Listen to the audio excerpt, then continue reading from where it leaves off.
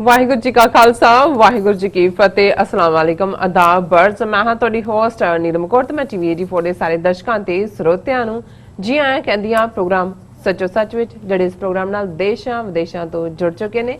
Khalsa affair centre ਦੇ ਸੰਚਾਲਕ doctor Amanjit Singh ji ਰੋਜ਼ਾਨਾ ਦੀ ਤਰ੍ਹਾਂ ਸਟੂਡੀਓ ਵਿੱਚ ਮੇਰੇ ਨਾਲ ਸ਼ਾਮਲ ਨੇ। ਆਓ ਉਹਨਾਂ ਨਾਲ ਗੱਲਬਾਤ ਕਰਕੇ ਅੱਜ ਦੇ ਅਹਿਮ ਇਸ਼ੂਜ਼ ਉੱਪਰ ਉਹਨਾਂ ਦਾ ਤਜ਼ੀਆ ਜਾਣਦੇ ਹਾਂ। ਜੀ ਡਾਕਟਰ ਸਾਹਿਬ, ਵਾਹਿਗੁਰੂ ਜੀ ਕਾ ਖਾਲਸਾ ਵਾਹਿਗੁਰੂ ਜੀ ਕੀ ਫਤਿਹ।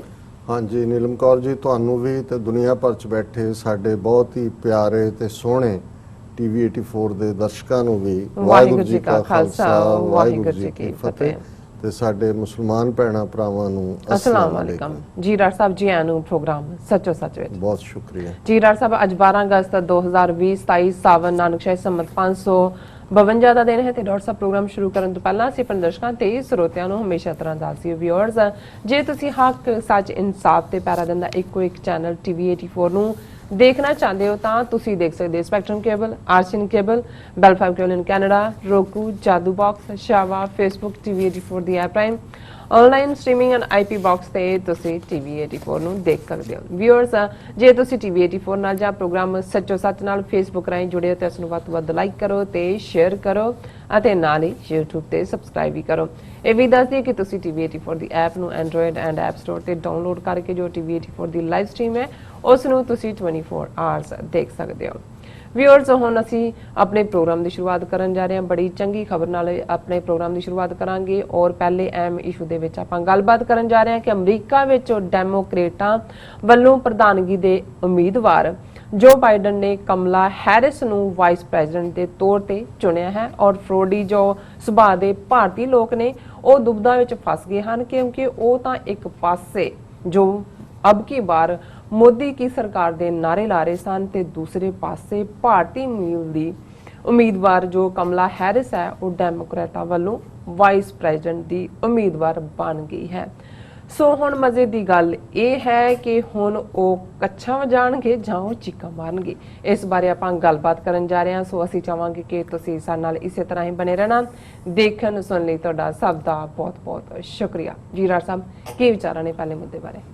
ਦੇਖੋ, ਹਾਲਾਂ ਕੱਲ ਦੇ ਇੱਕ ਸੈਗਮੈਂਟ ਦੇ ਵਿੱਚ ਅਸੀਂ ਪਾਸਿੰਗ ਰੈਫਰੈਂਸ ਦੇ ਵਿੱਚ ਗੱਲ ਕੀਤੀ ਸੀ, ਪਰ ਸਾਡੇ ਬਹੁਤ ਸਾਰੇ ਵੀਰਾਂ ਨੇ ਸਾਨੂੰ ਲਿਖਿਆ ਕਿ ਇਸ ਵਿਸ਼ੇ ਤੇ ਤੁਸੀਂ ਡੀਟੇਲ 'ਚ ਗੱਲ ਕਰੋ ਕਿਉਂਕਿ ਕੱਲ ਇਹ ਖਬਰ ਆ ਗਈ ਸੀ ਕਿ 77 ਸਾਲਾ ਜੋ ਬਾਈਡਨ ਨੇ 55 ਸਾਲਾ ਕਮਲਾ ਹੈਰਿਸ ਨੂੰ ਐਜ਼ ਏ ਵਾਈਸ ਪ੍ਰੈਜ਼ੀਡੈਂਟ ਆਪਣੀ ਟੀਮ ਦੇ ਨਾਲ, ਅਜੇ ਤਾਂ ਨੋਮੀਨੀ ਹੈ, ਡੈਮੋਕ੍ਰੇਟਾਂ ਨੇ ਪ੍ਰਾਇਮਰੀ ਦੇ ਵਿੱਚ ਵੀ ਪੂਰੀ ਜਿਹੜੀ ਹੈ ਉਹ ਪਕੜ ਸੀ ਇਹ ਸਾਰੇ ਮੁੱਦੇ ਦੇ ਉੱਤੇ, ਅੱਡ ਅੱਡ ਉਮੀਦਵਾਰ ਸੀ ਔਰ ਕਮਲਾ ਹੈਰਿਸ ਨੇ ਪ੍ਰਾਇਮਰੀ ਦੇ ਵਿੱਚ ਵੀ ਜੋ ਬਾਈਡਨ ਦੀ ਨੋਮੀਨੇਸ਼ਨ ਨੂੰ ਜਾਂ ਜੋ ਬਾਈਡਨ ਦੀ ਕੈਂਡੀਡੇਸੀ ਨੂੰ ਚੈਲੰਜ ਕੀਤਾ ਸੀ ਔਰ ਡਿਬੇਟਸ ਵੀ ਹੋਈਆਂ ਔਰ ਕਾਫੀ ਅਗਰੈਸਿਵ ਉਹਦਾ ਸਟਾਈਲ ਸੀ ਔਰ ਉਹਨਾਂ ਨੇ ਕੁਛ ਐਸਾ ਵੀ ਕਿਹਾ ਜਿਹੜਾ ਹੁਣ ਜਦੋਂ ਫੁੱਲ ਕੈਂਪੇਨ ਹੋਏਗੀ ਪ੍ਰੈਜ਼ੀਡੈਂਟ ਵਾਈਸ ਪ੍ਰੈਜ਼ੀਡੈਂਟ ਦੀ ਤੇ ਜੋ ਬਾਈਡਨ ਦੇ ਖਿਲਾਫ ਉਹਨਾਂ ਦੀ ਟੀਮ ਦੇ ਜਿਹੜੇ ਨੇ ਟਰੰਪ ਖਾਸ ਤੌਰ ਤੇ ਔਰ ਮਾਈਕ ਪੈਂਸ ਵੀ ਉਹੀ ਕੋਟ ਜਿਹੜੀ ਕਮਲਾ ਹੈਰਿਸ ਨੇ ਪ੍ਰਾਇਮਰੀ ਡਿਬੇਟ ਵੇਲੇ ਪ੍ਰੈਜ਼ੀਡੈਂਟ ਵੇਲੇ ਕਹੀ ਸੀ ਜੋ ਬਾਈਡਨ ਨੂੰ ਕੋਟ ਵੀ ਹੋਏਗੀ। ਲੇਕਿਨ ਇਹ ਇੱਕ ਡਿਵੈਲਪਮੈਂਟ ਜਿਹੜੀ ਅੱਜ ਸਾਰੇ ਇੰਟਰਨੈਸ਼ਨਲ ਮੀਡੀਆ 'ਚ ਵੀ ਚਰਚਾ ਦਾ ਵਿਸ਼ਾ ਹੈ ਔਰ ਖਾਸ ਤੌਰ ਤੇ ਅਮਰੀਕਨ ਮੇਨ ਸਟ੍ਰੀਮ ਮੀਡੀਆ 'ਚ ਵੀ, ਜਮਾਇਕਾ ਦੇ ਮੀਡੀਆ 'ਚ ਵੀ, ਕਿਉਂਕਿ ਜਮਾਇਕਾ ਜਿੱਥੋਂ ਦਾ ਜਿਹੜਾ son of the soil Kamala Harris ਦਾ ਬਾਪ ਸੀ ਔਰ ਬੇਸ਼ੱਕ ਬਾਅਦ ਦੇ ਵਿੱਚ ਡਾਈਵੋਰਸ ਹੋ ਗਿਆ ਉਹਨਾਂ ਦਾ। ਇਹ ਦੋ ਭੈਣਾਂ ਨੇ, ਕਮਲਾ ਔਰ ਮਾਇਆ, ਔਰ ਇਹਨਾਂ ਦੀ ਮਾਂ ਜਿਹੜੀ ਹੈ ਉਹ ਤਾਮਿਲ ਮੂਲ ਦੀ ਬ੍ਰਾਹਮਣ ਔਰਤ ਹੈ ਔਰ ਉਹ ਵੀ ਅਸੀਂ ਜ਼ਿਕਰ ਕਰਾਂਗੇ ਕਿ ਇਸ ਵੇਲੇ ਜਿਹੜੇ ਭਾਰਤ ਦੇ ਹਿੰਦੂਤਵੀ ਨੇ ਉਹ ਵੀ ਜਿਵੇਂ ਡੌਗ ਇਨ ਦਾ ਮੈਂਜਰ ਪਾਲਿਸੀ ਕਹਿੰਦੇ ਨੇ ਕਿ ਭਾਈ ਉਹ ਇਸ ਕਿਸਮ ਦੇ ਫਸੇ ਹੋਏ ਨੇ। ਇੱਥੇ ਤਾਂ ਰੌਡੀ ਮੋਡੀ ਦੇ ਥੱਲੇ ਹਿਊਸਟਨ 'ਚ ਨਾਰਾ ਲਵਾ ਰਿਹਾ ਸੀ ਮੋਦੀ ਕਿ ਅਬ ਕੀ ਬਾਰ ਟਰੰਪ ਸਰਕਾਰ,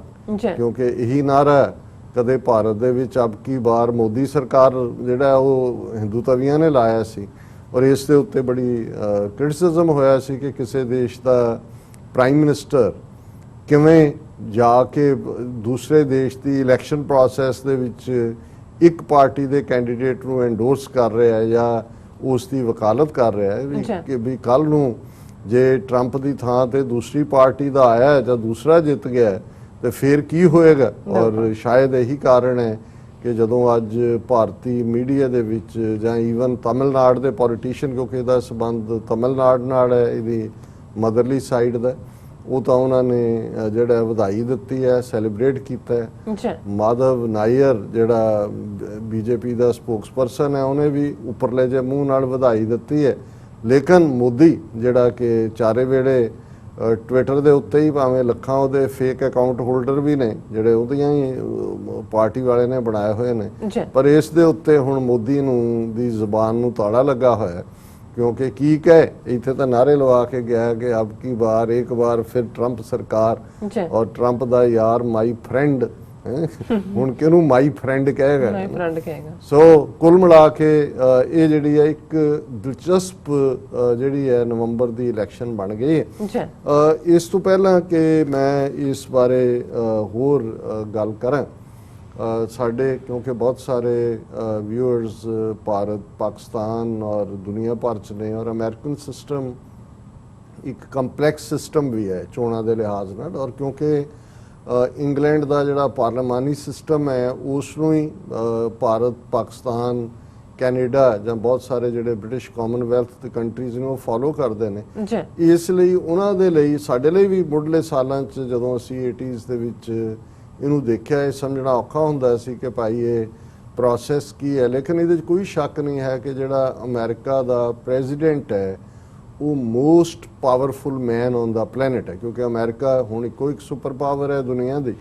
ਔਰ ਇਸੇ ਲਈ ਨਹੀਂ ਕਿ ਵੀ ਉਹ ਵਾਈਟ ਹਾਊਸ ਉਹ ਬੜਾ ਸੋਹਣਾ ਬਣਿਆ ਹੋਇਆ ਹੈ ਜਾਂ ਕੋਈ ਬੜੇ ਸ਼ਾਨੋ ਸ਼ੌਕਤ ਦੇ ਨਾਲ ਇਨੋਗਰੇਸ਼ਨ ਹੁੰਦੀ ਹੈ, ਇਸ ਲਈ ਕਿਉਂਕਿ ਅਮਰੀਕਾ ਦੇ ਵਿੱਚ ਪ੍ਰੈਜ਼ੀਡੈਂਟ ਹਰ ਸ਼ਹਿਰੀ ਦੀ ਵੋਟ ਦੇ ਨਾਲ ਬਣਦਾ ਹੈ ਡਾਇਰੈਕਟ, ਔਰ ਬਹੁਤ ਪਾਵਰਸ ਨੇ ਪ੍ਰੈਜ਼ੀਡੈਂਟ ਦੀਆਂ। ਹਾਲਾਂ ਅਮਰੀਕਨ ਸਿਸਟਮ 'ਚ ਅਸੀਂ ਬੈਲੈਂਸ ਆਫ ਪਾਵਰਸ ਕਹਿੰਦੇ ਹਾਂ, ਕਾਂਗਰਸ ਹੈ, ਸੈਨੇਟ ਹੈ, ਔਰ ਜਿਹੜੀ ਫਾਈਨੈਂਸ਼ੀਅਲ ਕੰਟਰੋਲ ਹੈ ਬਜਟ ਦਾ ਉਹ ਸੈਨੇਟ ਦੇ ਕੋਲ ਹੁੰਦਾ ਹੈ, ਔਰ ਫਿਰ ਸੁਪਰੀਮ ਕੋਰਟ ਹੈ। ਜੇ ਕੋਈ ਫੈਸਲਾ ਜੇ ਕਾਂਗਰਸ ਦੇ ਉੱਤੇ ਵੀ ਉਸ ਪਾਰਟੀ ਦਾ ਕੰਟਰੋਲ ਹੋਏ, ਦੋਨੋਂ ਹਾਊਸ ਔਰ ਸੈਨੇਟ ਦੇ ਉੱਤੇ ਜਿਨ੍ਹਾਂ ਦਾ ਪ੍ਰੈਜ਼ੀਡੈਂਟ ਹੈ ਤੇ ਕਿਤੇ ਮਿਸਯੂਜ਼ ਨਾ ਕਰੇ ਪਾਵਰ, ਫਿਰ ਸੁਪਰੀਮ ਕੋਰਟ ਦੇ ਕੋਲ ਜਿਹੜੀ ਇੱਕ ਫੇਅਰ ਜੁਡੀਸ਼ਰੀ ਹੈ ਕਿ ਜਿਹਨੇ ਦੇਖਣਾ ਹੈ ਕਿ ਵੀ ਜੋ ਬਿੱਲ ਪਾਸ ਕੀਤਾ ਗਿਆ ਹੈ ਜਿਹਨੂੰ ਪ੍ਰੈਜ਼ੀਡੈਂਟ ਨੇ ਮਨਜ਼ੂਰ ਕੀਤਾ ਹੈ ਉਹ ਕਨਸਟੀਟਿਊਸ਼ਨਲ ਹੈ ਕਿ ਨਹੀਂ।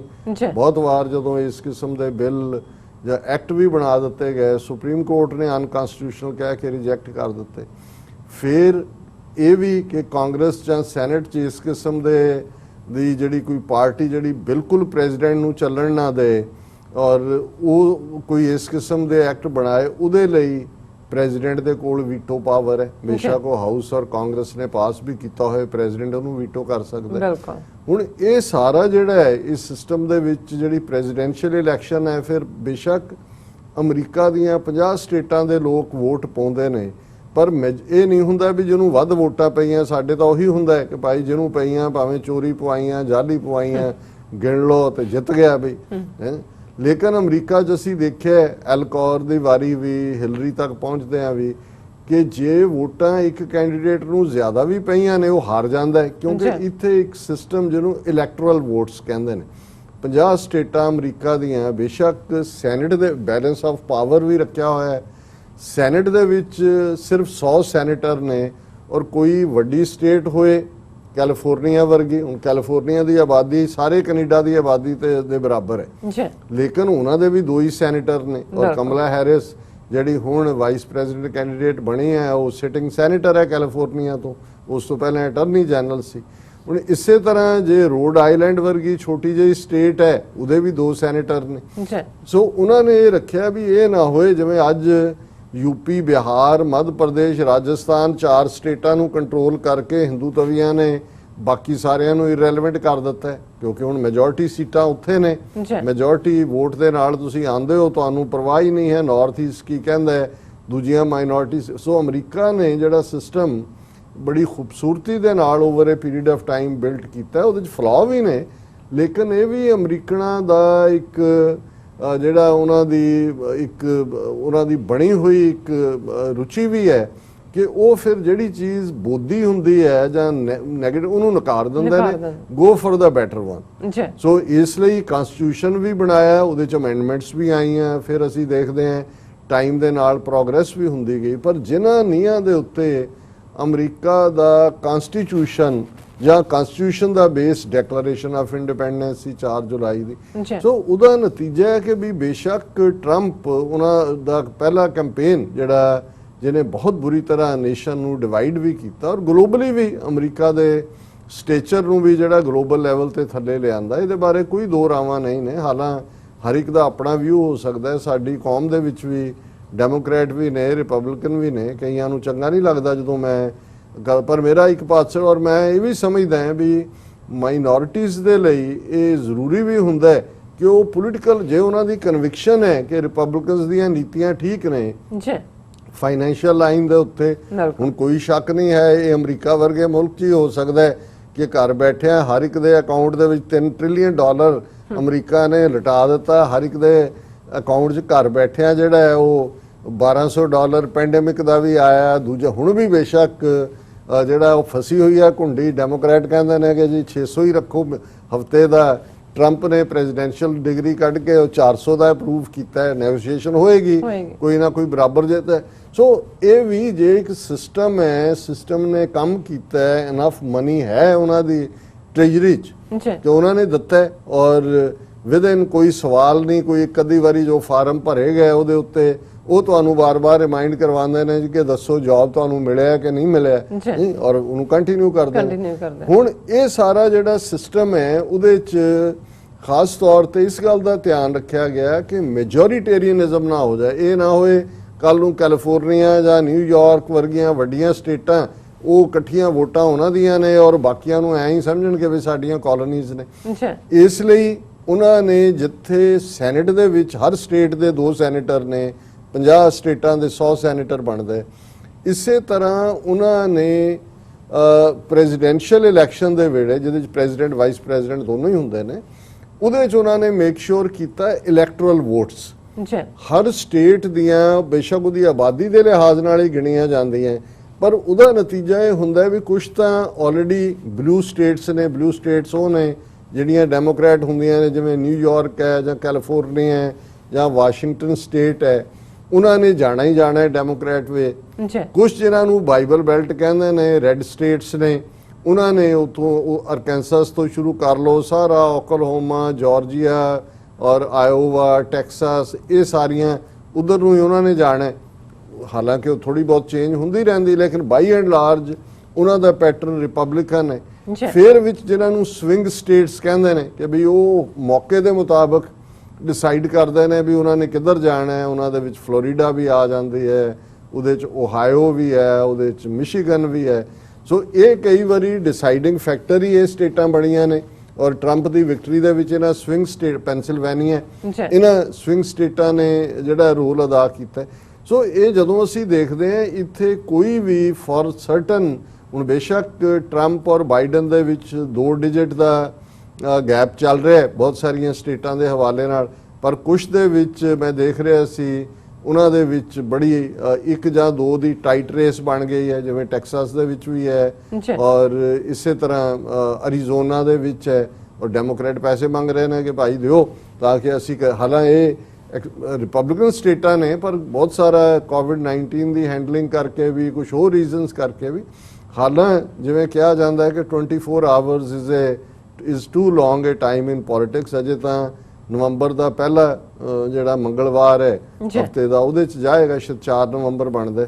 ਸੋ ਅਜੇ ਅਸੀਂ ਅਗਸਤ ਦੇ ਵਿਚਾਲੇ ਹਾਂ। ਜਿਉਂ-ਜਿਉਂ ਆਉਣ ਵਾਲੇ ਦਿਨਾਂ 'ਚ ਕੋਵਿਡ-19 ਦੇ ਹਵਾਲੇ ਨਾਲ ਸਿਚੁਏਸ਼ਨ ਕੀ ਹੁੰਦੀ ਹੈ, ਫਿਰ ਜਦੋਂ ਡਿਬੇਟਸ ਹੋਣਗੀਆਂ ਦੋਨਾਂ ਦੀਆਂ, ਪ੍ਰੈਜ਼ੀਡੈਂਟ ਲੈਵਲ ਦੀ, ਵਾਈਸ ਪ੍ਰੈਜ਼ੀਡੈਂਟ ਲੈਵਲ ਦੀਆਂ, ਡਿਫਰੈਂਟ ਫੇਜ਼ਸ, ਉਹਦੇ 'ਚ ਲੋਕਾਂ ਦਾ ਓਪੀਨੀਅਨ, ਕਿਉਂਕਿ ਉਦੋਂ ਡਿਫਰੈਂਟ ਫਿਰ ਜਿਹੜੇ ਨੇ ਜਰਨਲਿਸਟ, ਮੀਡੀਆ ਘਰਾਨੇ, ਦੂਜੇ ਤੀਜੇ, ਉਹ ਸਾਰੇ ਇੱਕ ਪਲੇਟਫਾਰਮ ਬਣਾਉਂਦੇ ਨੇ, ਹਰ ਇੱਕ ਨੂੰ ਸਵਾਲ ਪੁੱਛਣ ਦਾ ਮੌਕਾ ਹੁੰਦਾ ਹੈ, ਨੈਸ਼ਨਲੀ ਟੈਲੀਵਾਈਜ਼ ਹੋ ਰਹੀ ਹੁੰਦੀ ਹੈ, ਲੋਕ ਇਹ ਦੇਖ ਰਹੇ ਹੁੰਦੇ ਨੇ। ਇਕੱਲਾ ਉਹਨਾਂ ਨੇ ਇਹ ਨਹੀਂ ਦੇਖਣਾ ਕਿ ਵੀ ਕਿਹੜੇ ਸੂਟ ਦੇ ਨਾਲ ਕਿਹੜੇ ਰੰਗ ਦੀ ਟਾਈ ਬੰਨੀ ਹੈ, ਟਾਈ ਲਾਈ ਹੈ, ਜੀ ਲੇਕਿਨ ਉਹਨਾਂ ਦਾ ਹੁੰਦਾ ਹੈ ਕਿ ਵੀ ਐਜੂਕੇਸ਼ਨ ਤੇ ਕੀ ਪਾਲਿਸੀ ਹੈ, ਹੈਲਥ ਦੇ ਉੱਤੇ ਕੀ ਹੈ, ਲਾਅ ਐਂਡ ਆਰਡਰ ਤੇ ਕੀ ਹੈ, ਫੋਰਨ ਪਾਲਿਸੀ ਕੀ ਹੈ, ਔਰ ਫਿਰ ਸਾਰੇ ਜਿਹੜੇ ਨੇ ਉਹ ਦੇਖ ਰਹੇ ਹੁੰਦੇ ਨੇ ਕਿ ਕਿੱਥੇ ਫਿੱਟ ਹੁੰਦਾ। ਕਈ ਵਾਰੀ ਇੱਕ ਅੱਧੀ ਡਿਬੇਟ 'ਚ ਕੋਈ ਇੱਕ ਅੱਗੇ ਜਾ ਰਿਹਾ ਹੁੰਦਾ, ਲੈਪਸ ਕਰਦਾ, ਦੂਜੇ 'ਚ ਫਿਰ ਦੂਜਾ ਆ ਜਾਂਦਾ। ਉਹਨਾਂ ਦੀਆਂ ਪੂਰੀਆਂ ਟੀਮਸ ਪਿੱਛੇ ਬੈਠੀਆਂ ਹੁੰਦੀਆਂ ਜਿਹੜੀਆਂ ਨਾਲ ਦੀ ਨਾਲ ਬਰੀਫ ਵੀ ਕਰ ਰਹੀਆਂ ਹੁੰਦੀਆਂ, ਕਈਆਂ ਦਾ ਈਅਰਫੋਨ ਵੀ ਲੱਗੇ ਹੁੰਦੇ ਨੇ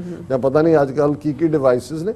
ਸੋ ਕੁੱਲ ਮਿਲਾ ਕੇ ਇਹ ਇੱਕ ਸ਼ੁਗਲ ਵੀ ਹੁੰਦਾ ਹੈ ਬਹੁਤ ਸਾਰਿਆਂ ਦੇ ਲਈ ਇਹ ਹੈ, ਲੇਕਿਨ ਇਹਦੇ 'ਚ ਇਹ ਹੁੰਦਾ ਹੈ ਕਿ ਵੀ ਉਸ ਸਾਰੇ ਸਿਸਟਮ 'ਚੋਂ ਛਣ ਕੇ ਕੋਈ ਉੱਪਰ ਤੱਕ ਆਉਂਦਾ ਹੈ। ਔਰ ਫਿਰ ਇਹਦੇ 'ਚ ਵੀ ਕੋਈ ਸ਼ੱਕ ਨਹੀਂ ਹੈ ਕਿ ਮੌਕੇ ਤੇ ਜੋ ਚੱਲ ਰਿਹਾ ਹੁੰਦਾ ਹੈ ਉਹ ਵੀ ਸਿਆਸਤ ਨੂੰ ਇਫੈਕਟ ਕਰਦਾ। ਜਿਵੇਂ ਆਲ ਪੋਲਿਟਿਕਸ ਇਜ਼ ਲੋਕਲ ਇਹ ਕਿਹਾ ਜਾਂਦਾ, ਔਰ ਇਹ ਬਿਲਕੁਲ ਟਰੂ ਹੈ। ਔਰ ਇਸ ਵੇਲੇ ਅਮਰੀਕਨਾਂ ਦੇ ਸਾਹਮਣੇ ਜਿਹੜਾ ਉਹ ਸਭ ਤੋਂ ਵੱਡਾ ਕਿ ਭਾਈ ਇਕਨੋਮੀ ਦਾ ਕੀ ਬਣੇਗਾ, ਜੌਬਸ ਲੂਜ਼ ਹੋ ਰਹੇ ਨੇ, ਖਾਸ ਤੌਰ ਤੇ ਜਿਹੜੀ 에ਅਰਲਾਈਨ ਇੰਡਸਟਰੀ ਹੈ, ਟੂਰਿਜ਼ਮ ਹੈ, ਦੂਸਰੇ ਜਿਨ੍ਹਾਂ ਦਾ ਕੋਈ ਆਉਣ ਵਾਲੇ ਹਜ਼ਾਰਾਂ ਲੇ ਆਫ ਹੋ ਰਹੇ ਨੇ। ਹਾਲਾਂ ਉਹਦਾ ਡਾਇਰੈਕਟ ਪਿੰਚ ਇਸ ਲਈ ਨਹੀਂ ਮਹਿਸੂਸ ਹੋ ਰਿਹਾ ਵੀ ਅਕਾਊਂਟ 'ਚ ਪੈਸੇ ਆ ਰਹੇ ਨੇ ਅਨਇੰਪਲੋਇਮੈਂਟ ਦੇ ਨਾਲ, ਦੂਸਰਾ ਪੈਂਡੇਮਿਕ ਅਲਾਉਂਸ ਵੀ ਮਿਲ ਰਿਹਾ, ਲੇਕਿਨ ਇਹ ਵੀ ਪ੍ਰਭਾਵਿਤ ਕਰੇਗਾ। ਔਰ ਇੱਕ ਪਾਰਟ ਜਿਹੜਾ ਮੈਨੂੰ ਲੱਗਦਾ ਹੈ, ਕਿਉਂਕਿ ਇਹ ਵੀ ਇੱਕ ਵੀਰ ਨੇ ਪੁੱਛਿਆ ਕਿ ਵੀ ਤੁਸੀਂ ਕਿਸ ਤਰ੍ਹਾਂ ਦੇਖਦੇ ਹੋ ਕਿ ਜਿਹੜੀ ਪ੍ਰੈਜ਼ੀਡੈਂਸ਼ੀਅਲ ਇਲੈਕਸ਼ਨ ਹੈ ਕਿਸ ਕਿਸਮ ਦਾ, ਮੈਂ ਕਿਹਾ ਜੀ very nasty, very dividing and very dirty. ਕਿਉਂਕਿ ਇੱਕ ਗੱਲ ਦਾ ਧਿਆਨ ਰੱਖੀਏ ਕਿ ਵੀ ਇਕੱਲਾ ਇਹ ਪੈਂਡੇਮਿਕ 19 ਜਿਹੜਾ ਪੈਂਡੇਮਿਕ ਕੋਵਿਡ-19 ਹੀ ਨਹੀਂ ਸੀ। ਜਿਵੇਂ ਫਲੋਇਡ ਥਾਮਸ ਉਹਨਾਂ ਦੀ ਡੈਥ ਹੁੰਦੀ ਹੈ ਵਾਈਟ ਕਾਪ ਦੇ ਹੱਥੋਂ, ਆਈ ਕਾਂਟ ਬਰੀਥ, ਇਹ ਸਾਰਾ ਬਲੈਕ ਲਾਈਵਸ ਮੈਟਰ ਦੀ ਮੂਵਮੈਂਟ ਖੜੀ ਹੋ ਜਾਂਦੀ ਹੈ। ਫਿਰ ਕੱਲੀ ਉੱਥੋਂ ਤੱਕ ਨਹੀਂ ਰੁਕਦੀ, ਉਹਦੇ 'ਚ ਜਿੱਥੇ ਸਲੇਵ ਟ੍ਰੇਡਿੰਗ ਦੀ ਗੱਲ ਹੁੰਦੀ ਹੈ ਨਾਲ ਦੀ ਨਾਲ ਜਿਹੜੀ ਹੈ ਇੰਪੀਰੀਅਲਿਜ਼ਮ ਦੀ ਗੱਲ ਵੀ ਹੁੰਦੀ ਹੈ, ਰੇਸਿਜ਼ਮ ਵਾਪਸ ਆ ਜਾਂਦਾ ਹੈ। ਔਰ ਹੁਣ ਉਸ ਸਾਰੇ 'ਚੋਂ ਅਸੀਂ ਜੇ ਜੋ ਬਾਈਡਨ ਦੀ ਚੋਇਸ ਦੇਖੀਏ ਕਮਲਾ ਹੈਰਿਸ ਦੇ ਉੱਤੇ, ਜੋ ਬਾਈਡਨ ਨੇ ਇਹ ਗੱਲ ਆਪਣੇ ਕੁਝ ਮਹੀਨੇ ਪਹਿਲਾਂ ਕਹੀ ਸੀ, ਸ਼ਾਇਦ ਵੇ ਬੈਕ ਫੈਬਰੂਰੀ 'ਚ ਹੀ, ਕਿ ਉਹ ਜਿਹੜਾ ਆਪਣੀ ਪਾਰਟਨਰ ਜਿਹੜੀ ਹੈ ਉਹ ਔਰਤ ਨੂੰ ਚੁਣੇਗਾ ਵਾਈਸ ਪ੍ਰੈਜ਼ੀਡੈਂਟ ਦੇ ਲਈ, ਵੂਮਨ ਹੋਏਗੀ। ਹਾਲਾਂ ਜੋ ਬਾਈਡਨ 77 ਸਾਲ ਆ, ਉਹਦੀ ਆਪਣੀ ਛੋਟੀ ਜਿਹੀ ਸਟੇਟ ਹੈ ਡੈਲਾਵੇਅਰ, ਔਰ ਮੈਂ ਜਦੋਂ ਐਮਟਰੈਕ 'ਚ ਕਈ ਵਾਰ ਪਹਿਲਾਂ ਟਰੈਵਲ ਕਰਦਾ ਰਿਹਾ, ਸੈਨੇਟਰ ਸੀ ਉਹ, ਆਮ ਇੱਥੋਂ ਡੈਲਾਵੇਅਰ ਤੋਂ ਉਹਨੇ ਐਮਟਰੈਕ 'ਚ ਹੀ ਬਹਿਣਾ, ਉੱਥੇ ਜਾਣਾ, ਸੈਸ਼ਨ ਅਟੈਂਡ ਕਰਨਾ, ਆ ਜਾਣਾ। ਸੋ ਆਮ ਅਮਰੀਕਾ 'ਚ ਤੁਹਾਨੂੰ ਇਹ ਵੀ ਲੱਗੇਗਾ ਵੀ ਹਾਂ ਹੁਣ ਜਦੋਂ ਕੈਂਡੀਡੇਟ ਐਲਾਨੇ ਗਏ ਨੇ, ਹੁਣ ਸਾਰਿਆਂ ਦੀ ਜਿਹੜੀ ਇਹਨਾਂ ਦੀ ਟੌਪ ਸਿਕਿਉਰਿਟੀ ਆ ਜਾਂ ਦੂਜਾ ਸਿਵਿਲੀਅਨ, ਔਰ ਸਾਰੇ ਪ੍ਰੈਜ਼ੀਡੈਂਟ ਵਾਈਸ ਪ੍ਰੈਜ਼ੀਡੈਂਟ ਦੋਨੋਂ ਹੀ ਜਿਹੜੇ ਉਮੀਦਵਾਰ ਨੇ ਸਿਟਿੰਗ ਤਾਂ ਹੈ ਹੀ ਨੇ ਆਲਰੇਡੀ ਸਿਕਿਉਰਿਟੀ ਉਸ ਘੇਰਾਬੰਦੀ ਦੇ ਵਿੱਚ, ਲੇਕਿਨ ਹੁਣ ਇਹਨਾਂ ਨੂੰ ਵੀ ਫੁੱਲ ਸਿਕਿਉਰਿਟੀ। ਅਦਰਵਾਈਜ਼ ਇਹ ਜਿਹੜਾ ਇਸ ਕਿਸਮ ਦਾ ਹੀ ਰਿਹਾ। ਔਰ ਉਹਦੀ ਆਪਣੀ ਜ਼ਿੰਦਗੀ 'ਚ ਵੀ ਟ੍ਰੈਜਡੀ, ਜਦੋਂ ਕਈ ਸਾਲ ਪਹਿਲਾਂ ਜਦੋਂ ਕ੍ਰਿਸਮਸ ਮੌਕੇ ਸ਼ਾਪਿੰਗ ਲਈ ਉਹ ਆਪਣੇ ਵਾਈਫ, ਬੇਟੇ ਔਰ ਬੇਟੀਆਂ ਦੇ ਨਾਲ ਸੀ, ਗੱਡੀ ਵੱਜੀ, ਵਾਈਫ ਦੀ ਡੈਥ ਹੋਈ, ਸ਼ਾਇਦ ਡਾਟਰ ਦੀ ਹੋਈ, ਦੂਜੇ ਬੱਚੇ ਜ਼ਖਮੀ ਹੋਏ, ਇਕੱਲੇ ਨੇ ਰੇਜ਼ ਕੀਤੇ। ਫਿਰ ਇੱਕ ਬੇਟਾ ਉਹਨੇ ਲਾਸਟ ਟਾਈਮ ਜਦੋਂ ਸੀ ਕਿ ਸ਼ਾਇਦ ਕਿਉਂਕਿ ਜੋ ਬਾਈਡਨ ਓਬਾਮਾ ਦੇ ਨਾਲ ਵਾਈਸ ਪ੍ਰੈਜ਼ੀਡੈਂਟ ਸੀ ਕਿ ਉਹ ਪ੍ਰੈਜ਼ੀਡੈਂਟ ਲਈ ਰਨ ਕਰੇ, ਉਦੋਂ ਉਹਦਾ ਬੇਟਾ ਜਿਹੜਾ ਕੈਂਸਰ ਨਾਲ ਉਹਦੀ ਡੈਥ ਹੋਈ, ਪਹਿਲਾਂ ਕੈਂਸਰ ਨਾਲ ਲੜ ਰਿਹਾ ਸੀ। ਸੋ ਕੁੱਲ ਮਿਲਾ ਕੇ ਪਰਸਨਲ ਲਾਈਫ ਦੇ ਵਿੱਚ ਵੀ ਜੋ ਬਾਈਡਨ ਨੂੰ ਤੁਸੀਂ ਇੱਕ ਵਾਰੀਅਰ ਕਹਿ ਸਕਦੇ ਹੋ, ਜਿਹੜੇ ਨੇ ਟ੍ਰੈਜਡੀਜ਼ ਨੂੰ ਓਵਰਕਮ ਕੀਤਾ। ਔਰ ਮੈਂ ਇਹਨਾਂ ਕਹਿ ਸਕਦਾ ਹਾਂ ਕਿ ਜਦੋਂ ਐਜ਼ ਏ ਸੈਨੇਟਰ ਉਹ ਫੋਰਨ ਅਫੇਅਰਸ ਨਾਲ ਰਿਲੇਟਡ ਕਮੇਟੀ ਨੂੰ ਹੈਡ ਵੀ ਕਰ, ਦੁਨੀਆ ਨੂੰ ਬਹੁਤ ਚੰਗੀ ਤਰ੍ਹਾਂ ਸਮਝਦਾ, ਔਰ ਉਸ ਦਾ ਇੱਕ ਬੈਲੈਂਸ ਹੀ, ਕਿਉਂਕਿ ਦੇਖੋ ਬਹੁਤ ਵਾਰ ਜਦੋਂ ਪ੍ਰੈਜ਼ੀਡੈਂਟ ਵਾਈਸ ਪ੍ਰੈਜ਼ੀਡੈਂਟ ਫੋਕਸ ਤਾਂ ਪਹਿਲੀ ਪ੍ਰੈਜ਼ੀਡੈਂਟ ਤੇ ਹੀ ਹੁੰਦਾ, ਪਰ ਜਿਹੜਾ ਬਹੁਤ ਸਾਰਾ ਕੰਮ ਹੈ ਮੇਲ ਜੋਲ ਦਾ, ਟ੍ਰੀਟੀਜ਼ ਦਾ, ਦੂਸਰਾ ਉਹ ਵਾਈਸ ਪ੍ਰੈਜ਼ੀਡੈਂਟ ਕਰ ਰਿਹਾ ਹੁੰਦਾ ਹੈ। ਔਰ ਇਸ ਦੇ ਨਾਲ ਨਾਲ ਇਹ ਵੀ ਹੁੰਦਾ ਹੈ ਅਮਰੀਕਨਾਂ ਦਾ ਪ੍ਰੈਜ਼ੀਡੈਂਟ ਦੇ ਉੱਤੇ ਤਾਂ ਹੁੰਦਾ ਹੀ ਹੈ ਧਿਆਨ ਵੀ ਕਿਹਨੂੰ ਬਣਾਉਣਾ ਹੈ, ਵਾਈਸ ਪ੍ਰੈਜ਼ੀਡੈਂਟ ਤੇ ਹੋਰ ਵੀ ਕਈ ਵਾਰੀ ਜ਼ਿਆਦਾ ਹੁੰਦਾ ਹੈ, ਕਿਉਂਕਿ ਉਹਨਾਂ ਨੂੰ ਇਹ ਪਤਾ ਹੁੰਦਾ ਹੈ ਕਿ ਵੀ ਜੇ ਪ੍ਰੈਜ਼ੀਡੈਂਟ ਨੂੰ ਕੁਝ ਹੋ ਗਿਆ, ਉਹ ਬਿਮਾਰ ਹੋ ਗਿਆ, ਮਰ ਗਿਆ, ਦਿਮਾਗ ਖਰਾਬ ਹੋ ਗਿਆ, ਇਹ ਵੀ ਉਹਨਾਂ ਦੇ ਕਨਸਟੀਟਿਊਸ਼ਨ 'ਚ ਹੈ ਕਿ ਜੇ ਮੈਂਟਲੀ ਸਿਕ ਹੋਏ ਰਿਮੂਵ ਹੁੰਦਾ ਤੇ vice president as a president take over ਕਰਦਾ। ਇੱਥੇ presidential election mid term election ਨਹੀਂ ਹੁੰਦੀ ਕਿ ਵੀ 4 ਸਾਲ ਦੀ ਜੇ ਪ੍ਰੈਜ਼ੀਡੈਂਸੀ ਹੈ, ਪ੍ਰੈਜ਼ੀਡੈਂਟ ਨੂੰ ਸਾਲ ਬਾਅਦ ਕੁਝ ਹੋ ਜਾਏ ਜੀ ਦੁਬਾਰਾ ਨਹੀਂ, ਉਹ ਉਦੋਂ ਹੀ ਹੋਏਗੀ ਵਾਈਸ ਪ੍ਰੈਜ਼ੀਡੈਂਟ ਜਿਹੜਾ ਪ੍ਰੈਜ਼ੀਡੈਂਟ ਬਣ ਜਾਂਦਾ ਹੈ। ਹੁਣ ਕਮਲਾ ਹੈਰਿਸ ਨੂੰ ਉਹਨਾਂ ਨੇ ਇਕੱਲੇ ਇਹ ਨਹੀਂ ਦੇਖਣਾ ਕਿ ਵੀ ਐਜ਼ ਏ ਵਾਈਸ ਪ੍ਰੈਜ਼ੀਡੈਂਟ ਉਹ ਮਾਈਕ ਪੈਂਸ ਦੇ ਮੁਕਾਬਲੇ ਕਿੰਨਾ ਕੁ ਮੈਚਿੰਗ ਜਾਂ ਕੀ ਪਲੱਸ ਮਾਈਨਸ ਹੈ, ਪਰ ਉਹਨਾਂ ਨੇ ਜਿਹੜਾ ਔਰ ਇਹਨੂੰ ਤੁਸੀਂ ਜਿਹੜੇ ਇੱਥੇ ਵਾਈਟ ਰੇਸ ਵਾਲੇ ਰੇਸਿਸਟ ਨੇ ਜਿਨ੍ਹਾਂ ਨੂੰ ਵਾਈਟ ਸੁਪਰੈਮਿਸ ਉਹਨਾਂ ਦੇ ਐਂਗਲ ਤੋਂ ਦੇਖੋ। ਹੁਣ ਕਮਲਾ ਹੈਰਿਸ ਜਿਹੜੀ ਇੱਕ ਜਮਾਇਕਨ ਮੂਲ ਦੇ ਅਫਰੀਕਨ ਅਮਰੀਕਨ ਜਿਹਦਾ ਬਾਪ ਹੈ ਔਰ ਤਾਮਿਲ ਇੰਡੀਅਨ ਮੂਲ ਦੀ ਉਹਦੀ ਮਾਂ ਹੈ ਔਰ ਉਹ ਆਪਣੇ ਆਪ ਨੂੰ ਅਫਰੀਕਨ ਅਮਰੀਕਨ ਉਸ ਢਾਂਚੇ 'ਚ ਉਹਨੇ ਫਿੱਟ ਕੀਤਾ ਹੈ। ਹੁਣ ਇੱਕ ਪਾਸੇ ਤਾਂ ਅਸੀਂ ਪਿਛਲੀਆਂ ਪ੍ਰੈਜ਼ੀਡੈਂਸੀਜ਼ ਵੇਲੇ ਦੇਖਿਆ, ਬੇਸ਼ੱਕ ਜਦੋਂ ਜੂਨੀਅਰ ਬੁਸ਼ ਪ੍ਰੈਜ਼ੀਡੈਂਟ ਬਣੇ ਉਹਨਾਂ ਨੇ ਕੋਂਡੋਲੀਸਾ ਰਾਈਸ ਜਿਹੜੀ ਅਫਰੀਕਨ ਅਮਰੀਕਨ ਵੂਮਨ ਸੀ ਉਹਨੂੰ ਸੈਕਟਰੀ ਆਫ ਸਟੇਟ ਬਣਾਇਆ। ਪਹਿਲੀ ਵਾਰ ਸੀ ਕਿ ਰਿਪਬਲਿਕਨਸ ਦੇ ਪੀਰੀਅਡ 'ਚ ਉਸ ਲੈਵਲ ਦੀ ਜਿਹੜੀ ਹੈ ਕੋਈ ਔਰਤ ਇਸ ਲੈਵਲ ਤੱਕ ਕਾਲੀ ਪਹੁੰਚੀ ਹੋਏ। ਹਾਲਾਂ ਅਸੀਂ ਕਲਿੰਟਨ ਪੀਰੀਅਡ 'ਚ ਦੇਖਿਆ ਕਿ ਉਹਨੇ ਮੈਡਲਿਨ ਐਲਬਰਾਈਟ ਨੂੰ ਜਿਹੜਾ ਸੈਕਟਰੀ ਆਫ ਸਟੇਟ ਬਣਾਇਆ ਸੀ, ਲੇਕਿਨ ਉਦੋਂ ਤੱਕ ਇਹ ਵੀ ਨਹੀਂ ਸੀ ਸੋਚਿਆ ਜਾ ਸਕਦਾ ਕਿ ਕੋਈ ਜੂਇਸ਼ ਲੇਡੀ ਜਾਂ ਬੰਦਾ ਸੈਕਟਰੀ ਆਫ ਸਟੇਟ ਤੱਕ ਵੀ ਪਹੁੰਚ ਸਕਦਾ ਹੈ। ਔਰ ਉਹਨੇ ਇਹੀ ਪ੍ਰੂਵ ਕੀਤਾ ਹੋਇਆ ਸੀ ਕਿ ਉਹ ਕ੍ਰਿਸਚਨ ਹੈ। ਪਰ ਉਦੋਂ ਇੱਕ ਜਰਨਲਿਸਟ ਨੇ ਲੱਭਿਆ ਕਿ ਜੀ ਫਲਾਂ ਪੋਲੈਂਡ ਦੇ ਕੈਂਪ ਚੋਂ ਇਹਨਾਂ ਦੇ ਫਲਾਂ ਦਾਦਾ ਜਾਂ ਦੂਜਾ, ਫਿਰ ਉਹਨੇ ਵੀ ਕਿਹਾ ਵੀ ਮੈਨੂੰ ਇਹ ਪਤਾ ਲੱਗਿਆ ਵੀ ਮੇਰੀਆਂ ਤਾਂ ਜੂਇਸ਼ ਰੂਟਸ ਨੇ। ਪਰ ਇਹ ਵੀ ਇੱਕ ਦੇਖਣ ਵਾਲੀ ਪਾਰਟ ਹੈ ਵੀ ਇਹ ਅਮਰੀਕਾ 'ਚ ਮੈਂ ਸਮਝਦਾ ਵੀ ਰੇਸਿਜ਼ਮ ਨੂੰ ਅਸੀਂ ਉਦੋਂ ਮੰਨਣ ਲੱਗ ਗਏ ਸੀ ਜਾਂ ਸਮਝ ਲਿਆ ਸੀ ਵੀ ਸ਼ਾਇਦ ਇਹਦਾ ਐਂਡ ਹੋ ਗਿਆ ਜਦੋਂ ਬਰਾਕ ਹੁਸੈਨ ਓਬਾਮਾ ਜਿਹੜਾ ਇੱਕ ਕੀਨੀਅਨ ਫਾਦਰ ਔਰ ਵਾਈਟ ਮਦਰ ਦਾ ਆਫਸਪ੍ਰਿੰਗ ਸੀ ਔਰ ਉਹ ਪ੍ਰੈਜ਼ੀਡੈਂਟ ਬਣਿਆ ਔਰ ਇਉਂ ਲੱਗਾ ਸੀ ਕਿ ਵੀ ਅਮਰੀਕਾ ਦੇ ਵਿੱਚ ਜਿਹੜਾ ਰੇਸ਼ੀਅਲ ਡਿਵਾਈਡ ਹੈ ਉਹ ਖਤਮ ਹੋ ਗਿਆ ਔਰ ਇਹ ਜਿਹੜੀ ਯੰਗਰ ਜਨਰੇਸ਼ਨ ਆਈ ਹੈ ਉਹਨਾਂ ਨੇ ਅਟੋਨਮੈਂਟ ਕਰ ਲਈ ਹੈ, ਪਛਤਾਤਾਪ ਕਰ ਲਿਆ ਆਪਣੀ 올ਡਰ ਜਨਰੇਸ਼ਨ ਦੇ ਲਈ ਔਰ ਉਹਨਾਂ ਨੇ ਉਸ ਨੂੰ ਮੰਨ ਲਿਆ। ਲੇਕਿਨ ਅਨਫੋਰਚੂਨੇਟਲੀ ਪ੍ਰੈਜ਼ੀਡੈਂਟ ਟਰੰਪ ਦਾ ਜਿਹੜਾ ਇਲੈਕਸ਼ਨ ਕੈਂਪੇਨ ਸੀ 4 ਸਾਲ ਪਹਿਲਾਂ ਉਹ ਬਹੁਤ ਡਿਵਾਈਸਿਵ ਹੋਇਆ ਰੇਸ ਦੇ ਐਂਗਲ ਤੋਂ ਵੀ। ਕੱਲਾ ਇਹੀ ਨਹੀਂ ਕਿ ਅਫਰੀਕਨ ਅਮਰੀਕਨਸ ਦੇ ਹਵਾਲੇ ਨਾਲ ਉਹ ਅਸੀਂ ਦੇਖਦੇ ਹਾਂ ਮੈਕਸੀਕਨ ਕੰਧ ਬਣਾਉਣ ਦੀ ਗੱਲ ਕ੍ਰਿਮੀਨਲਸ ਦੇ ਨਾਂ ਥੱਲੇ ਔਰ ਦੂਸਰਾ ਔਰ ਇਸ ਸਾਰੇ ਦਾ ਨਤੀਜਾ ਸੀ ਔਰ ਉਹਨਾਂ ਦੀ ਡਿਊਰਿੰਗ ਦਿਸ ਟਰਮ ਐਜ਼ ਵੈਲ ਇਹ ਸਾਰਾ ਪਾਰਟ ਜਾਰੀ ਰਿਹਾ ਕਿਸੇ ਨਾ ਕਿਸੇ ਹਵਾਲੇ ਨਾਲ। ਫਿਰ ਉਹਦੇ ਵਿੱਚ ਵੂਹਾਨ ਵਾਇਰਸ ਵੀ ਚਾਈਨੀਜ਼ ਵਾਇਰਸ ਬਣ ਗਈ, ਉਹ ਵੀ ਰੇਸ਼ੀਅਲ ਲਾਈਨ ਆਈ ਔਰ ਫਿਰ ਅਸੀਂ ਦੇਖਦੇ ਹਾਂ ਕਿ ਬਲੈਕ ਲਾਈਵਸ ਮੈਟਰ ਦੇ ਥੱਲੇ ਜਿਵੇਂ ਜਿਸ ਕਿਸਮ ਦਾ ਰਵੱਈਆ ਕਿ ਫੌਜ ਅਸੀਂ ਲਾ ਦੇਣੀ ਹੈ, ਭੇਜ ਦਿਆਂਗੇ ਸੂਬਿਆਂ ਕ੍ਰਸ਼ ਕਰ ਦਿਆਂਗੇ, ਹਾਲਾਂ ਫੌਜ ਨੇ ਰਿਬਫ ਕੀਤਾ, ਗੱਲ ਬਣੀ ਨਹੀਂ। ਸੋ ਕਹਿਣ ਦਾ ਮਤਲਬ ਇਹ ਹੈ ਕਿ ਵੀ ਹੁਣ ਜਿਹੜੀ ਟੀਮ ਜੋ ਬਾਈਡਨ ਔਰ ਕਮਲਾ ਹੈਰਿਸ ਦੀ ਸਾਹਮਣੇ ਆਈ ਹੈ ਇਸ ਨੂੰ ਜਿਹੜੀ ਇਹ ਕੈਂਪੇਨ ਹੈ ਉਹ ਕਾਫੀ ਉਸ ਦੇ ਵਿੱਚ ਜ਼ਾਹਰ ਹੈ ਕਿ ਇੱਕ ਤਾਂ ਨੀਤੀ ਵਾਈਜ਼ ਖਾਮੀਆਂ ਹੁੰਦੀਆਂ ਔਰ ਕਮਲਾ ਹੈਰਿਸ ਕਾਫੀ ਐਗਰੈਸਿਵ ਹੈ ਔਰ ਇਹ ਵੀ ਇੱਕ ਜਿਹੜੇ ਹਲਕਿਆਂ ਵੱਲੋਂ ਕਿਹਾ ਜਾ ਰਿਹਾ ਹੈ ਕਿ ਜਿਵੇਂ ਉਹਨੇ ਜੋ ਬਾਈਡਨ ਨੂੰ ਹੀ ਘੂਰਿਆ ਉਸ ਪ੍ਰਾਇਮਰੀ ਪ੍ਰੈਜ਼ੀਡੈਂਸੀ ਦੀ ਰੇਸ ਵੇਲੇ ਉਹ ਉਹਦੀ ਕੁਆਲਿਟੀ ਬਣ ਕੇ ਆਇਆ ਔਰ ਪ੍ਰੈਜ਼ੀਡੈਂਟ ਓਬਾਮਾ ਨੇ ਵੀ ਬਾਈਡਨ ਨੂੰ ਐਡਵਾਈਸ ਹੁਣ ਹਰ ਇੱਕ ਨੂੰ ਪਤਾ ਹੈ ਕਿ ਟਰੰਪ ਨੇ ਤਾਂ ਬੜਾ ਨੈਸਟੀ ਕੈਂਪੇਨ ਕਰਨਾ ਹੈ ਔਰ ਇਸ ਕਿਸਮ ਦੀ ਨੈਸਟੀ ਜਦੋਂ ਵੀ ਕੋਈ ਨੈਸਟੀ ਹੁੰਦਾ ਉਹਦੇ ਲਈ ਕੋਈ ਉਨਾ ਹੀ ਵੋਕਲ ਜਿਹੜਾ ਚਾਹੀਦਾ ਹੁੰਦਾ ਜਿਹੜਾ ਬਰਾਬਰ ਦਾ ਜਿਹੜੀ ਆ ਉੱਚੀ ਆਵਾਜ਼ ਚੁੱਕੇ। ਬਿਲਕੁਲ ਔਰ ਇਸ ਸਾਰੇ ਚ ਉਹਨਾਂ ਨੂੰ ਲੱਗਿਆ ਕਿ ਵੀ ਇਹ ਜਿਹੜੀ ਹੈ ਕਮਲਾ ਹੈਰਿਸ ਤੋਂ ਬਿਹਤਰ ਕੋਈ ਨਹੀਂ ਹੋਏਗੀ ਕਿਉਂਕਿ ਇੱਕ ਤਾਂ ਉਹਦੀ ਬੈਕਗ੍ਰਾਉਂਡ ਵੀ ਲਾਅ ਹੈ, ਅਟਾਰਨੀ ਜਨਰਲ ਦੇ ਤੌਰ ਤੇ ਕੈਲੀਫੋਰਨੀਆ 'ਚ ਉਹਦਾ ਰਿਕਾਰਡ ਕਾਫੀ ਸਖਤੀ ਵਾਲਾ ਰਿਹਾ। ਹਾਲਾਂਕਿ ਸਿੱਖ ਨੁਕਤਾ ਨਿਗਾਹ ਤੋਂ ਇੱਕ ਗੱਲ ਜਿਹੜੀ ਸਾਹਮਣੇ ਆਈ ਹੈ, ਅਜੇ ਮੇਰੇ ਸਾਹਮਣੇ ਕੋਲ ਡਿਟੇਲਸ ਨਹੀਂ ਨੇ, ਕਿ ਜਦੋਂ ਇਹ ਅਟਾਰਨੀ ਜਨਰਲ ਸੀ ਤੇ ਕਿਸੇ ਜੇਲ੍ਹ ਦੇ ਵਿੱਚ ਜਿਹੜੇ ਜੇਲ੍ਹ ਗਾਰਡ ਹੁੰਦੇ ਨੇ ਉਹਦੇ ਲਈ ਕੋਈ ਕਿਸੇ ਸਿੱਖ ਨੌਜਵਾਨ ਨੇ ਅਪਲਾਈ ਕੀਤਾ ਔਰ ਉਹਦੇ ਚ ਕੰਡੀਸ਼ਨ ਸੀ ਕਿ ਤੁਸੀਂ ਬੀਅਰਡ ਔਰ ਟਰਬਨ ਜਿਹੜੀ ਵੀ ਉਹਨਾਂ ਦਾ ਉਹ ਨਹੀਂ ਰੱਖ ਸਕਦੇ। ਸੋ ਇਹਨੇ ਕਮਲਾ ਹੈਰਿਸ ਨੇ ਵੀ ਅੜ ਗਈ ਕਿ ਨਹੀਂ ਅਸੀਂ ਉਹਦੇ ਚ ਚੇਂਜ ਨਹੀਂ ਕਰਨਾ ਔਰ ਇਹਨੂੰ ਮੈਂ ਦੇਖਾਂਗਾ ਕਿ ਵੀ ਉਹਦੇ ਕੀ ਸਾਰੇ ਪ੍ਰੋਜ਼ ਐਂਡ ਕੌਨਸ ਨੇ।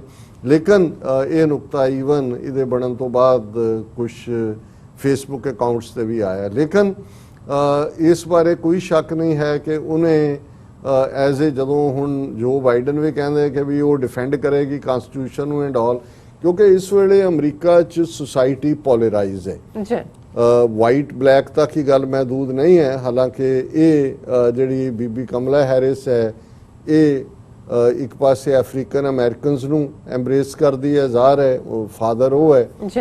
ਮਦਰਲੀ ਸਾਈਡ ਇੰਡੀਅਨ ਹੋਣ ਕਰਕੇ ਸ਼ਾਇਦ ਬਹੁਤਿਆਂ ਨੂੰ ਲੱਗਦਾ ਹੈ ਵੀ 6 ਮਿਲੀਅਨ ਦੇ ਕਰੀਬ ਜਿਹੜੇ ਆਪਣੀ ਗਿਣਤੀ ਵਧਾ ਚੜਾ ਕੇ ਦੱਸਦੇ ਨੇ, ਜਿਹੜੀ ਹੈ ਨਹੀਂ ਹੈ, 2-2.5 ਮਿਲੀਅਨ ਤੋਂ ਜ਼ਿਆਦਾ ਨਹੀਂ ਹੈ, ਪਰ ਰੌਲਾ ਗੋਲਾ ਕਾਫੀ ਹੈ ਵੀ ਸ਼ਾਇਦ ਇੰਡੀਅਨ ਵੋਟ ਬੈਂਕ ਵੀ ਆਇਆ। ਸੋ ਉਹਨਾਂ ਦਾ ਅਸੀਂ ਜ਼ਿਕਰ ਕਰਾਂਗੇ ਕਿ ਉਹ ਕਿਵੇਂ ਇੱਕ ਪਾਸੇ ਉਹ ਕੱਛਾਂ ਵਜਾਉਣ ਵਾਲੇ ਨੇ, ਇੱਕ ਪਾਸੇ ਜਿਹੜੇ ਨੇ ਚੀਕਾਂ ਮਾਰਨ ਵਾਲੇ ਨੇ, ਵੀ ਉਹ ਕੀ ਕਰਨਗੇ। ਹੁਣ ਮੋਦੀ ਵੱਲੋਂ ਈਵਨ ਉਹਦਾ ਟਵਿੱਟਰ ਅਕਾਊਂਟ ਚੁੱਪ ਹੋ ਜਾਣਾ ਇਸ ਤੇ ਦੱਸਦਾ ਹੈ ਕਿ ਬਈ ਇਹ ਹੁਣ ਕੀ ਕਰੇ ਉਹ ਹੈ ਜੀ, ਉਹ ਹਾਊਡੀ ਮੋਡੀ ਕਰੇ ਕਿ ਨਮਸਤੇ ਮੋਦੀ ਨਮਸਤੇ ਟਰੰਪ ਕਰੇ ਕਿ ਕੀ ਕਰੇ।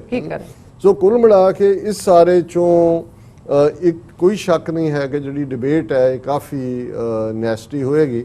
ਔਰ ਇਹ ਲਫ਼ਜ਼ ਮੇਰੇ ਨਹੀਂ ਨੇ, ਜੋ ਹੀ ਇਹ ਆਇਆ ਅਨਾਉਂਸਮੈਂਟ ਕਿ ਕਮਲਾ ਹੈਰਿਸ ਹੋਏਗੀ, ट्रंप ने एकदम ये किया surprise that Biden picked disrespectful Kamala Harris as running mate says Trump. उन्होंने कहा कि Trump told reporters that Kamala Harris has been nasty to Biden.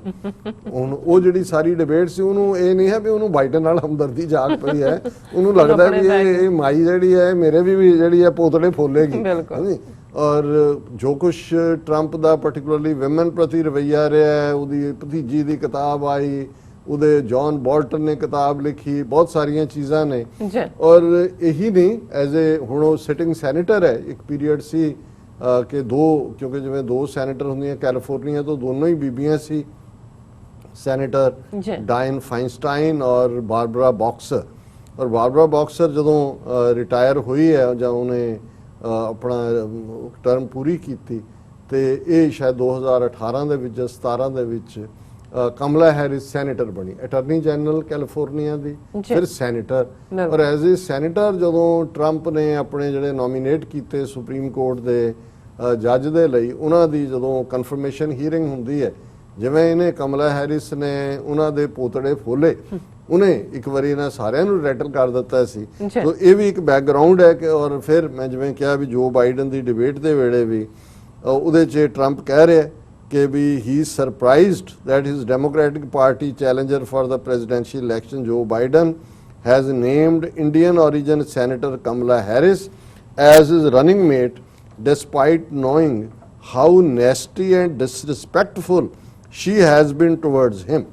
ਹੁਣ ਦੇਖਣਾ ਇਹ ਹੋਏਗਾ ਕਿ ਟਰੰਪ ਜਿਵੇਂ ਹਰ ਇੱਕ ਦੀ ਜਿਹੜਾ ਜਦੋਂ ਬਿਜ਼ਤੀ ਕਰਦਾ ਹੈ, ਤਾਂ ਹੁਣ ਇੰਡੀਅਨ origin ਇੰਡੀਆ ਦਾ ਵੀ ਮਜ਼ਾਕ ਇਹਨੂੰ ਉਡਾਉਣਾ ਪਏਗਾ, ਉਹਨੂੰ ਉਡਾਉਣ ਦੇ ਲਈ ਕੁਛ ਨਾ ਕੁਛ ਕੀ ਕਹੇਗਾ ਕੀ ਨਹੀਂ। ਪਰ ਹਾਲ ਦੀ ਘੜੀ ਇਹ ਰਿਐਕਸ਼ਨ ਹੀ ਦੱਸਦਾ ਹੈ ਕਿ ਵੀ ਇਹ ਗੱਲ ਟਰੰਪ ਨੂੰ ਜ਼ਰੂਰ ਲੱਗਿਆ ਕਿ ਮੇਰੇ ਬਰਾਬਰ ਦੀ ਫੱਫੇ ਕੁੱਟਣ ਆ ਗਈ ਜਿੱਦਾਂ ਦਾ ਮੈਂ ਕਰਦਾ।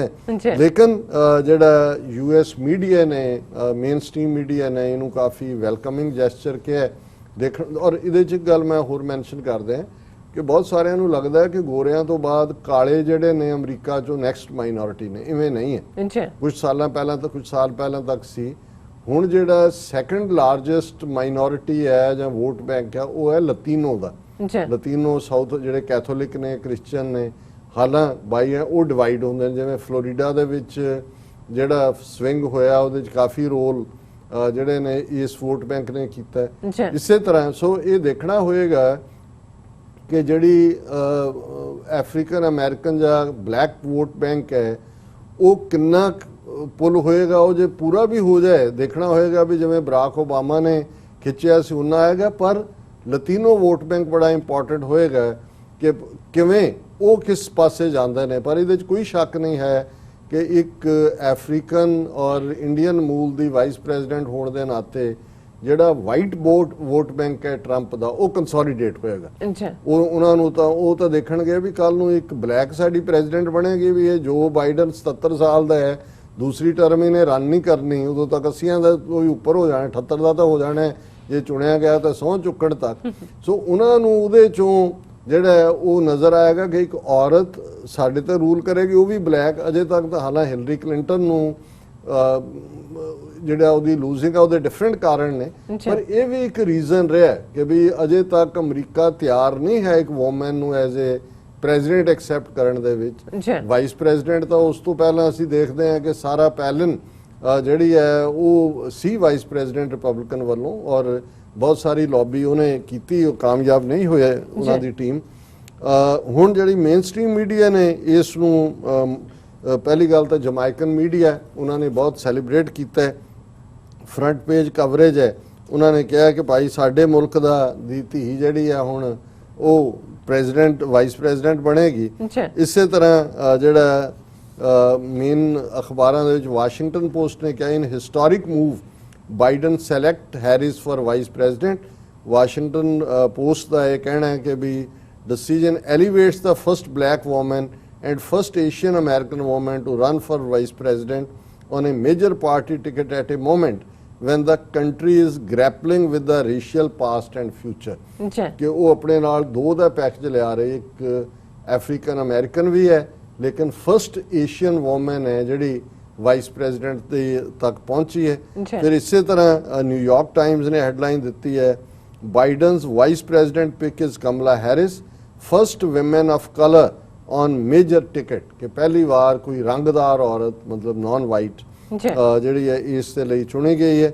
ਔਰ ਉਹਨਾਂ ਨੇ ਇਹ ਕਿਹਾ ਵੀ she brings to the race a far more vigorous campaign style than Mr. Biden's, including a gift for capturing moments of raw political electricity on the debate stage and elsewhere, and a personal identity and family story that many find inspiring। ਇਹਦੇ 'ਚ ਕੋਈ ਸ਼ੱਕ ਨਹੀਂ ਹੈ ਉਹਦੇ ਆਉਣ ਨਾਲ ਬਹੁਤ ਅੱਛੀ ਡਿਬੇਟਰ ਹੈ, ਨੈਸਟੀ ਹੈ ਔਰ ਸੈਲਫ ਬਿਲਟ ਹੈ, ਕੌਨਫੀਡੈਂਟ ਹੈ। ਔਰ ਉਹਨੇ ਇਕੱਲਾ ਇਹੀ ਨਹੀਂ ਵੀ ਉਹਨੇ ਫੰਡ ਵੀ ਭਾਵੇਂ ਥੋੜੇ ਇਕੱਠੇ ਹੋਏ ਲੇਕਿਨ ਉਹਨੇ ਟੈਪ ਇਨ ਜਿਹੜੇ ਇੰਡਸਟਰੀਅਲਿਸਟ ਔਰ ਮੀਡੀਆ ਹਾਊਸ ਔਰ ਦੂਜੇ ਤੀਜੇ ਉਹਨਾਂ ਵੱਲ ਫੇਵਰੇਬਲ ਸੀ, ਔਰ ਸ਼ਾਇਦ ਜੋ ਬਾਈਡਨ ਦੀ ਟੀਮ ਨੇ ਇਸ ਸਾਰੇ ਨੂੰ ਦੇਖਿਆ।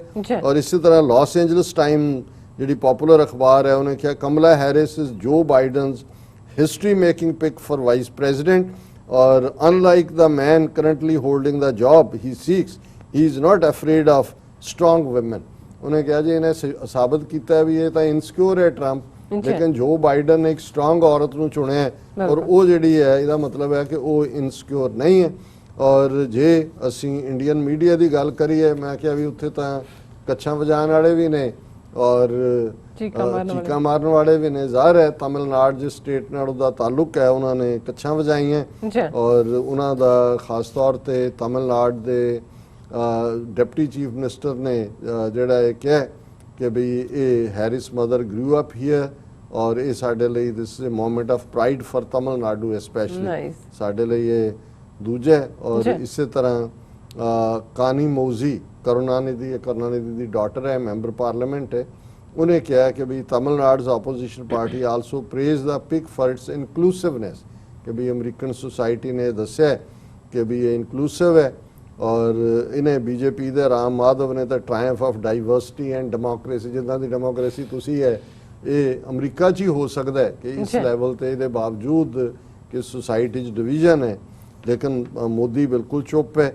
ਔਰ ਜਿਹੜੀ ਹੈਰਿਸ ਦੀ ਫੈਮਿਲੀ ਹੈ ਇੰਡੀਆ ਦੇ ਵਿੱਚ ਉਹ ਉਹਨਾਂ ਨੇ ਬਾਲਾ ਚੰਦਰਨ ਮੈਟਰਨਲ ਅੰਕਲ ਹੈ ਇਹਦਾ ਮਾਮਾ, ਉਹਨੇ ਵੌਇਸ ਆਫ ਅਮਰੀਕਾ ਨੂੰ ਕਿਹਾ ਕਿ ਵੀ ਇਹ ਸਾਡੀ ਟੱਬਰ ਦੇ ਵਿੱਚ ਔਰਤਾਂ ਬਹੁਤ ਮਜ਼ਬੂਤ ਨੇ, men are not so much she can handle the campaign ਕਿ ਵੀ ਬੰਦੇ ਨਹੀਂ ਨੇ ਇੰਨੇ ਮਜ਼ਬੂਤ। ਔਰ ਇਸ ਸਾਰੇ ਚੋਂ ਔਰ ਇਹਦੇ ਜਿਹੜਾ ਖਾਸ ਇੱਕ ਇੰਟਰਸਟਿੰਗ ਪਾਰਟ ਹੈ ਉਹਨਾਂ ਨੇ ਕਿਹਾ ਵੀ ਇਹ ਬੈਲੈਂਸ ਕਿਵੇਂ ਕਰੇਗੀ ਕਿ ਇੱਕ ਪਾਸੇ ਉਹਨੂੰ ਬ੍ਰਾਹਮਣ ਹੋਣ ਦਾ ਫਖਰ ਵੀ ਹੈ ਔਰ ਇਹ ਮੈਂ ਦੇਖਿਆ ਕਿ ਵੀ ਇਹਨੇ ਕਮਲਾ ਹੈਰਿਸ ਨੇ ਸ਼ਾਇਦ 2017 ਦੇ ਵਿੱਚ ਸੈਨ ਫ੍ਰਾਂਸਿਸਕੋ ਕ੍ਰੋਨਿਕਲ ਜਾਂ ਸੈਨ ਫ੍ਰਾਂਸਿਸਕੋ ਦਾ ਇੱਕ ਮੈਗਜ਼ੀਨ ਸੀ ਉਹਨੂੰ ਉਹਨੇ ਇੰਟਰਵਿਊ ਦਿੱਤਾ ਸੀ, ਹਾਂ 2003 ਦੇ ਵਿੱਚ, ਤੇ ਉਹਦੇ 'ਚ ਉਹਨੇ ਕਿਹਾ ਸੀ ਉਹਦੇ ਵਰਡ ਨੇ we are Brahmins that is the top caste, please do not confuse this with class which is only about money, for Brahmins the bloodline is most important, my family named Gopalan goes back more than 1000 years। ਹੁਣ ਉਹ ਇਹ ਕਹਿ ਰਹੀ ਹੈ ਕਿ ਭਾਈ ਇਹ ਜਿਹੜੀ ਹੈ ਹਰ ਮਦਰ ਉਹ ਕਹਿੰਦੇ ਵੀ ਮੇਰੀ ਮਾਂ ਨੇ ਮੈਨੂੰ ਇਹ ਕਹੀ ਸੀ ਕਿ ਅਸੀਂ ਬ੍ਰਾਹਮਣ ਹੈ, ਸਾਡੀ ਸਭ ਤੋਂ ਉੱਚੀ ਜ਼ਾਤ ਹੈ, ਇਹਦਾ ਮਤਲਬ ਇਹ ਨਹੀਂ ਹੈ ਵੀ ਜਿਹੜੀ ਪੈਸੇ ਨਾਲ ਨਹੀਂ ਹੈ, ਇਹ ਸਾਡਾ ਵੈਸੇ ਹੀ ਅਸੀਂ ਬ੍ਰਾਹਮਣ ਹੈ, ਕੋਈ ਇਹ ਕਲਾਸ ਡਿਵੀਜ਼ਨ ਨਹੀਂ ਹੈ। ਸਾਡੇ ਲਈ ਬ੍ਰਾਹਮਣਾਂ ਲਈ ਬਲੱਡ ਲਾਈਨ ਬੜੀ ਇੰਪੋਰਟੈਂਟ ਹੈ, ਔਰ ਮੈਂ ਗੋਪਾਲਨ ਹੈ ਔਰ 1000 ਸਾਲ ਤੋਂ ਸਾਡੀ ਇਹ ਲੈ ਗਈ। ਇਹਦਾ ਮਤਲਬ ਇਹ ਹੈ ਕਿ ਇਹਦੇ ਬਾਵਜੂਦ ਅਫਰੀਕਨ ਅਮਰੀਕਨ ਆਪਣੇ ਆਪ ਨੂੰ ਕਹਿਣਾ, ਕਾਲਿਆਂ 'ਚ ਹੋਣਾ ਵੀ ਮੇਰੀ ਮਾਂ ਨੇ ਸਾਨੂੰ ਪਾਲਿਆ ਹੀ ਇਸ ਤਰੀਕੇ ਨਾਲ ਹੈ। ਔਰ ਇਸ ਦੇ ਉੱਤੇ ਹੀ ਜਿਹੜਾ ਇਹ ਦੇਖਣ ਵਾਲੀ ਗੱਲ ਹੋਏਗੀ ਕਿ ਇਹ ਹੁਣ ਅਲਟੀਮੇਟਲੀ ਇਹਨਾਂ ਵਿਚਲਾ ਬ੍ਰਾਹਮਣ ਸਾਹਮਣੇ ਆਏਗਾ ਕਿ ਅਦਰਵਾਈਜ਼ ਜਿਹੜਾ ਉਹ ਹੋਏਗਾ। ਸੋ ਇਹ ਜਿਹੜਾ ਆਉਣ ਵਾਲੇ ਪੀਰੀਅਡ 'ਚ ਪੋਸੀਬਲ ਹੈ, ਕਿਉਂਕਿ ਜੇ ਹੁਣ ਇਹ ਕੋਰਟ ਹੈ 2003 ਦੀ, ਤੇ ਜਿਉਂ-ਜਿਉਂ ਡਿਬੇਟ ਔਰ ਅੱਗੋਂ ਪੋਤੜੇ ਫੁੱਲਣੇ ਨੇ ਇੱਕ ਦੂਜੇ ਦੇ, ਉਹਦੇ 'ਚ ਇਹ ਵੀ ਆਏਗਾ ਕਿ ਵੀ ਤੁਸੀਂ ਦੱਸੋ ਕਿ ਤੁਹਾਡੀ ਪੋਜੀਸ਼ਨ ਕਿਸ ਮੁੱਦੇ ਦੇ ਉੱਤੇ ਕੀ ਹੈ। ਔਰ ਇੱਕ ਨੇ ਆਲਰੇਡੀ ਇਹ ਟਵੀਟ ਕਰਕੇ ਪੁੱਛਿਆ ਵੀ ਹੈ ਕਿ ਵੀ ਇਹ ਇੱਕ ਪਾਸੇ ਆਪਣੇ ਆਪ ਨੂੰ ਆਪਰੈਸ਼ਨ ਅਫਰੀਕਨ ਅਮਰੀਕਨ ਸਲੇਵਰੀ ਦੀ ਗੱਲ ਹੁੰਦੀ ਹੈ, ਪਰ ਜੇ ਨਾਲ ਬ੍ਰਾਹਮਣ ਪ੍ਰਾਈਡ ਹੈ ਤੇ ਬ੍ਰਾਹਮਣ ਪ੍ਰਾਈਡਸ ਨੇ ਸ਼ੂਦਰਾਂ ਨਾਲ ਕੀ ਕੀਤਾ 3000 ਸਾਲ ਤੋਂ, ਔਰ ਅੱਜ ਕੀ ਕਰ ਰਹੇ ਨੇ ਕਿ ਵੀ ਜੇ ਤੁਹਾਨੂੰ ਤੁਸੀਂ ਜਿਹਨੂੰ ਅੰਗਰੇਜ਼ੀ 'ਚ ਕਹਿੰਦੇ ਨੇ ਕਿ you Kant run with the hair and hunt with the hound, ਕਿ ਇੱਕੋ ਵੇਲੇ ਤੁਸੀਂ ਦੋਨੋਂ ਚੀਜ਼ਾਂ ਨਹੀਂ ਕਰ ਸਕਦੇ। ਬਾਕੀ ਇਹ ਇੰਡੀਆ ਨਾਲ ਜਿਹੜੀ ਫੋਰਨ ਪਾਲਿਸੀ ਹੈ ਅਮਰੀਕਾ ਦੀ, ਉਹਨੂੰ ਕੀ ਫਰਕ ਪਏਗਾ ਜੇ ਇਹ ਬਾਈਡਨ ਔਰ ਕਮਲਾ ਹੈਰਿਸ ਦੀ ਜੋੜੀ ਜਿੱਤਦੀ ਹੈ। ਕਸ਼ਮੀਰ ਖਾਸ ਤੌਰ ਤੇ, ਕਿਉਂਕਿ ਜਦੋਂ ਕਸ਼ਮੀਰ ਦਾ ਮੁੱਦਾ 5 ਅਗਸਤ ਨੂੰ ਸਾਹਮਣੇ ਆਇਆ ਤੇ ਜ਼ਾਹਰ ਹੈ ਕਿ ਪ੍ਰੋਮਿਲਾ ਜੈਪਾਲ ਕਾਂਗਰਸ ਵੂਮਨ ਹੈ ਸੀਐਟਲ ਤੋਂ, ਉਹਨੇ US ਹਾਊਸ ਦੇ ਵਿੱਚ ਰੈਜ਼ੋਲੂਸ਼ਨ ਲਿਆਂਦਾ ਕਸ਼ਮੀਰੀਆਂ ਦੇ ਹੱਕ 'ਚ ਔਰ ਭਾਰਤੀ ਜ਼ਬਰ ਦੇ ਖਿਲਾਫ, ਉਹਨੂੰ ਜਿਹੜਾ ਕਮਲਾ ਹੈਰਿਸ ਨੇ ਸਪੋਰਟ ਕੀਤਾ ਸੀ। ਸੋ ਮੈਂ ਦੇਖ ਰਿਹਾ ਵੀ ਕੁਛ ਨੇ ਇੱਕਦਮ ਇਹ ਹੋਪ ਵੀ ਜਗਾਈ ਹੈ ਕਿ ਜੇ ਇਹ ਬਣ ਜਾਂਦੇ ਨੇ ਤਾਂ ਕਸ਼ਮੀਰ ਦੇ ਵਿੱਚ ਅਮਰੀਕਾ ਦੀ ਹੋਰ ਐਗਰੈਸਿਵ ਨੀਤੀ ਹੋਏਗੀ ਭਾਰਤੀ ਜ਼ੁਲਮ ਦੇ ਖਿਲਾਫ। ਇਹ ਅਸੀਂ ਅਗਲੇ ਸੈਗਮੈਂਟ 'ਚ ਡਿਸਕਸ ਕਰਦੇ ਹਾਂ। ਜੀ ਡਾਕਟਰ ਸਾਹਿਬ ਤੁਹਾਡਾ ਬਹੁਤ ਬਹੁਤ ਸ਼ੁਕਰੀਆ। ਸਵਾਗਤ ਲੈਣਾ ਬ੍ਰੇਕ ਤੋਂ ਪਹਿਲਾਂ ਅਸੀਂ ਆਪਣੇ ਦਰਸ਼ਕਾਂ ਤੇ ਸਰੋਤਿਆਂ ਨੂੰ ਅਪੀਲ ਤੇ ਬੇਨਤੀ ਕਰਦੇ ਵਿਊਅਰਸ, ਜਿਸ ਤਰ੍ਹਾਂ ਕਿ ਤੁਸੀਂ ਜਾਣਦੇ ਹੋ ਕਿ TV 84 ਹੱਕ ਸੱਚ ਇਨਸਾਫ ਦੀ ਜੋ ਆਵਾਜ਼ ਹੈ ਉਸ ਨੂੰ ਬੁਲੰਦ ਕਰ ਰਿਹਾ ਹੈ, ਔਰ ਅਸੀਂ ਚਾਹਾਂਗੇ ਕਿ ਜੇ ਤੁਸੀਂ ਚਾਹੁੰਦੇ ਹੋ ਕਿ ਇਹ ਆਵਾਜ਼ ਇਸ ਤਰ੍ਹਾਂ ਹੀ ਬੁਲੰਦੀਆਂ ਛੋਏ ਤਾਂ ਤੁਸੀਂ ਇਸ ਦੀ ਵੱਧ ਤੋਂ ਵੱਧ ਮਾਈਕ ਸਹਾਇਤਾ ਕਰੋ। ਤੁਸੀਂ ਆਪਣੀ ਮਾਈਕ ਸਹਾਇਤਾ ਸਾਡੀ ਵੈਬਸਾਈਟ TV84.tv ਤੇ ਜਾ ਕੇ ਪੇਪਲ ਦੀ ਵਰਤੋਂ ਕਰਕੇ ਵਨ ਟਾਈਮ ਡੋਨੇਟ ਕਰ ਸਕਦੇ ਹੋ, ਮੰਥਲੀ ਡੋਨੇਟ ਵੀ ਕਰ ਸਕਦੇ ਹੋ। ਤੁਸੀਂ TV84 ਦੇ ਨਾਮ ਤੇ ਚੈੱਕ ਬਣਾ ਕੇ ਸਾਨੂੰ ਮੇਲ ਵੀ ਕਰ ਸਕਦੇ ਹੋ ਸਾਡੇ ਇਸ ਪਤੇ ਤੇ 36-0137 ਥੰਬਨੇਲ ਲੌਂਗਲੈਂਡ ਸਿਟੀ ਨਿਊਯਾਰਕ 11101 USA, ਜਾਂ ਫਿਰ ਤੁਸੀਂ ਸਾਨੂੰ ਫੋਨ ਰਾਹੀਂ ਵੀ ਸੰਪਰਕ ਕਰ ਸਕਦੇ ਹੋ ਸਾਡੇ ਫੋਨ ਨੰਬਰ ਤੇ 5164060694। Thank you so much viewers. ਵਿਚਾਰਾਂ ਦਾ ਸਿਲਸਿਲਾ ਇਸ ਤਰ੍ਹਾਂ ਚੱਲਦਾ ਰਹੇਗਾ। ਮਿਲਦੇ ਹਾਂ ਛੋਟੇ ਜਿਹੇ ਬ੍ਰੇਕ ਤੋਂ ਬਾਅਦ।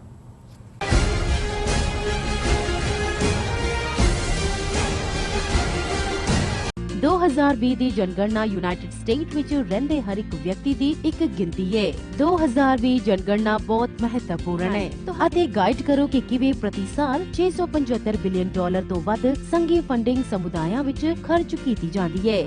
ਤੁਸੀਂ ਇੱਕ ਕੰਪਿਊਟਰ, ਟੈਬਲੇਟ ਜਾਂ ਮੋਬਾਈਲ ਫੋਨ ਤੋਂ ਦਿਨ ਵਿੱਚ 24 ਘੰਟੇ ਆਨਲਾਈਨ ਜਵਾਬ ਦੇ ਸਕਦੇ ਹੋ। ਤੁਹਾਡੀ ਜਾਣਕਾਰੀ ਗੁਪਤ ਹੈ।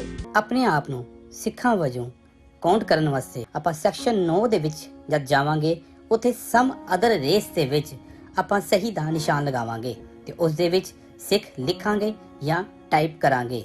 ਇਸ ਦੇ ਨਾਲ ਸਾਡੀ ਸਿੱਖਾਂ ਵਜੋਂ ਇੱਕ ਅਲੱਗ ਪਹਿਚਾਨ ਸੈਂਸਸ 2020 ਦੇ ਵਿੱਚ ਹੋ ਜਾਵੇਗੀ। ਸੋ ਯੂਨਾਈਟਿਡ ਸਿੱਖ ਵੱਲੋਂ ਅਸੀਂ ਸਾਰਿਆਂ ਨੂੰ ਬੇਨਤੀ ਕਰਦੇ ਹਾਂ ਕਿ ਇਸ ਮਰਦਮਸ਼ੁਮਾਰੀ ਦੇ ਵਿੱਚ ਆਪਣੇ ਘਰ ਦੇ ਹਰ ਇੱਕ ਜੀ ਦੀ ਗਿਣਤੀ ਕਰਵਾਓ। ਬਹੁਤ ਬਹੁਤ ਧੰਨਵਾਦ ਜੀ। ਕੀ ਤੁਸੀਂ ਰੋਜ਼ਾਨਾ ਕੰਮ ਤੇ ਆਪਣਾ ਵਧੇਰੇ ਸਮਾਂ ਬਿਤਾਉਣ ਤੋਂ ਪਰੇਸ਼ਾਨ ਹੋ? ਆਪਣੀ ਪੂੰਜੀ ਨੂੰ ਕੰਮ ਤੇ ਲਗਾਓ, ਸਾਡੇ ਨਾਲ ਇਨਵੈਸਟ ਕਰੋ। ਅਸੀਂ ਤੁਹਾਡੀ ਪੂੰਜੀ ਤੋਂ ਤੁਹਾਡੇ ਲਈ ਵਧੇਰੇ ਪੈਸੇ ਬਣਾ ਸਕਦੇ ਹਾਂ। ਅਸੀਂ ਪ੍ਰਾਈਵੇਟ ਇਕੁਇਟੀ ਇਨਵੈਸਟਮੈਂਟ ਫਰਮ ਹਾਂ ਤੇ ਕਮਰਸ਼ੀਅਲ ਰੀਅਲ ਏਸਟੇਟ ਵਿੱਚ ਮਾਹਿਰ ਹਾਂ। Property management, leasing, asset management, commercial real estate investment ਵਿੱਚ ਸਾਰੀਆਂ ਸੇਵਾਵਾਂ ਲਈ ਅਮਰੀਕਾ ਭਰ ਵਿੱਚੋਂ ਤੁਸੀਂ ਸਾਡੇ ਤੱਕ ਪਹੁੰਚ ਕਰ ਸਕਦੇ ਹੋ।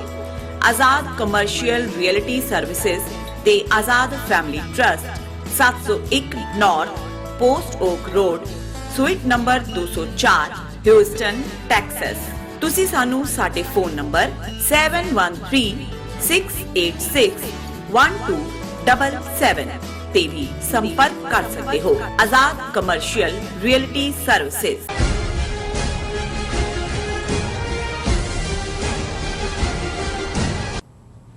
ਦਰਸ਼ਕੋ ਬ੍ਰੇਕ ਤੋਂ ਬਾਅਦ ਤੁਹਾਡਾ ਸਭ ਦਾ ਭਰਪੂਰ ਸਵਾਗਤ ਹੈ। ਸੋ ਦੂਸਰੇ ਸੈਗਮੈਂਟ ਦੇ ਵਿੱਚ ਆਪਾਂ ਗੱਲਬਾਤ ਕਰਨ ਜਾ ਰਹੇ ਹਾਂ ਕਸ਼ਮੀਰ ਮੁੱਦੇ ਤੇ ਕਿ ਕਿਸ ਤਰ੍ਹਾਂ ਕਮਲਾ ਹੈਰਿਸ ਨੇ ਸੈਨੇਟਰ ਵਜੋਂ ਕਸ਼ਮੀਰੀਆਂ ਦੇ ਹੱਕ ਦੇ ਵਿੱਚ ਹਾਂ ਦਾ ਨਾਰਾ ਮਾਰਿਆ ਸੀ।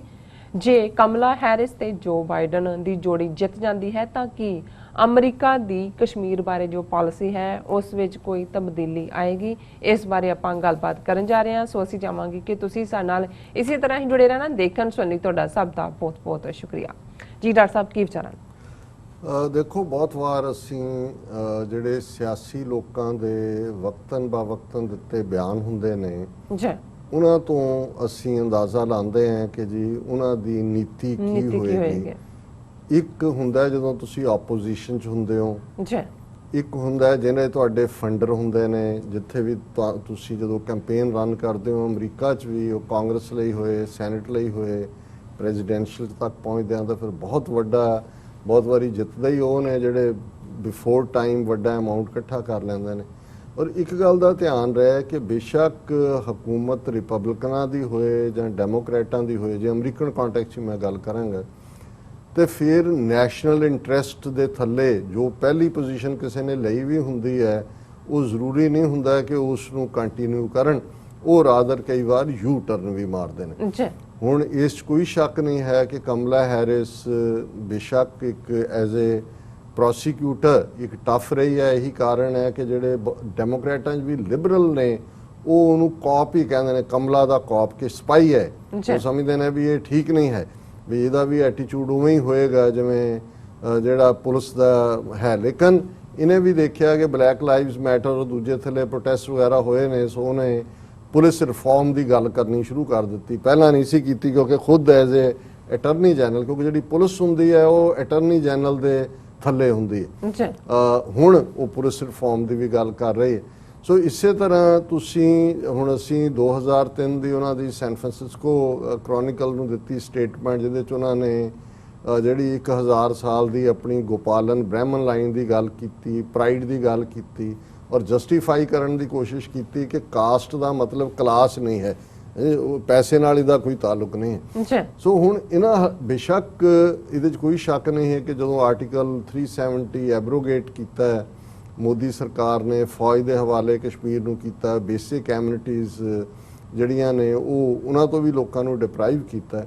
ਤੇ ਪ੍ਰੋਮਿਲਾ ਜੈਪਾਲ ਜਿਹੜੀ ਕਾਂਗਰਸ ਵੂਮਨ ਸੀਐਟਲ ਤੋਂ ਹੈ, ਵਾਸ਼ਿੰਗਟਨ ਸਟੇਟ ਤੋਂ, ਉਹਨੇ ਆਪਣੇ 14-15 ਕੋਲੀਗਸ ਦੇ ਨਾਲ ਇੱਕ ਮਤਾ ਵੀ ਲਿਆਂਦਾ, ਸਟੇਟਮੈਂਟ ਵੀ ਆਈ। ਔਰ ਉਸ ਪੀਰੀਅਡ 'ਚ ਕਮਲਾ ਹੈਰਿਸ ਦੀ ਜਿਹੜੀ ਸੈਨੇਟਰ ਸੀ ਕੈਲੀਫੋਰਨੀਆ ਤੋਂ, ਸਟਿਲ ਸੈਨੇਟਰ ਹੈ, ਉਹਨਾਂ ਨੇ ਕਿਹਾ ਕਿ we have to remind the Kashmiris that they are not alone in the world, says Kamala Harris, a major Democratic candidate for 2020 US presidential election. ਉਦੋਂ ਇਹ ਪ੍ਰੈਜ਼ੀਡੈਂਟ ਲਈ ਸੈਨੇਟਰ ਤਾਂ ਸੀ, ਪ੍ਰੈਜ਼ੀਡੈਂਟ ਰੇਸ 'ਚ ਸੀ ਪ੍ਰਾਇਮਰੀ ਲਈ। We are keeping track on the situation.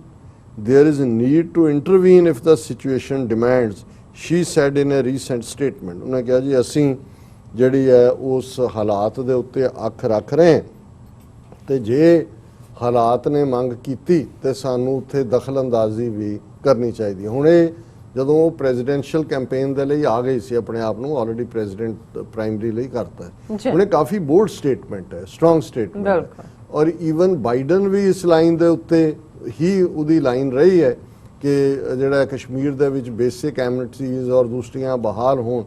ਹੁਣ ਦੇਖਣ ਵਾਲੀ ਗੱਲ ਇਹ ਹੈ, ਔਰ ਜਿਹੜਾ ਸਵਾਲ ਸਾਨੂੰ ਇੱਕ ਭੈਣ ਨੇ ਪੁੱਛਿਆ ਔਰ ਉਹਨੂੰ ਵੀ ਅਸੀਂ ਰਿਸਪੌਂਡ ਕਰ ਰਹੇ ਹਾਂ ਕਿ ਕੀ ਜੇ ਜੋ ਬਾਈਡਨ ਔਰ ਕਮਲਾ ਹੈਰਿਸ ਦੀ ਜੋੜੀ ਜਿੱਤ ਜਾਂਦੀ ਹੈ, ਕੀ ਕਸ਼ਮੀਰੀਆਂ ਨੂੰ ਉਹਨਾਂ ਦੇ ਬੁਨਿਆਦੀ ਹੱਕ ਜਿਹੜੇ ਜ਼ਾਹਰ ਹੈ ਆਜ਼ਾਦੀ ਵੱਲ, ਔਰ ਇਸ ਵੇਲੇ ਤਾਂ ਈਵਨ ਵਿਦਨ ਕਸ਼ਮੀਰ ਫਾਰੂਕ ਅਬਦੁੱਲਾ, ਉਮਰ ਅਬਦੁੱਲਾ ਸਮੇਤ ਫੈਸਲ, ਜਿਹਦਾ ਕੱਲ ਅਸੀਂ ਡਰਾਮੇਬਾਜ਼ੀ ਦੀ ਗੱਲ ਕੀਤੀ ਸੀ, ਇਹ ਵੀ ਮੰਗਣ ਨੂੰ ਤਿਆਰ ਨਹੀਂ ਕਿ ਆਰਟੀਕਲ 370 ਰੀਸਟੋਰ ਕਰੋ, ਕਿਉਂਕਿ ਉਹ ਕਹਿੰਦੇ ਨੇ ਜੀ ਹਾਲਾਤ ਬਦਲ ਗਏ, ਮੁਲਕ ਦਾ ਕੀ ਹਾਲ ਹੈ।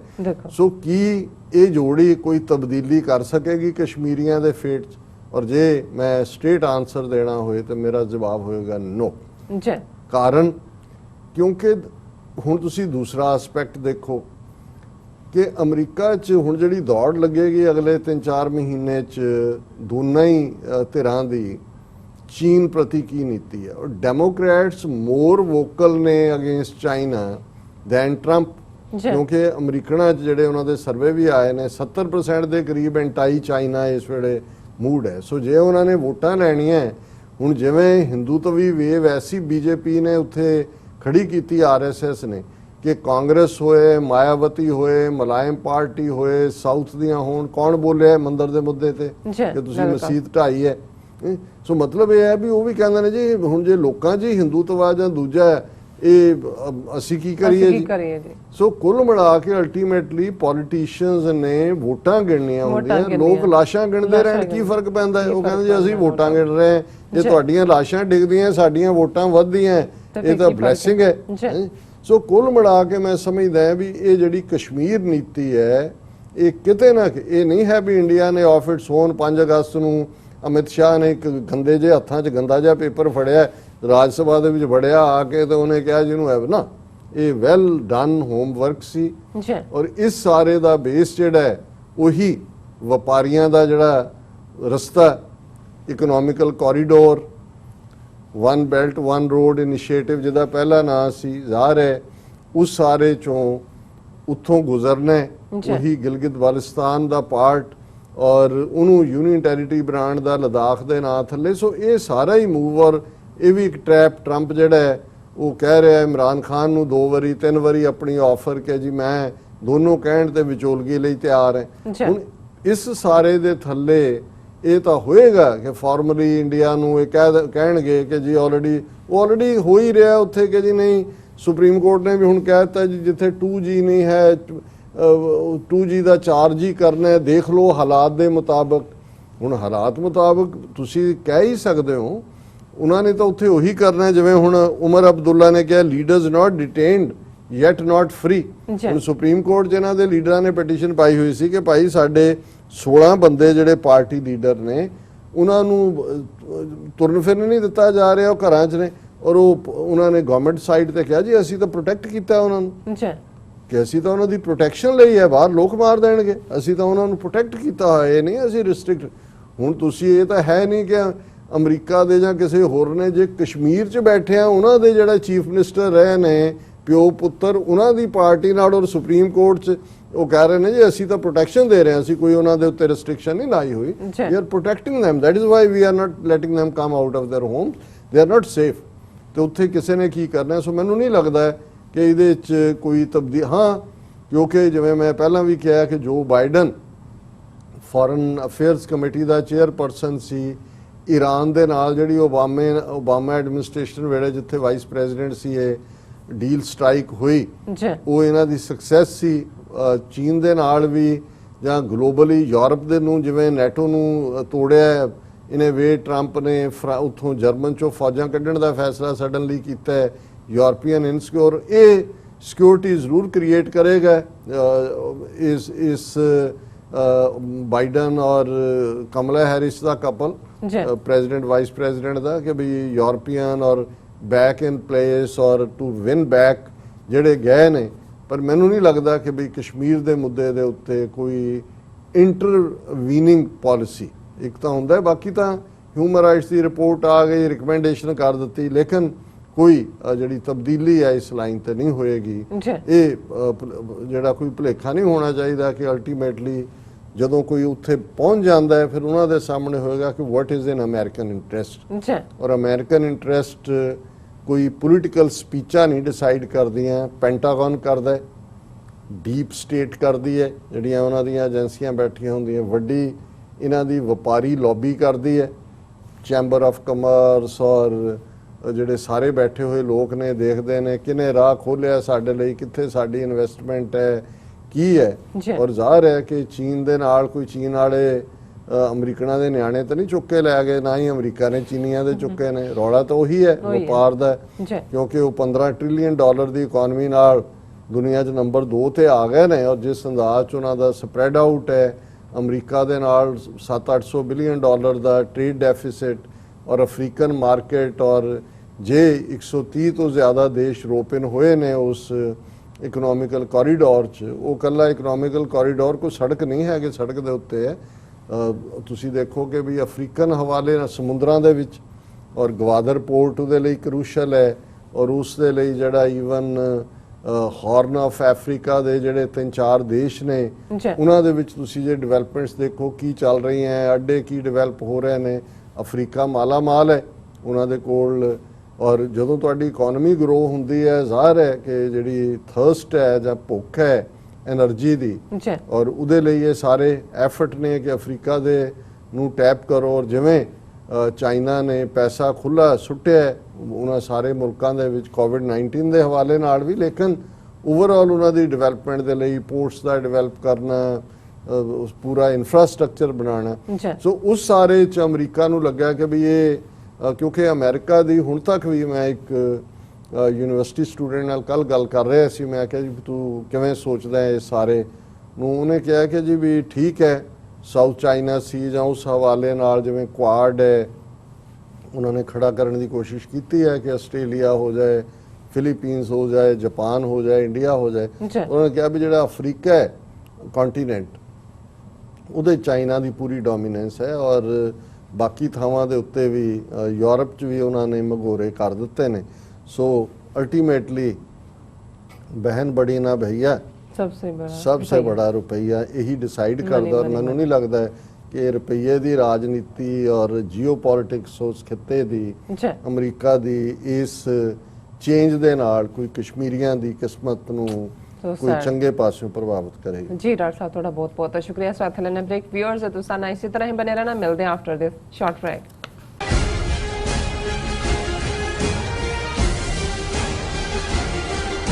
Are you tired of property violations, ECB court hearings wasting your time? AM Expediting Drafting and Design is the solution for your problems. AM Expediting Drafting and Design offers services that range from architectural drawings to expediting services to DOB, FDNY, and other agencies. Or visit their location at 116-15 Myrtle Avenue in Richmond Hill. Call AM Expediting Drafting and Design now at 718-725-0059. ਕੀ ਤੁਹਾਨੂੰ 30, 40 ਜਾਂ 50 ਦਿਨ wait ਕਰਨੀ ਪੈ ਰਹੀ ਹੈ ਤੁਹਾਡੇ check ਲਈ? ਫਿਰ ਬ੍ਰੋਕਰਾਂ ਪਿੱਛੇ ਭੱਜਦੇ ਫਿਰਦੇ ਹੋ ਪੈਸੇ ਲਈ। ਬਹੁਤ ਜ਼ਿਆਦਾ ਟਾਈਮ ਵੇਸਟ ਹੋ ਜਾਂਦਾ ਇੱਦਾਂ ਤਾਂ। ਜੇ ਤੁਸੀਂ ਅੱਜ ਹੀ ਪੈਸੇ ਲੈਣੇ ਤਾਂ ਬੌਬਟੇਲ ਨੂੰ ਕਾਲ ਕਰੋ। ਬੌਬਟੇਲ ਤੁਹਾਡੀਆਂ ਇਨਵੋਇਸਿਸ ਸੇਮ ਡੇ ਫੰਡ ਕਰ ਸਕਦੇ ਹਾਂ for a small fee, no contract, no reserve and no hidden fees. ਅੱਜ ਹੀ ਕਾਲ ਕਰੋ ਬੌਬਟੇਲ ਨੂੰ ਤੇ ਤੁਹਾਡਾ ਪਹਿਲਾ ਮਹੀਨਾ ਫ੍ਰੀ। 410-204-2084 ਅਗੇਨ 410-204-2084। ਇਹ ਦੋ ਵਿਚਾਰਧਾਰਾਵਾਂ ਵਿਚਾਲੇ ਟੱਕਰ ਦੀ ਵਾਰਤਾ ਹੈ। ਇਹ ਕਿਤਾਬ ਪੁਜਾਰੀ ਦੀ ਸਮਰੱਥਾ ਤੇ ਤਿੱਖਾ ਪ੍ਰਹਾਰ ਕਰਦੀ ਹੈ। ਨਾਸਤਕ ਵਿਚਾਰਧਾਰਾ ਵਾਲਿਆਂ ਵੱਲੋਂ ਉਠਾਏ ਗਏ ਸਵਾਲ ਗੁਰੂ ਨਾਨਕ ਸਾਹਿਬ ਜੀ ਦੇ ਸਵਾਲਾਂ ਨਾਲ ਬਹੁਤ ਮੇਲ ਖਾਂਦੇ ਹਨ। ਫਰਕ ਇੰਨਾ ਹੈ ਕਿ ਨਾਸਤਕ ਲੋਕ ਆਪਣੇ ਸਵਾਲਾਂ ਦੇ ਜਵਾਬ ਪੁਜਾਰੀ ਕੋਲੋਂ ਭਾਲਦੇ ਹਨ, ਜਦਕਿ ਗੁਰੂ ਨਾਨਕ ਸਾਹਿਬ ਜੀ ਉਹਨਾਂ ਦਾ ਜਵਾਬ ਸਰਬ ਵਿਆਪਕ ਨਿਹਚਲ ਹੁਕਮ ਦੀ ਅਗਵਾਈ ਵਿੱਚੋਂ ਰੋਸ਼ਨਾਉਂਦੇ ਹਨ। Sole enemy of a Sikh Brahminism English ਵਿੱਚ ਜਾਂ ਸਿੱਖ ਦਾ ਇੱਕੋ ਵੈਰੀ ਬ੍ਰਾਹਮਣਵਾਦ ਪੰਜਾਬੀ ਵਿੱਚ ਗੁਰਪ੍ਰੀਤ ਸਿੰਘ ਜੀਪੀ ਵੱਲੋਂ ਲਿਖੀ ਕਿਤਾਬ ਹੁਣੇ ਮੰਗਵਾਓ ਜੀ। ਤੁਸੀਂ Amazon, Barnes and Noble ਜਾਂ Flipkart ਆਨਲਾਈਨ ਪਲੇਟਫਾਰਮਸ ਤੋਂ ਆਰਡਰ ਕਰ ਸਕਦੇ ਹੋ।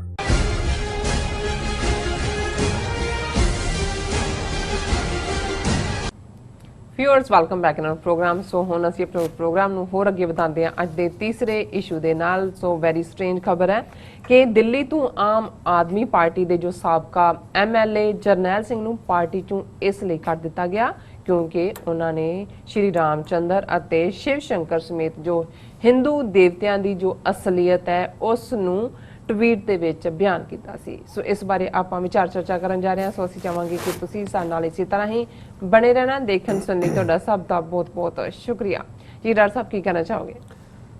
ਦੇਖੋ, ਜਿਨ੍ਹਾਂ ਨੇ ਵੀ ਇਹ ਕਿਹਾ ਕਿ 5 ਅਗਸਤ ਨੂੰ ਭਾਰਤ ਦੇ ਵਿੱਚ ਹਿੰਦੂ ਰਾਸ਼ਟਰ ਦੀ ਨੀਂਹ ਰੱਖੀ ਗਈ ਹੈ, ਜੀ ਰਾਦਰ ਇਹ ਸੀ ਹਿੰਦੂ ਰਾਸ਼ਟਰ ਤਾਂ ਪਹਿਲਾਂ ਹੀ ਬਣ ਚੁੱਕਾ ਹੈ, ਵੀ ਐਲਾਨਿਆ ਗਿਆ ਹੈ ਕਿ ਬਈ ਹੁਣ ਰਾਮਚੰਦਰ ਜੀ ਦਾ ਇਹ ਮੰਦਰ ਜਿਹੜਾ ਕਿ ਜ਼ਬਰਦਸਤੀ ਅਯੁੱਧਿਆ 'ਚ ਉਹਨਾਂ ਨੂੰ ਜਨਮਾਇਆ ਗਿਆ, ਇਹੀ ਤੁਹਾਡਾ ਕ੍ਰਾਈਟੇਰੀਆ ਹੋਏਗਾ ਕਿ ਸਭ ਤੋਂ ਪਹਿਲਾਂ ਤੁਸੀਂ ਅੱਗੇ ਤਾਂ ਜਿਹੜਾ ਉਹਨਾਂ ਨੇ ਵੰਦੇ ਮਾਤਰਮ ਜਾਂ ਭਾਰਤ ਮਾਤਾ ਕੀ ਜੈ ਕਹਿ ਕੇ ਹੀ ਕੁੱਟਣੋਂ ਬਚ ਜਾਂਦੇ ਸੀ ਲੋਕ, ਜਿਹਨਾਂ ਨੂੰ ਫੜਦੇ ਸੀ ਨਾਅਰੇ ਲਵਾਉਂਦੇ ਸੀ। ਬਿਲਕੁਲ। ਪਰ ਹੁਣ ਜੈ ਸ਼੍ਰੀ ਰਾਮ ਦੇ ਨਾਲ ਕਿ ਵੀ ਮੰਦਰ ਨੂੰ ਮੰਨਦਾ ਤੂੰ, ਬੁੱਤ ਪ੍ਰਸਤੀ 'ਚ ਯਕੀਨ ਰੱਖਦਾ, ਹੁਣ ਇਹ ਵੀ ਸਵਾਲ ਉਹਨਾਂ ਦੇ ਹੋਣਗੇ।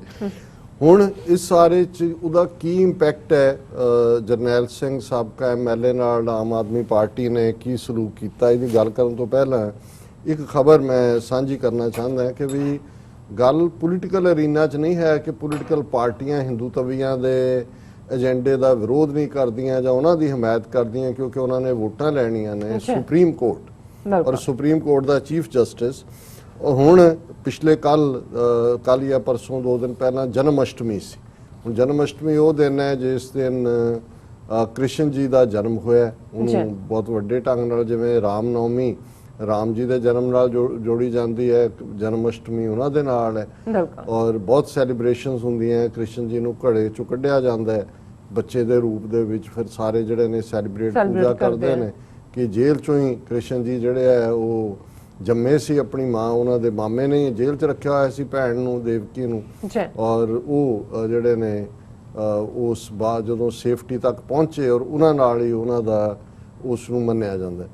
ਹੁਣ ਐਤਕੀ ਜਨਮ ਅਸ਼ਟਮੀ ਤੱਕ ਉਹ ਹੋ ਨਹੀਂ ਸਕੀ ਬਹੁਤੀ, ਕਿਉਂਕਿ ਕੋਵਿਡ-19 ਕਰਕੇ ਭਾਰਤ 'ਚ ਬੜੀ ਤੇਜ਼ੀ ਨਾਲ ਪਸਾਰ ਹੈ। ਉਹਨਾਂ ਦੇ ਆਲ ਇੰਡੀਆ ਇੰਸਟੀਚਿਊਟ ਦੇ ਜਿਹੜੇ ਪ੍ਰਮੁੱਖ ਡਾਕਟਰ ਨੇ ਉਹਨਾਂ ਦਾ ਕਹਿਣਾ ਕਿ ਇਹ ਸਤੰਬਰ ਤੱਕ ਪੀਕ ਤੇ ਜਾ ਸਕਦੀ ਹੈ। ਵੈਸੇ ਇਹਨਾਂ ਦੇ ਰੂਸ ਵਾਲਿਆਂ ਨੇ ਵੀ ਸਵਾਮੀ ਰਾਮਦੇਵ ਦੀ ਤਰ੍ਹਾਂ ਅੱਜ ਕਿਹਾ ਕਿ ਵੀ ਉਹਨਾਂ ਨੇ ਲੱਭ ਲਈ ਹੈ ਵੈਕਸੀਨ, ਔਰ ਪੁਤਿਨ ਨੇ ਆਪਣੀ ਡਾਟਰ ਨੂੰ ਪਹਿਲੀ ਡੋਜ਼ ਦਿੱਤੀ। ਉਹਨੇ ਕਿਹਾ ਦੇਖੋ ਕਿੰਨੀ ਦੇਸ਼ ਭਗਤੀ ਹੈ।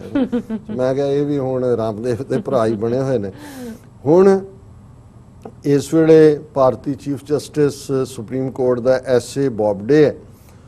ਇੱਕ ਪ੍ਰਿਜ਼ਨਰ ਨੇ ਜਾਂ ਇੱਕ ਜਿਹੜਾ ਉਹਨਾਂ ਦੀ ਕੈਦ 'ਚ ਹੈ, ਜੇਲ੍ਹ 'ਚ ਹੈ, ਉਹਨੇ ਪਟੀਸ਼ਨ ਪਾਈ ਹੋਈ ਸੀਗੀ ਬੇਲ ਦੇ ਲਈ। ਹੁਣ ਇਹਦਾ ਖਬਰ ਦਾ ਹੈਡਿੰਗ ਹੈ Krishna was born in jail today, you want to leave? Chief Justice of India Bobde asks petitioner on Janmashtami. ਹੁਣ ਇੱਕ ਧਰਮਿੰਦਰ ਵਾਲਵੀ ਨਾਂ ਦਾ ਜਿਹਨੂੰ ਜਿਹੜੀ ਕਨਵਿਕਟ ਹੋਇਆ ਔਰ ਮਰਡਰ ਦੇ ਕੇਸ ਦੇ ਵਿੱਚ ਉਹ ਉਮਰ ਕੈਦ ਕੱਟ ਰਿਹਾ ਹੈ, ਉਹ ਆਪਣੀ ਬੇਲ ਦੇ ਲਈ ਧਰਮਿੰਦਰ ਵਾਲਵੀ ਲਾਂਦਾ ਅਰਜ਼ੀ, ਔਰ ਚੀਫ ਜਸਟਿਸ ਨੂੰ ਪੁੱਛ ਰਿਹਾ ਹੈ ਕਿ today lord Krishna was born in jail, ਕਿ ਅੱਜ ਬੜਾ ਪਵਿੱਤਰ ਦਿਨ ਹੈ, ਤੇਰੀ ਅਰਜ਼ੀ ਲੱਗੀ ਹੈ ਕਿਉਂਕਿ ਅੱਜ ਕ੍ਰਿਸ਼ਨ ਜੇਲ੍ਹ ਦੇ ਵਿੱਚ ਜੰਮੇ ਸੀ। You want to leave jail, ਤੂੰ ਜੇਲ੍ਹ ਚੋਂ ਬਾਹਰ ਜਾਣਾ ਚਾਹੁੰਦਾ ਹੈ? ਉਹਨੇ ਕਿਹਾ to this the petitioner's counsel replied in the affirmative. ਉਹਨੇ ਕਿਹਾ ਜੀ ਹਾਂ, good, religion is not something you are extremely attached to, Bobde said. ਉਹਨੇ ਕਿਹਾ ਜੀ ਠੀਕ ਹੈ, ਤੂੰ ਕੋਈ ਭਾਵੇਂ ਇੰਨਾ ਧਾਰਮਿਕ ਨਾ ਵੀ ਹੋਏ। The Chief Justice of India then ordered Valvi to deposit rupees 25,000 as surety for the bail and ordered his release. ਉਹਨੇ ਕਿਹਾ ਚੱਲ ਤੂੰ 25,000 ਰੁਪਏ ਦੀ ਜ਼ਮਾਨਤ ਜਮ੍ਹਾਂ ਕਰਾ ਦੇ ਔਰ ਤੂੰ ਜਾ। ਹੁਣ ਇਹ ਬਸ ਇੰਨੀ ਖਬਰ ਹੈ। ਖਬਰ ਬੜੀ ਵੱਡੀ ਹੈ ਕਿਉਂਕਿ ਇਸ ਲਈ ਕਿ ਗੱਲ ਪੋਲੀਟੀਕਲ ਅਰੀਨਾ ਦੀ ਨਹੀਂ ਹੈ। ਇੱਕ ਕਨਵਿਕਟਡ ਮਰਡਰਰ ਕਿੱਥੇ ਸਾਡੇ 25 30 ਸਾਲ ਤੋਂ ਜਿਨ੍ਹਾਂ ਨੂੰ ਬਾਹਰ ਹੀ ਨਹੀਂ ਆਣ ਦਿੱਤਾ ਗਿਆ ਵਿਦਆਊਟ ਪੈਰੋਲ, 90 ਤੋਂ ਜ਼ਿਆਦਾ UAPA ਦੇ ਥੱਲੇ ਫੜ ਰਹੇ ਨੇ।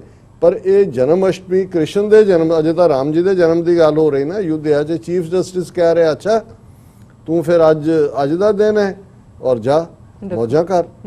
ਸੋ ਇਹ ਹੁਣ ਕ੍ਰਾਈਟੇਰੀਆ ਹੋਏਗਾ ਜਾਂ ਕ੍ਰਾਈਟੇਰੀਆ ਬਣ ਗਿਆ ਜੁਡੀਸ਼ਰੀ ਦਾ। ਹੁਣ ਗੱਲ ਅਸੀਂ ਜਰਨੈਲ ਸਿੰਘ ਹੋਰਾਂ ਦੀ ਕਰਦੇ ਹਾਂ। ਇਹ ਉਹੀ ਜਰਨੈਲ ਸਿੰਘ ਨੇ ਜਿਹੜੇ ਰਿਪੋਰਟਰ ਸੀ, ਜਰਨਲਿਸਟ ਸੀ, ਪੀ ਚਿਦੰਬਰਮ ਜਿਨ੍ਹਾਂ ਦੇ ਵਿੱਚ ਮਨਮੋਹਨ ਸਿੰਘ ਸਰਕਾਰ ਦੇ ਵਿੱਚ ਮਿਨਿਸਟਰ ਸੀ, ਔਰ ਦਿੱਲੀ ਦੇ ਵਿੱਚ ਜਿਹੜੀ ਨਵੰਬਰ 84 ਦੀ ਨਸਲਕੁਸ਼ੀ 'ਚ ਹਜ਼ਾਰਾਂ ਸਿੱਖ ਮਾਰੇ ਭਾਰਤ ਭਰ ਦੇ ਵਿੱਚ। ਇਸ ਮੁੱਦੇ ਤੇ ਉਹਨੇ ਸਵਾਲ ਪੁੱਛਿਆ ਕਿ ਭਾਈ ਜਗਦੀਸ਼ ਟਾਈਟਲਰ ਜਿਹਦੇ ਖਿਲਾਫ ਸੀ ਕੀ ਕਾਰਵਾਈ ਆ? ਉਹਨੇ ਕਿਹਾ ਜੀ ਨਹੀਂ ਸਾਡੀ ਉਹ ਜਿਹੜੀ ਸਪੈਸ਼ਲ ਟੀਮ ਸੀ ਉਹਨੇ ਦੇਖਿਆ ਕੋਈ ਸਬੂਤ ਨਹੀਂ ਨੇ। ਉਹਨੇ ਦੂਰ ਬੈਠਾ ਸੀ, ਇਹਨੇ ਜੁੱਤੀ ਲਾ ਕੇ ਜਰਨੈਲ ਸਿੰਘ ਨੇ ਉਹਦੇ ਵੱਲ ਵਗਾ ਕੇ ਮਾਰੀ, ਚਿਦੰਬਰਮ ਵੱਲ ਮਾਰੀ। ਉਹਨੇ ਐਵੇਂ ਵੀ ਵੱਜੀ ਨਹੀਂ, ਉਹਦੇ ਕੋਲੋਂ ਦੀ ਲੰਘ ਗਈ। ਪਰ ਇਹ ਖਬਰ ਫਿਰ ਦੁਨੀਆ ਭਰ ਦੇ ਵਿੱਚ ਤੁਰਦੀ ਗਈ ਕਿਉਂਕਿ ਉਸ ਤੋਂ ਪਹਿਲਾਂ junior Bush as a president middle East ਗਿਆ ਸੀ, ਉੱਥੇ ਵੀ ਕਿਸੇ ਇਰਾਕ ਹਮਲੇ ਦੇ ਖਿਲਾਫ ਜਿਹੜਾ ਕੋਈ ਪੱਤਰ ਉਹਨੇ ਜੁੱਤੀ ਮਾਰੀ ਸੀ। ਸੋ ਇਹ ਇੱਕ ਮੇਜਰ ਖਬਰ ਹੁੰਦੀ ਸੀ। ਸੋ ਇਸ ਸਾਰੇ ਨੇ ਇੰਨਾ ਕੁ ਜ਼ਰੂਰ ਕੀਤਾ ਕਿ ਜਰਨੈਲ ਸਿੰਘ 16-17 ਸਾਲ ਦੀ ਉਹਦੀ ਡਿਫੈਂਸ ਦੇ ਨਾਲ ਸੰਬੰਧਿਤ ਉਹ ਰਿਪੋਰਟਰ ਸੀ। ਉਸ ਤੋਂ ਪਹਿਲਾਂ ਸੀਐਟਲ ਵਗੈਰਾ ਵੀ ਉਹ ਆਪਣੀ ਡਿਫੈਂਸ ਟੀਮ ਵੱਲੋਂ ਆਇਆ ਹੋਇਆ ਸੀ ਕਵਰੇਜ ਕਰਨ ਦੇ ਲਈ, ਲੇਕਿਨ ਉਹਨੇ ਸਿੱਖਾਂ ਦੇ ਦਿਲ ਜਿੱਤ ਲਏ ਔਰ ਜਸਟਿਸ ਵਾਲਿਆਂ ਦੇ ਵੀ, ਕਿ ਭਾਈ ਇਹ ਹੈ ਕਿ ਉਹਨੇ ਆਪਣੀ ਵਾਈਫ ਬੱਚੇ ਪਰਵਾਹ ਨਹੀਂ ਕੀਤੀ, ਉਹਨੇ ਕੀਤਾ। ਔਰ ਇਵੈਂਚੁਅਲੀ ਇਹ ਉਹੀ ਕੇਜਰੀਵਾਲ ਜਿਹੜਾ ਉਹਨਾਂ ਦਿਨਾਂ ਦੇ ਵਿੱਚ ਆਪਣੇ ਆਪ ਨੂੰ ਰੈਵੋਲੂਸ਼ਨਰੀ ਕਹਿੰਦਾ ਸੀ, ਇਹ ਵੀ ਐਡਮਾਇਰਰ ਬਣਿਆ ਜਰਨੈਲ ਸਿੰਘ ਦਾ, ਜਾਣਾ ਮਿਲਣਾ। ਇਹ HS ਫੂਲਕਾ, ਜਰਨੈਲ ਸਿੰਘ ਮੁੱਢਲੇ ਉਹ ਬੰਦੇ ਨੇ ਜਿਨ੍ਹਾਂ ਰਾਹੀਂ ਉਹ ਸਿੱਖਾਂ 'ਚ ਵੜਿਆ, ਰੋਜ਼ਾਨਾ ਬੰਗਲਾ ਸਾਹਿਬ ਵੀ ਜਾਣਾ, ਸਿੱਖਾਂ ਦੀ ਤਾਰੀਫ ਵੀ ਕਰਨੀ। ਔਰ ਇਹੀ ਕਾਰਨ ਸੀ ਲੇਟਰ ਔਨ ਜਿਹੜੇ ਲੱਖਾਂ ਡਾਲਰ ਬਾਹਰੋਂ ਇਕੱਠੇ ਕਰਕੇ ਸਿੱਖਾਂ ਨੇ ਦਿੱਤੇ ਆਮ ਆਦਮੀ ਪਾਰਟੀ ਪੰਜਾਬ 'ਚ। ਔਰ ਇਹਨੇ ਜਦੋਂ ਪਿਛਲੀਆਂ ਹੋਣ ਵਾਲੀਆਂ ਨੇ ਉਸ ਤੋਂ ਪਹਿਲਾਂ ਚੋਣਾਂ ਵੀ ਦਿੱਲੀ ਦੇ ਵਿੱਚ ਕੇਜਰੀਵਾਲ ਨੇ ਲੜੀਆਂ, ਜਰਨੈਲ ਸਿੰਘ ਨੂੰ ਰਜੌਰੀ ਗਾਰਡਨ ਤੋਂ ਟਿਕਟ ਵੀ ਦਿੱਤੀ ਔਰ ਜਿੱਤੇ ਵੀ ਜਰਨੈਲ ਸਿੰਘ। ਹੁਣ ਜਰਨੈਲ ਸਿੰਘ ਕਾਫੀ ਇੱਥੇ ਵੀ ਸਾਡੇ TV 84 ਤੇ ਵੀ ਉਹਨਾਂ ਦੇ ਇੰਟਰਵਿਊ ਹੋਏ ਨੇ, ਮਿਲਣ ਦਾ ਵੀ ਮੈਨੂੰ ਮੌਕਾ ਬਣਿਆ ਜਦੋਂ ਅਮਰੀਕਾ 'ਚ ਆਏ। ਉਹਨਾਂ ਨੇ ਇਸ ਦੇ ਉੱਤੇ ਫਿਰ ਸਾਰਾ ਜਿਹੜਾ ਇੱਕ ਕਿਤਾਬ ਵੀ ਲਿਖੀ ਜਿਹੜੀ ਕਾਫੀ ਪਪੂਲਰ ਹੋਈ ਕਿ ਭਾਈ ਇਹ ਸਾਰਾ ਕੀ ਹੈ। ਹੁਣ ਕਿਉਂਕਿ ਉਹਨਾਂ 'ਚ ਸਿੱਖੀ ਤਾਂ ਹੈ ਕੁੱਟ-ਕੁੱਟ ਕੇ ਭਰੀ ਹੋਈ, ਪਰ ਕਈ ਵਾਰ ਤੁਸੀਂ ਡਿਸੀਜਨ ਕਰਦੇ ਹੋ ਉਹਨਾਂ ਨੂੰ ਲੱਗਾ ਕਿ ਭਾਈ ਕਾਂਗਰਸ BJP ਦੂਜੇ ਜਿਵੇਂ ਕੇਜਰੀਵਾਲ ਸ਼ੁਰੂ ਦੇ ਦਿਨਾਂ 'ਚ ਉਹਦੀ ਲਾਈਨ ਸੀ, ਹਾਲਾਂ ਉਹਨਾਂ ਨੂੰ ਚੰਗਿਆਂ ਨੇ ਸਮਝਾਉਣ ਦੀ ਕੋਸ਼ਿਸ਼ ਵੀ ਕੀਤੀ ਹੋਏਗੀ। ਔਰ ਹਾਲਾਂ ਮੈਨੂੰ ਖੁਦ ਇੱਕ ਵਾਰ ਉਹਨਾਂ ਨੇ ਇਹ ਗੱਲ ਕਹੀ, ਉਹਨਾਂ ਨੇ ਕਿਹਾ ਕਿ ਜੀ ਇਹ ਬਾਹਰ ਆਉਂਦੇ ਨੇ, ਤੁਸੀਂ ਤੁਹਾਡੇ ਲੋਕ ਧੜਾ-ਧੜ ਪੈਸੇ ਦੇ ਰਹੇ ਨੇ, ਇਹਨਾਂ ਤੋਂ ਘੱਟੋ ਘੱਟ ਕੁਝ ਮੰਗਾ ਤਾਂ ਮੰਗਵਾ ਲਓ, ਮਨਵਾ ਲਓ ਕਿ ਵੀ ਇਹ ਪੰਜਾਬ ਲਈ ਕੀ ਕਰਨਗੇ, ਸਿੱਖਾਂ ਲਈ ਕਿ ਬਿਨਾਂ ਤੁਸੀਂ ਕੀਤੇ ਪੈਸੇ ਦੇ। ਸੋ ਮੈਨੂੰ ਲੱਗਿਆ ਵੀ ਇਹ ਅਜੇ ਵੀ ਬੇਸ਼ੱਕ ਉਹਨਾਂ ਨੇ ਇੱਧਰ ਉਹ ਆਏ ਨੇ, ਪਰ ਉਹਨਾਂ ਦੇ ਅੰਦਰ ਇਹ ਹੈ ਕਿ ਬਈ ਇਹਦੇ 'ਚੋਂ ਕੁਝ ਨਿਕਲਣਾ ਨਹੀਂ ਹੈ ਜਿਸ ਤਰੀਕੇ ਨਾਲ ਇਹ ਹੈ। ਫਿਰ ਕੇਜਰੀਵਾਲ ਨੂੰ ਵੀ ਲੱਗਾ ਵੀ ਜਰਨੈਲ ਸਿੰਘ ਦਾ ਆਪਣਾ ਰੁਤਬਾ ਵੀ ਹੈ, ਬਾਹਰ ਵੀ ਸਿੱਖਾਂ 'ਚ ਹੈ ਔਰ ਦੂਜਾ ਵੀ ਹੈ। ਉਹਨੇ ਐਸਾ ਕੀਤਾ ਕਿ ਜਦੋਂ ਪਿਛਲੀਆਂ ਅਸੈਂਬਲੀ ਚੋਣਾਂ ਦੇ ਵੇਲੇ ਜਰਨੈਲ ਸਿੰਘ ਨੂੰ ਆਮ ਆਦਮੀ ਪਾਰਟੀ ਵੱਲੋਂ ਜਿਹੜੀ ਹੈ ਉਹ ਟਿਕਟ ਦਿੱਤੀ ਬਾਦਲ ਦੇ ਖਿਲਾਫ ਲੰਬੀ ਹਲਕੇ 'ਚ, ਹਾਲਾਂ ਉਹ ਸਿਟਿੰਗ MLA ਸੀ, ਉਹਨਾਂ ਨੂੰ ਪਤਾ ਸੀ। ਔਰ ਉਹਦੇ 'ਚ ਇਹ ਦੇਖਦੇ ਆ ਕਿਉਂਕਿ ਇਹ ਅਮਰਿੰਦਰ ਔਰ ਬਾਦਲ ਦੋਨੋਂ ਰਲੇ ਹੋਏ ਸੀ, ਅਮਰਿੰਦਰ ਨੇ ਵੀ ਐਲਾਨ ਕਰਤਾ ਜੀ ਮੈਂ ਲੰਬੀ ਤੋਂ ਖਲੋਵਾਂਗਾ। ਸੋ ਜ਼ਾਹਰ ਹੈ ਜਰਨੈਲ ਸਿੰਘ ਨੇ ਹਾਰਨਾ ਸੀ ਜੇ, ਔਰ ਉਹਦੇ 'ਚ ਅਮਰਿੰਦਰ ਵੀ ਨੇ ਵੀ ਹਾਰਨਾ ਸੀ। ਅਮਰਿੰਦਰ ਤਾਂ ਪਟਿਆਲੇ ਤੋਂ ਜਿੱਤ ਹੀ ਰਿਹਾ ਸੀ, ਲੇਕਿਨ ਇਹਦੇ ਥੱਲੇ ਹੋਇਆ ਕਿ ਉਹਦਾ ਕਰੀਅਰ ਹੁਣ ਜੇ ਉਹਨੇ ਇੱਥੇ ਆ ਕੇ ਖਲੋਤਾ ਉੱਥੋਂ ਰਿਜ਼ਾਈਨ ਕਰਨਾ ਪੈਣਾ ਸੀ MLA ਤੋਂ, ਔਰ ਉੱਥੋਂ ਵੀ ਬਾਹਰ। ਹੁਣ ਬੇਸ਼ੱਕ ਪੰਜਾਬੀ ਅਕੈਡਮੀ ਜਿਹੜੀ ਦਿੱਲੀ 'ਚ ਹੈ ਉਹਨੂੰ ਉਹ ਪ੍ਰੀਜ਼ਾਈਡ ਕਰਦੇ ਸੀ, ਪਰ ਕੋਈ ਬਹੁਤਾ ਨਹੀਂ ਸੀ। ਹੁਣ ਇਸ ਸਾਰੇ ਮੁੱਦੇ ਤੇ ਹੌਲੀ ਕੇਜਰੀਵਾਲ ਦੀ ਐਂਟਾਈ ਸਿੱਖ ਲਾਈਨ ਵੀ ਸਾਹਮਣੇ ਆਣੀ ਸ਼ੁਰੂ ਹੋ ਗਈ, ਨਿਰੰਕਾਰੀਆਂ ਪ੍ਰਤੀ ਨੀਤੀ ਵੀ ਸਾਹਮਣੇ ਆ ਗਈ, ਔਰ ਕੁੱਲ ਮਿਲਾ ਕੇ ਪੰਜਾਬ ਦੇ ਪਾਣੀਆਂ ਦਾ ਮੁੱਦਾ ਹੋਏ, ਦੂਸਰੇ ਇਸ਼ੂ ਹੋਣ। ਔਰ ਪਿਛਲੀਆਂ ਚੋਣਾਂ ਦੇ ਵੇਲੇ ਅਸੀਂ ਦੇਖਿਆ ਵੀ ਉਹ ਕਿਸੇ ਗੁਰਦੁਆਰੇ 'ਚ ਤਾਂ ਜਾਣ ਦੀ ਦੂਰ ਦੀ ਗੱਲ, ਕੋਈ ਇਸ਼ੂ ਈਵਨ ਜੋ ਮੁਸਲਮਾਨਾਂ ਦੇ ਖਿਲਾਫ ਹਿੰਸਾ ਹੋਈ ਉਹ ਨਹੀਂ ਬੋਲਿਆ। ਹੁਣ ਜੋ ਰਾਮ ਮੰਦਰ ਦੇ ਹਵਾਲੇ ਨਾਲ ਚੱਲ ਰਿਹਾ, ਕੁਦਰਤੀ 2 ਦਿਨ ਪਹਿਲਾਂ ਉਹਨਾਂ ਦੇ ਟਵਿੱਟਰ ਅਕਾਊਂਟ ਤੇ ਇੱਕ ਮੈਸੇਜ ਜਰਨੈਲ ਸਿੰਘ ਹੋਰਾਂ ਦੇ ਆਇਆ, ਔਰ ਇਹ ਹਾਲਾਂਕਿ ਉਹਨਾਂ ਨੇ ਆਪਣੀ ਸਫਾਈ ਦਿੱਤੀ ਹੈ। ਉਹਨਾਂ ਨੇ ਕਿਹਾ ਜੀ ਕਿ ਕਿਉਂਕਿ ਆਨਲਾਈਨ ਕਲਾਸਾਂ ਲੱਗਦੀਆਂ ਔਰ ਇਹ ਫੋਨ ਮੇਰੇ ਬੇਟੇ ਕੋਲ ਸੀ, ਛੋਟੇ ਬੇਟੇ ਕੋਲ, ਉਹਨੇ ਹੀ ਕਿਸੇ ਥਾਂ ਤੋਂ ਕਾਪੀ ਪੇਸਟ ਕੀਤਾ ਵੀ ਮੈਂ ਨਹੀਂ ਕੀਤਾ ਹੈ, ਪਰ ਇਹਦੇ ਬਾਵਜੂਦ ਆਮ ਆਦਮੀ ਪਾਰਟੀ ਨੇ ਉਹਨਾਂ ਨੂੰ ਪਾਰਟੀ ਚੋਂ ਜਿਹੜਾ ਉਹ ਨੋਟਿਸ ਦੇ ਕੇ ਕਿ ਭਾਈ ਪ੍ਰਾਇਮਰੀ ਮੈਂਬਰਸ਼ਿਪ ਚੋਂ ਕੱਢਣ ਦੀ ਲਾਈਨ ਲੈ ਲਈ ਔਰ ਪੁਲਿਸ ਰਿਪੋਰਟ ਵੀ ਹੋ ਗਈ। ਪਰ ਜਿਹੜਾ ਟਵੀਟ ਹੈ ਜੇ ਜਰਨੈਲ ਸਿੰਘ ਹੋਰਾਂ ਨੇ ਕੀਤਾ ਤਾਂ ਵੀ, ਤੇ ਜੇ ਬੇਟੇ ਨੇ ਕੀਤਾ ਫਿਰ ਤੇ ਕਿਆ ਕਹਿਣੇ, ਉਹ ਸੱਚਮੁੱਚ ਹੀ ਜਰਨੈਲ ਸਿੰਘ ਹੋਰਾਂ ਦਾ ਬੇਟਾ ਹੈ। ਔਰ ਮੈਂ ਸਮਝਦਾ ਵੀ ਫਖਰ ਵਾਲੀ ਗੱਲ ਹੈ, ਹਾਲਾਂਕਿ ਇਸ ਦੇ ਕਨਸੀਕੁਐਂਸਿਸ ਹੋਣਗੇ। ਉਹਦੇ 'ਚ ਜਿਹੜਾ ਟਵੀਟ ਹੈ ਉਹਨਾਂ ਨੇ ਇਹ ਕਿਹਾ, ਗਰਭਵਤੀ ਸੀਤਾ ਘਰੋਂ ਕੱਢਣ ਵਾਲਾ ਮਰਿਆਦਾ ਪੁਰਸ਼ੋਤਮ, ਘਰਵਾਲੀ ਜੂਏ 'ਚ ਹਾਰਨ ਵਾਲਾ ਯੁਧਿਸ਼ਟਰ ਧਰਮਰਾਜ, ਆਪਣੀ ਧੀ ਤੇ ਮੋਹਤ ਹੋਣ ਵਾਲਾ ਬ੍ਰਹਮਾ, ਆਪਣੇ ਮੁੰਡੇ ਦਾ ਸਿਰ ਵੱਢਣ ਵਾਲਾ ਸ਼ੰਕਰ, ਇਹ ਸਾਡੇ ਨਾਲ ਨਹੀਂ ਬਹਿ ਸਕਦੇ, ਬਸ ਆਪਣੇ ਗਦਾਰਾਂ ਦੀ ਨਕੇਲ ਕੱਸੋ। ਹੁਣ ਇਹ ਔਰ ਇਹ ਚਾਰੋਂ ਹੀ ਫੈਕਟ ਨੇ, ਕੋਈ ਇਹ ਨਹੀਂ ਹੈ ਕਿ ਵੀ ਇਹਨਾਂ ਦੀ ਆਪਣੀ ਹਿਸਟਰੀ ਦੇ ਨੇ, ਇਹਨਾਂ ਨੂੰ ਜਿਹਨੂੰ ਮਾਈਥੋਲੋਜੀ ਨੂੰ ਹਿਸਟਰੀ ਬਣਾਇਆ ਹੈ, ਇਹਨਾਂ ਦੀਆਂ ਕਹਾਣੀਆਂ। ਔਰ ਉਹਦੇ 'ਚ ਕਿਉਂਕਿ ਸਾਡੇ ਇੱਧਰਲੇ ਪੰਜਾਬ ਵਾਲੇ ਤਾਂ ਜਾਣਦੇ ਨੇ ਇਹਨਾਂ ਕਹਾਣੀਆਂ ਨੂੰ, ਕਿਉਂਕਿ ਕਿਤੇ ਨਾ ਕਿਤੇ ਇਹ ਆ ਜਾਂਦੀਆਂ ਸਾਹਮਣੇ। ਸਾਡੇ ਪਾਕਿਸਤਾਨੀ ਭੈਣਾਂ ਭਰਾਵਾਂ ਨੂੰ ਮੈਂ ਦੱਸਦੇ ਹਾਂ ਕਿ ਭਾਈ ਇਹ ਜਿਹੜਾ ਸੀਤਾ ਤੇ ਰਾਮ ਜਿਹਨੂੰ ਮਰਿਆਦਾ ਪੁਰਸ਼ੋਤਮ ਕਹਿੰਦੇ ਨੇ, ਮਰਿਆਦਾ ਪੁਰਸ਼ੋਤਮ ਦਾ ਜਿਹੜਾ ਸਟ੍ਰਿਕਟਲੀ ਡਿਸਪਲਿਨ ਫਾਲੋ ਕਰਦਾ ਹੈ। ਔਰ ਉਹਦੇ ਚ ਇਹ ਹੈ ਕਿ ਜਦੋਂ ਖਤਮ ਹੋ ਗਈ ਇਹਨਾਂ ਦੀ ਲੰਕਾ, ਉਹਨਾਂ ਨੇ ਸਾੜ ਦਿੱਤੀ ਔਰ ਰਾਵਣ ਨੂੰ ਹਰਾਤਾ ਔਰ ਆਪਣੇ ਖਾਸ ਜਹਾਜ਼ ਦੇ ਵਿੱਚ ਰਾਮਚੰਦਰ ਜੀ ਪੁਸ਼ਕਰ ਤੇ ਅਯੁੱਧਿਆ ਆਏ, ਸੀਤਾ ਵੀ ਨਾਲ ਹੈ।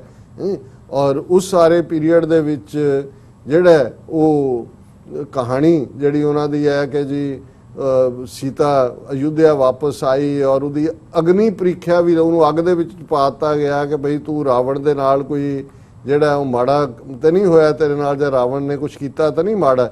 ਲੇਕਿਨ ਇਸ ਸਾਰੇ ਨੂੰ ਉਹਨਾਂ ਨੇ ਬਣਾ ਕੇ ਕਿਹਾ ਜੀ ਉਹ ਬਿਲਕੁਲ ਸਾਫ਼ ਸੁਥਰੀ ਉੱਥੋਂ ਅੱਗ ਚੋਂ ਸਾਫ਼ ਨਿਕਲੀ, ਕੋਈ ਉਹਨੂੰ ਅੱਗ ਨੇ ਸਾੜਿਆ ਨਹੀਂ।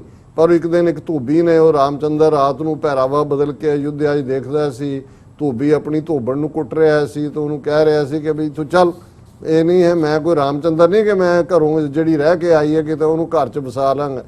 ਹੁਣ ਉਸ ਵੇਲੇ ਤੱਕ ਜਿਹੜੀ ਇਹਨਾਂ ਦੀ ਕਹਾਣੀ ਹੈ ਕਿ ਉਹ ਪ੍ਰੈਗਨੈਂਟ ਸੀ ਸੀਤਾ, ਤੇ ਰਾਮਚੰਦਰ ਆਇਆ ਅਗਲੇ ਦਿਨ, ਉਹਨੇ ਕਿਹਾ ਜੀ ਦੇਖ ਮੈਂ ਹੁਣ, ਇਹ ਤਾਂ ਧੋਬੀ ਨੇ ਵੀ ਇਹ ਗੱਲ ਕਹੀ, ਮੈਂ ਤੈਨੂੰ ਘਰ 'ਚ ਨਹੀਂ, ਉਹਨੂੰ ਭੁੱਲ ਗਿਆ ਵੀ ਅਗਨੀ ਪ੍ਰੀਖਿਆ, ਉਹਨੂੰ ਮਰਿਆਦਾ ਭੁੱਲ ਗਈ, ਉਹਨੂੰ ਉਹਦਾ ਸੀਤਾ ਦਾ 14 ਸਾਲ ਸਾਥ ਦੇਣਾ ਭੁੱਲ ਗਿਆ, ਜੋ ਇਹਨਾਂ ਦੀ ਕਹਾਣੀ ਹੈ। ਉਹਨੂੰ ਕੱਢਤਾ, ਉਹ ਵਿਚਾਰੀ ਧੱਕੇ ਤੁੱਕੇ ਖਾਂਦੀ ਕਿਵੇਂ ਉੱਥੇ ਵਾਲਮੀਕੀ ਰਿਸ਼ੀ ਇੱਕ ਵਿਚਾਰੇ ਉਹਨਾਂ ਦੇ ਆਸ਼ਰਮ 'ਚ ਪਹੁੰਚੀ, ਉੱਥੇ ਉਹਦੇ ਪੁੱਤਰ ਜੰਮੇ 2 ਲਵ ਤੇ ਕੁਸ਼, ਜਿਹੜੀ ਕਹਾਣੀ ਅੱਗੋਂ ਸ਼ੁਰੂ ਹੁੰਦੀ ਹੈ। ਹੁਣ ਜਿਹੜੀ ਗੱਲ ਉਹਨਾਂ ਨੇ ਕਿਹਾ ਕਿ ਵੀ ਅੱਗੇ ਕੀ ਹੋਇਆ ਉਹ ਇੱਕ ਡਿਫਰੈਂਟ ਕਹਾਣੀ ਹੈ। ਇਹਨਾਂ ਦੀ ਕਹਾਣੀਆਂ ਤਾਂ ਬਹੁਤ ਦਿਲਚਸਪ ਹੁੰਦੀਆਂ। ਗਰਭਵਤੀ ਸੀਤਾ ਘਰੋਂ ਕੱਢਣ ਵਾਲਾ ਮਰਿਆਦਾ ਪੁਰਸ਼ੋਤਮ, ਕਹਿੰਦੇ ਦੇਖ ਲਓ ਰਾਮਚੰਦਰ ਦਾ ਹਾਲ ਕਿ ਪ੍ਰੈਗਨੈਂਟ ਵਾਈਫ ਨੂੰ ਘਰੋਂ ਕੱਢਤਾ ਔਰ ਉਹਨੂੰ ਕਹੀ ਜਾਓ ਮਰਿਆਦਾ ਪੁਰਸ਼ੋਤਮ। ਘਰ ਵਾਲੀ ਜੂਏ 'ਚ ਹਾਰਨ ਵਾਲਾ ਯੁਧਿਸ਼ਟਰ ਧਰਮਰਾਜ। ਹੁਣ ਪਾਂਡਵ 5 ਭਰਾ ਸੀ, ਵੱਡਾ ਯੁਧਿਸ਼ਟਰ ਸੀ ਔਰ ਯੁਧਿਸ਼ਟਰ ਨੂੰ ਦਾ ਨਾਂ ਧਰਮਰਾਜ ਰੱਖਦੇ ਨੇ ਕਿ ਜਸਟਿਸ ਕਰਨ ਵਾਲਾ। ਔਰ ਜ਼ਾਹਰ ਹੈ ਕਿ ਉਹਦੇ ਕਜ਼ਨ ਸੀ ਕੌਰਵ, ਉਹਨਾਂ ਦੇ ਨਾਲ ਜੂਏ ਦੇ ਉੱਤੇ ਬੈਠ ਗਏ, ਹਾਰਦੇ ਗਏ ਹਰ ਚੀਜ਼। ਔਰ ਜਦੋਂ ਕੁਝ ਵੀ ਨਹੀਂ ਰਿਹਾ ਤੇ ਉਹਨੇ ਯੁਧਿਸ਼ਟਰ ਨੇ ਉਹਨੇ ਕਿਹਾ ਕਿ ਦ੍ਰੋਪਦੀ ਉਹਨਾਂ 5 ਦੀ ਘਰ ਵਾਲੀ ਸੀ, ਉਹ ਦੂਜਿਆਂ ਨੂੰ ਕੀ ਨਹੀਂ ਹੈ ਕਹਿੰਦੇ, ਉਹਨੇ ਕਿਹਾ ਜੀ ਅਸੀਂ ਦ੍ਰੋਪਦੀ ਲਾਈ ਦਾਤ ਹੈ ਔਰ ਹਾਰ ਗਏ। ਔਰ ਉਹ ਜਿਹੜਾ ਫਿਰ ਦ੍ਰੋਪਦੀ ਨਾਲ ਕੀ ਵਾਪਰਿਆ ਉਹ ਇੱਕ ਵੱਖਰੀ ਕਹਾਣੀ ਹੈ। ਉਹਨਾਂ ਨੇ ਕਿਹਾ ਵੀ ਜਿਹਨੇ ਆਪਣੀ ਘਰ ਵਾਲੀ ਜਿਹੜੀ ਹੈ ਉਹ ਜੂਏ 'ਚ ਹਾਰੀ, ਉਹਨੂੰ ਤੁਸੀਂ ਕਹੋ ਜੀ ਇਹ ਧਰਮਰਾਜ ਹੈ, ਇਹ ਚੰਗਾ ਧਰਮ। ਆਪਣੀ ਧੀ ਤੇ ਮੋਹਤ ਹੋਣ ਵਾਲਾ ਬ੍ਰਹਮਾ, ਇਹ ਵੀ ਇੱਕ ਕਹਾਣੀ ਹੈ ਕਿ ਬ੍ਰਹਮਾ ਜਿਹੜੇ ਸ਼ਿਵਜੀ ਵਿਸ਼ਨੂੰ ਬ੍ਰਹਮਾ ਚੋਂ ਹੈ, ਉਹ ਆਪਣੀ ਬੱਚੀ ਦੇ ਉੱਤੇ ਹੀ ਜਿਹੜਾ ਹੈ ਉਹ ਆਸ਼ਿਕ ਹੋਇਆ ਔਰ ਉਹ ਜਾਨ ਬਚਾਉਣ ਦੇ ਲਈ ਇੱਧਰ ਉੱਧਰ ਦੌੜਨ ਲੱਗੀ, ਫਿਰ ਇੱਧਰ ਗਈ ਉੱਧਰ ਗਏ, ਬ੍ਰਹਮਾ ਨੇ ਇੱਕ ਸਿਰ ਕੱਢ ਲਿਆ, ਦੂਜਾ ਕੱਢ ਲਿਆ, ਪਿਛਲਾ ਕੱਢ ਲਿਆ, ਫਿਰ ਆਂਦਾ ਕਿ ਜੀ ਸ਼ਿਵਜੀ ਆ ਗਏ, ਉਹਨਾਂ ਨੇ ਉਹਦਾ ਸਿਰ ਵੱਢਿਆ ਔਰ ਇਵੇਂ ਉਹਦੀ ਬੱਚੀ ਦੀ ਜਿਹੜੀ ਹੈ ਉਹ ਅਜ਼ਮਤ ਬਚੀ। ਹੁਣ ਇਹ ਬ੍ਰਹਮ ਹੈ ਜਿਹਦੀ ਪੁਸ਼ਕਰ ਦੇ ਵਿੱਚ ਵੱਡਾ ਮੰਦਿਰ ਹੈ ਜਿੱਥੇ ਪੂਜਾ, ਰਾਹੁਲ ਗਾਂਧੀ ਵੀ ਗਿਆ ਉੱਥੇ ਆਪਣੇ ਕੱਢਣ ਕਿ ਮੈਂ ਕੌਲ ਬ੍ਰਾਹਮਣ ਆ, ਉਹਨਾਂ ਕਿਹਾ ਜੀ ਜਿਹੜੀ ਆਪਣੀ ਧੀ ਤੇ ਮੋਹਤ ਹੋਣ ਵਾਲਾ ਬ੍ਰਹਮਾ, ਆਪਣੇ ਮੁੰਡੇ ਦਾ ਸਿਰ ਵੱਢਣ ਵਾਲਾ ਸ਼ੰਕਰ। ਹੁਣ ਇਹ ਸ਼ਿਵ ਸ਼ੰਕਰ ਦੀ ਇੱਕ ਕਹਾਣੀ ਹੈ, ਉਹ ਮੈਂ ਨਹੀਂ ਬਹੁਤੀ ਸੁਣਾਣੀ ਹੈ ਕਿ ਵੀ ਕਿਵੇਂ ਸ਼ਿਵ ਸ਼ੰਕਰ ਨੂੰ ਇਹ ਰਿਹਾ ਹੀ ਨਹੀਂ ਕਿ ਭਾਈ ਉਹਨੇ ਆਪਣੀ ਜਿਹੜਾ ਆਪਣੇ ਮੁੰਡੇ ਦਾ ਹੀ ਸਿਰ ਵੱਢ ਦਿੱਤਾ। ਫਿਰ ਜਦੋਂ ਪਾਰਵਤੀ ਨੇ ਕਿਹਾ ਇਹ ਤੂੰ ਕੀ ਕੀਤਾ, ਉਹਨੇ ਜਿਹੜਾ ਉਹ ਦੇਖਿਆ ਜੰਗਲ ਵੱਲ ਤੁਰ ਪਿਆ ਸ਼ਿਵ ਸ਼ੰਕਰ, ਉਹਨੇ ਇੱਕ ਹਾਥੀ ਦਾ ਸਿਰ ਵੱਢਿਆ, ਹਾਥੀ ਦਾ ਸਿਰ ਵੱਢ ਕੇ ਉਹਦੇ ਤੇ ਲਾਤਾ, ਜਿਹਨੂੰ ਮੋਦੀ ਨੇ ਸਾਇੰਸਦਾਨਾਂ ਦੀ ਕਾਨਫਰੰਸ ਕਿਹਾ ਦੇਖੋ ਸਾਡੇ ਕਿੰਨੇ ਵੱਡੇ ਪਲਾਸਟਿਕ ਸਰਜਨ ਸੀ ਕਿ ਹਾਥੀ ਦਾ ਸਿਰ ਲਾ ਦਿੱਤਾ। ਉਹ ਕਹਿੰਦਾ ਜੀ ਜਿਹੜਾ ਆਪਣੇ ਮੁੰਡੇ ਦਾ ਸਿਰ ਵੱਢਣ ਵਾਲਾ ਸ਼ੰਕਰ, ਉਹਨੂੰ ਸ਼ਿਵ ਸ਼ੰਕਰ ਕਹੋ ਜੀ, ਜਿਹਨੇ ਮੁੰਡੇ ਦਾ ਹੀ ਸਿਰ ਵੱਢ ਦਿੱਤਾ। ਇਹ ਸਾਡੇ ਨਾਲ ਨਹੀਂ ਮਤਲਬ ਇਹ ਹੈ ਵੀ ਤੁਹਾਡਾ ਸਾਰਾ ਕੁਝ, ਤੁਹਾਡਾ ਮਜ਼ਹਬ ਇਸ ਮਾਈਥੋਲੋਜੀ ਤੇ ਖੜਾ ਹੈ। ਤੁਸੀਂ ਸਿੱਖਾਂ ਨੂੰ ਕੀ ਚੈਲੰਜ ਕਰੋਗੇ, ਸਾਡੇ ਨਾਲ ਕੀ ਬਹਿਸ ਕਰੋਗੇ? ਸਾਡਾ ਹਿਸਟਰੀ ਓਰੀਐਂਟਡ 5-5.5 ਸਦੀਆਂ ਦਾ ਇਤਿਹਾਸ ਹੈ। ਨਾਲ ਉਹਨਾਂ ਨੇ ਇਹ ਐਡਵਾਈਸ ਕੀਤਾ ਬਸ ਆਪਣੇ ਨਕੇਲਾਂ ਦੀ, ਆਪਣੇ ਗੱਦਾਰਾਂ ਦੀ ਨਕੇਲ ਕੱਸੋ ਕਿ ਸਿੱਖਾਂ ਦੀ ਪ੍ਰੋਬਲਮ ਇਹਨਾਂ ਤੋਂ ਨਹੀਂ ਹੈ, ਜਿਹੜੇ ਸਾਡੇ ਵਿਚਲੇ ਗੱਦਾਰ ਇਹਨਾਂ ਦੇ ਲਈ ਕੰਮ ਕਰਦੇ ਨੇ ਉਹਨਾਂ ਦਾ ਨਕੇਲ ਕੱਸੋ, ਉਹਨਾਂ ਤੇ ਕਾਠੀ ਪਾਓ। ਬਾਕੀ ਜਿਹੜਾ ਉਹਨਾਂ ਨੇ ਜਿਹੜਾ ਹਾਲਾਂਕਿ ਆਪਣੀ ਐਕਸਪਲੇਨੇਸ਼ਨ ਉਹਨਾਂ ਨੇ ਕਿਹਾ ਕਿ ਜੀ ਮੈਂ ਜਿਹੜਾ ਇਹ ਮੇਰੇ ਮੁੰਡੇ ਦੇ ਕੋਲ ਸੀ, ਨਿੱਕੇ ਬੇਟੇ ਕੋਲ, ਤੇ ਮੈਂ ਕਿਹਾ ਵੀ ਬੜੇ ਮੀਆਂ ਤੋਂ ਬੜੇ ਮੀਆਂ ਛੋਟੇ ਮੀਆਂ ਸੁਭਾਨ ਅੱਲਾਹ। ਵੀ ਇਹ ਤਾਂ ਜਰਨੈਲ ਸਿੰਘ ਹੋਰੀ ਤਾਂ ਚਲੋ ਵਿਚਾਰੇ ਹੁਣ ਡਿਫੈਂਸਿਵ ਮੋਡ 'ਚ ਆ ਗਏ ਨੇ, ਪਰ ਇਸ ਤੋਂ ਤੁਸੀਂ ਅੰਦਾਜ਼ਾ ਲਾਓ ਕਿ ਹੋਰ ਇਹ ਹਿੰਦੂ ਰਾਸ਼ਟਰ ਨੀਤੀ ਕੀ ਹੈ। ਵੀ ਤੁਹਾਡੀ ਹਿਸਟਰੀ ਚੋਂ ਇਹਦਾ ਮਤਲਬ ਇਹ ਹੈ ਕਿ ਫਰੀडम ਆਫ ਐਕਸਪ੍ਰੈਸ਼ਨ ਤਾਂ ਦੂਰ ਦੀ ਗੱਲ, ਇਹ ਤੁਹਾਨੂੰ ਗੁਰੂ ਗ੍ਰੰਥ ਸਾਹਿਬ ਦੀ ਕਥਾ ਨਹੀਂ ਕਰਨ ਦੇਣਗੇ। ਜੀ ਬਿਲਕੁਲ। ਹੁਣ ਜੇ ਕੋਈ ਕਥਾ ਵਾਚ ਕੇ ਕਥਾ ਕਰੇਗਾ ਰੋਵੇ ਰਾਮ ਨਿਕਾਲਾ ਭਇਆ ਸੀਤਾ ਲక్ష్మణ ਵਿਛੜ ਗਿਆ। ਅੱਛਾ। ਕਿ ਜਿਸ ਰਾਮ ਨੂੰ ਤੁਸੀਂ ਭਗਵਾਨ ਬਣਾਇਆ ਹੋਇਆ ਉਹ ਤਾਂ ਰੋਂਦਾ ਫਿਰਦਾ ਹੈ ਕਿ ਇਹ ਜੰਗਲ ਕੇ ਵ੍ਰਿਕਸ਼ੋ ਬਤਾਓ ਮੇਰੀ ਸੀਤੇ ਕਹਾਂ ਹੈ, ਇਹ ਜੰਗਲ ਕੇ ਪਕਸ਼ੀਓ ਬਤਾਓ ਮੇਰੀ ਸੀਤੇ। ਇਹਨੂੰ ਗੁਰੂ ਸਾਹਿਬ ਨੇ ਕਿਹਾ ਕਿ ਰੋਵੇ ਰਾਮ ਨਿਕਾਲਾ ਭਇਆ, ਕਿ ਰੋ ਰਿਹਾ ਸੀਤਾ ਲక్ష్మణ ਵਿਛੜ ਗਿਆ।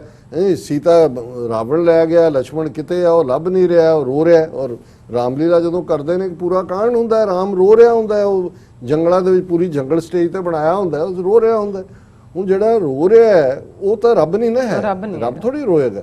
ਹੁਣ ਤੁਸੀਂ ਇਹਨੂੰ ਕਿਵੇਂ ਐਕਸਪਲੇਨ ਕਰੋਗੇ ਕਿ ਭਾਈ ਇਹ ਸਾਰਾ ਹੈ। ਸੋ ਅਸੀਂ ਇਹ ਸਮਝਦੇ ਹਾਂ ਕਿ ਵੀ ਇਹ ਵੀ ਜਿਵੇਂ ਜਰਨੈਲ ਸਿੰਘ ਹੋਰਾਂ ਨੇ ਇੱਕ ਬਹਾਦਰੀ ਦਿਖਾ ਕੇ ਜਿਹੜਾ ਉਹ ਪੀ ਚਿਦੰਬਰਮ ਨੂੰ ਔਰ ਉਹ ਸਾਰੇ ਨੂੰ ਦੱਸਿਆ ਸੀ ਕਿ ਭਾਈ ਅਣਖ ਬਾਕੀ ਹੈ।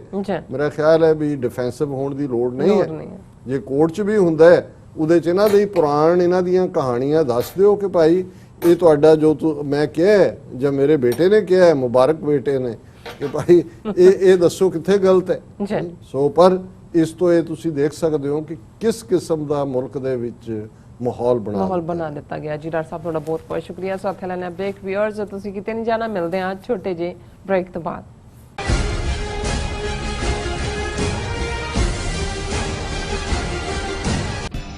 ਕਦੋਂ ਤੱਕ, ਹਾਂ ਕਦੋਂ ਤੱਕ ਅਸੀਂ ਭਾਰਤ ਅਤੇ ਦੁਨੀਆ ਭਰ ਦੇ ਵਿੱਚ ਵਸਦੇ ਸਿੱਖਾਂ ਦੇ ਮਸਲਿਆਂ ਤੇ ਭਾਰਤੀ ਚੈਨਲਾਂ ਦਾ ਝੂਠਾ ਪ੍ਰੋਪੇਗੈਂਡਾ ਬਰਦਾਸ਼ਤ ਕਰਦੇ ਰਹਾਂਗੇ।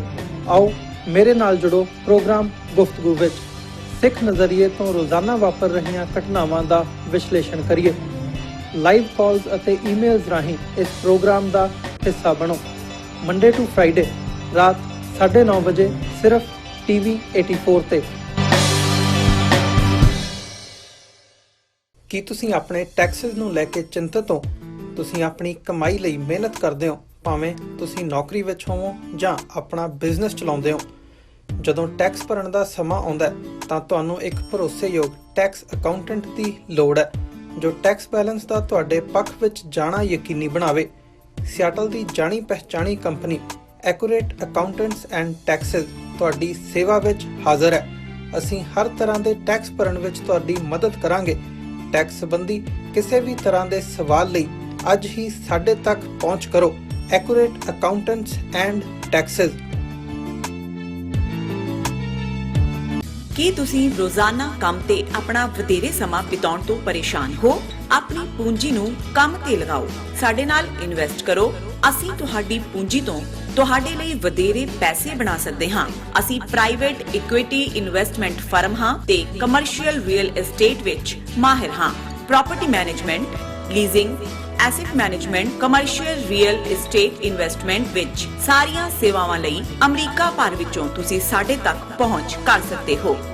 ਆਜ਼ਾਦ ਕਮਰਸ਼ੀਅਲ ਰੀਅਲਟੀ ਸਰਵਿਸਿਜ਼ ਤੇ Azad family trust, 701 north Post Oak road, suite number 204, Houston, Texas.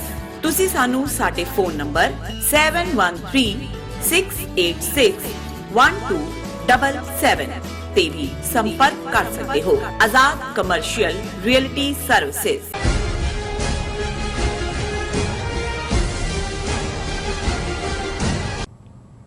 ਦਰਸ਼ਕੋ break ਤੋਂ ਬਾਅਦ ਤੁਹਾਡਾ ਸਭ ਦਾ ਭਰਪੂਰ ਸਵਾਗਤ ਹੈ। ਹੁਣ ਆਪਾਂ ਗੱਲਬਾਤ ਕਰਨ ਜਾ ਰਹੇ ਹਾਂ ਨੇਪਾਲ ਤੇ ਭਾਰਤ ਦੇ ਸਬੰਧਾਂ ਬਾਰੇ ਕਿ ਕਿਸ ਤਰ੍ਹਾਂ ਚੀਨ ਤੇ ਨੇਪਾਲ ਇੱਕ ਦੂਸਰੇ ਦੇ ਜੋ ਨਜ਼ਦੀਕ ਨੇ ਉਹ ਆ ਰਹੇ ਨੇ ਔਰ ਚੀਨ ਹੈ ਉਹ ਨੇਪਾਲ ਨੂੰ ਆਪਣੀ ਗਲਵਕੜੀ ਵਿੱਚ ਲਿਆ ਰਿਹਾ ਹੈ ਔਰ ਜਦੋਂ ਕਿ ਭਾਰਤ ਜਿਹੜਾ ਹੈਗਾ ਉਹ ਹੁਕੂਮਤ ਹੈ ਜੋ ਅਜੇ ਵੀ ਨੇਪਾਲ ਨਾਲ ਸਬੰਧਾਂ ਨੂੰ ਲੈ ਕੇ ਜੋ ਹੈ ਬੋਂਦਲੀ ਹੋਈ ਹੈ। ਇਸ ਬਾਰੇ ਗੱਲਬਾਤ ਕਰਨ ਜਾਵਾਂਗੇ ਔਰ ਨਾਲ ਹੀ ਆਪਾਂ ਇਸੇ ਦੇ ਨਾਲ ਹੀ ਇੱਕ ਹੋਰ ਇਸ਼ੂ ਹੈ ਯੂਪੀ ਦੀ ਜੋ ਬਗੈਰਤ ਮੁਸਲਿਮ ਲੀਡਰਸ਼ਿਪ ਵੱਲੋਂ ਇਹ ਕਿਹਾ ਗਿਆ ਹੈ ਕਿ ਉਹ ਯੂਪੀ ਦੇ ਮੁੱਖ ਮੰਤਰੀ ਯੋਗੀ ਆਦਿੱਤਿਆਨਾਥ ਨੂੰ ਜੋ ਅਯੋਧਿਆ ਦੇ ਵਿੱਚ ਜੋ ਬਣਨ ਵਾਲੀ ਨਵੀਂ ਮਸਜਿਦ ਵਿਚਲੀਆਂ ਜਿਹੜੀਆਂ ਸਹੂਲਤਾਂ ਦੀ ਇਮਾਰਤ ਦੇ ਉਦਘਾਟਨ ਦੇ ਵਿੱਚ ਸੱਦਣਗੇ। ਇਸ ਬਾਰੇ ਵਿਚਾਰ ਚਰਚਾ ਹੋਏਗੀ ਔਰ ਨਾਲ ਹੀ ਗੁਰਬਾਣੀ ਵਿਚਾਰਾਂ ਦੀ ਸਾਂਝ ਤੁਹਾਡੇ ਨਾਲ ਪਾਈ ਜਾਏਗੀ। ਸੋ ਅਸੀਂ ਚਾਹਾਂਗੇ ਕਿ ਤੁਸੀਂ ਸਾਡੇ ਨਾਲ ਇਸੇ ਤਰ੍ਹਾਂ ਹੀ ਬਣੇ ਰਹਿਣਾ। ਦੇਖਣ ਸੁਣ ਲਈ ਤੁਹਾਡਾ ਸਭ ਦਾ ਬਹੁਤ ਬਹੁਤ ਸ਼ੁਕਰੀਆ।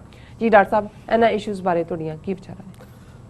ਦੇਖੋ, ਅਕਸਰ ਸਾਊਥ ਏਸ਼ੀਅਨ ਖਿੱਤੇ ਦੇ ਉੱਤੇ ਅਸੀਂ ਸਾਡਾ ਫੋਕਸ ਹੁੰਦਾ ਹੈ ਕਿਉਂਕਿ ਵੈਸੇ ਵੀ ਜੀਓ ਪੋਲਿਟਿਕਸ ਇਸ ਵੇਲੇ ਸਭ ਤੋਂ ਅਹਿਮ ਉਹ ਹਿੱਸਾ ਹੈ ਔਰ ਜਿਸ ਅੰਦਾਜ਼ ਦੇ ਵਿੱਚ ਭਾਰਤ ਬਿਲਕੁਲ ਅਲੱਗ ਥਲੱਗ ਪਿਆ ਹੈ ਆਪਣੇ ਗਵਾਂਢੀਆਂ ਨਾਲੋਂ ਉਹਨਾਂ ਦੇ ਵਿੱਚ ਨੇਪਾਲ ਔਰ ਬੰਗਲਾਦੇਸ਼ ਦਾ ਭਾਰਤ ਦੇ ਹੱਥਾਂ 'ਚੋਂ ਨਿਕਲਣਾ ਇਹ ਸੱਚਮੁੱਚ ਬਹੁਤ ਵੱਡੀ ਡਿਵੈਲਪਮੈਂਟ ਹੈ। ਔਰ ਵੈਸੇ ਜਿਹੜੇ ਸਿਆਣੇ ਲੋਕ ਹੁੰਦੇ ਨੇ ਜਾਂ ਸਿਆਣੇ ਨੀਤੀਕਾਰ ਹੁੰਦੇ ਨੇ ਉਹ ਦੇਖਦੇ ਨੇ ਕਿ ਜਿੱਥੇ ਸਬੰਧਾਂ ਦੇ ਵਿੱਚ ਕੋਈ ਕੁੜਿੱਤਣ ਹੈ ਜਾਂ ਖਟਾਸ ਹੈ ਉਸ ਨੂੰ ਕਿਵੇਂ ਘਟਾਇਆ ਜਾਏ। ਲੇਕਿਨ ਇੱਥੇ ਕੋਈ ਇਸ ਕਿਸਮ ਦਾ ਐਫਰਟ ਇਹਨਾਂ ਦਾ ਨਜ਼ਰ ਨਹੀਂ ਆਇਆ, ਕਿਉਂਕਿ ਨੇਪਾਲ ਨੇ ਜਿਹੜਾ ਬਿਲਕੁਲ ਜਿੱਥੇ ਉਹਨਾਂ ਨੇ ਆਪਣਾ ਨਕਸ਼ਾ ਦਿਖਾਇਆ 3 ਇਲਾਕੇ ਜਿਹੜੇ ਉਹਨਾਂ ਨੇ ਕਲੇਮ ਕੀਤੇ, ਉੱਥੇ ਅਸੀਂ ਜ਼ਿਕਰ ਕੀਤਾ ਸੀ ਕਿ ਕਿਵੇਂ ਉਹਨਾਂ ਨੇ ਹੈਲੀਪੈਡ ਵੀ ਬਣਾਏ ਨੇ। ਔਰ ਈਵਨ ਬਿਹਾਰ ਦੇ ਚੀਫ ਮਿਨਿਸਟਰ ਨੇ ਕਿਹਾ ਕਿ ਜੀ ਅਸੀਂ ਫਲੱਡਸ ਬੜੇ ਬੁਰੀ ਤਰ੍ਹਾਂ ਲੱਖਾਂ ਲੋਕ ਪ੍ਰਭਾਵਿਤ ਨੇ ਔਰ ਨੇਪਾਲ ਨੇ ਸਾਡੇ ਨਾਲ ਬਿਲਕੁਲ ਕੋਆਪਰੇਟ ਨਹੀਂ ਕੀਤਾ। ਹੁਣ ਜਿਹੜੀ ਇੱਕ ਟ੍ਰਿਗਰਿੰਗ ਪੁਆਇੰਟ ਬਣਿਆ ਕਰੰਟ ਪੀਰੀਅਡ 'ਚ, ਉਹਦੇ 'ਚ ਨੇਪਾਲ ਮੀਟਿੰਗ ਮੰਗ ਰਿਹਾ ਸੀ ਕਿ ਵੀ ਤੁਸੀਂ ਆਪਣੇ ਜਿਹੜਾ ਸਾਡੇ ਨਾਲ ਡਾਇਰੈਕਟ ਮੀਟ ਕਰੋ।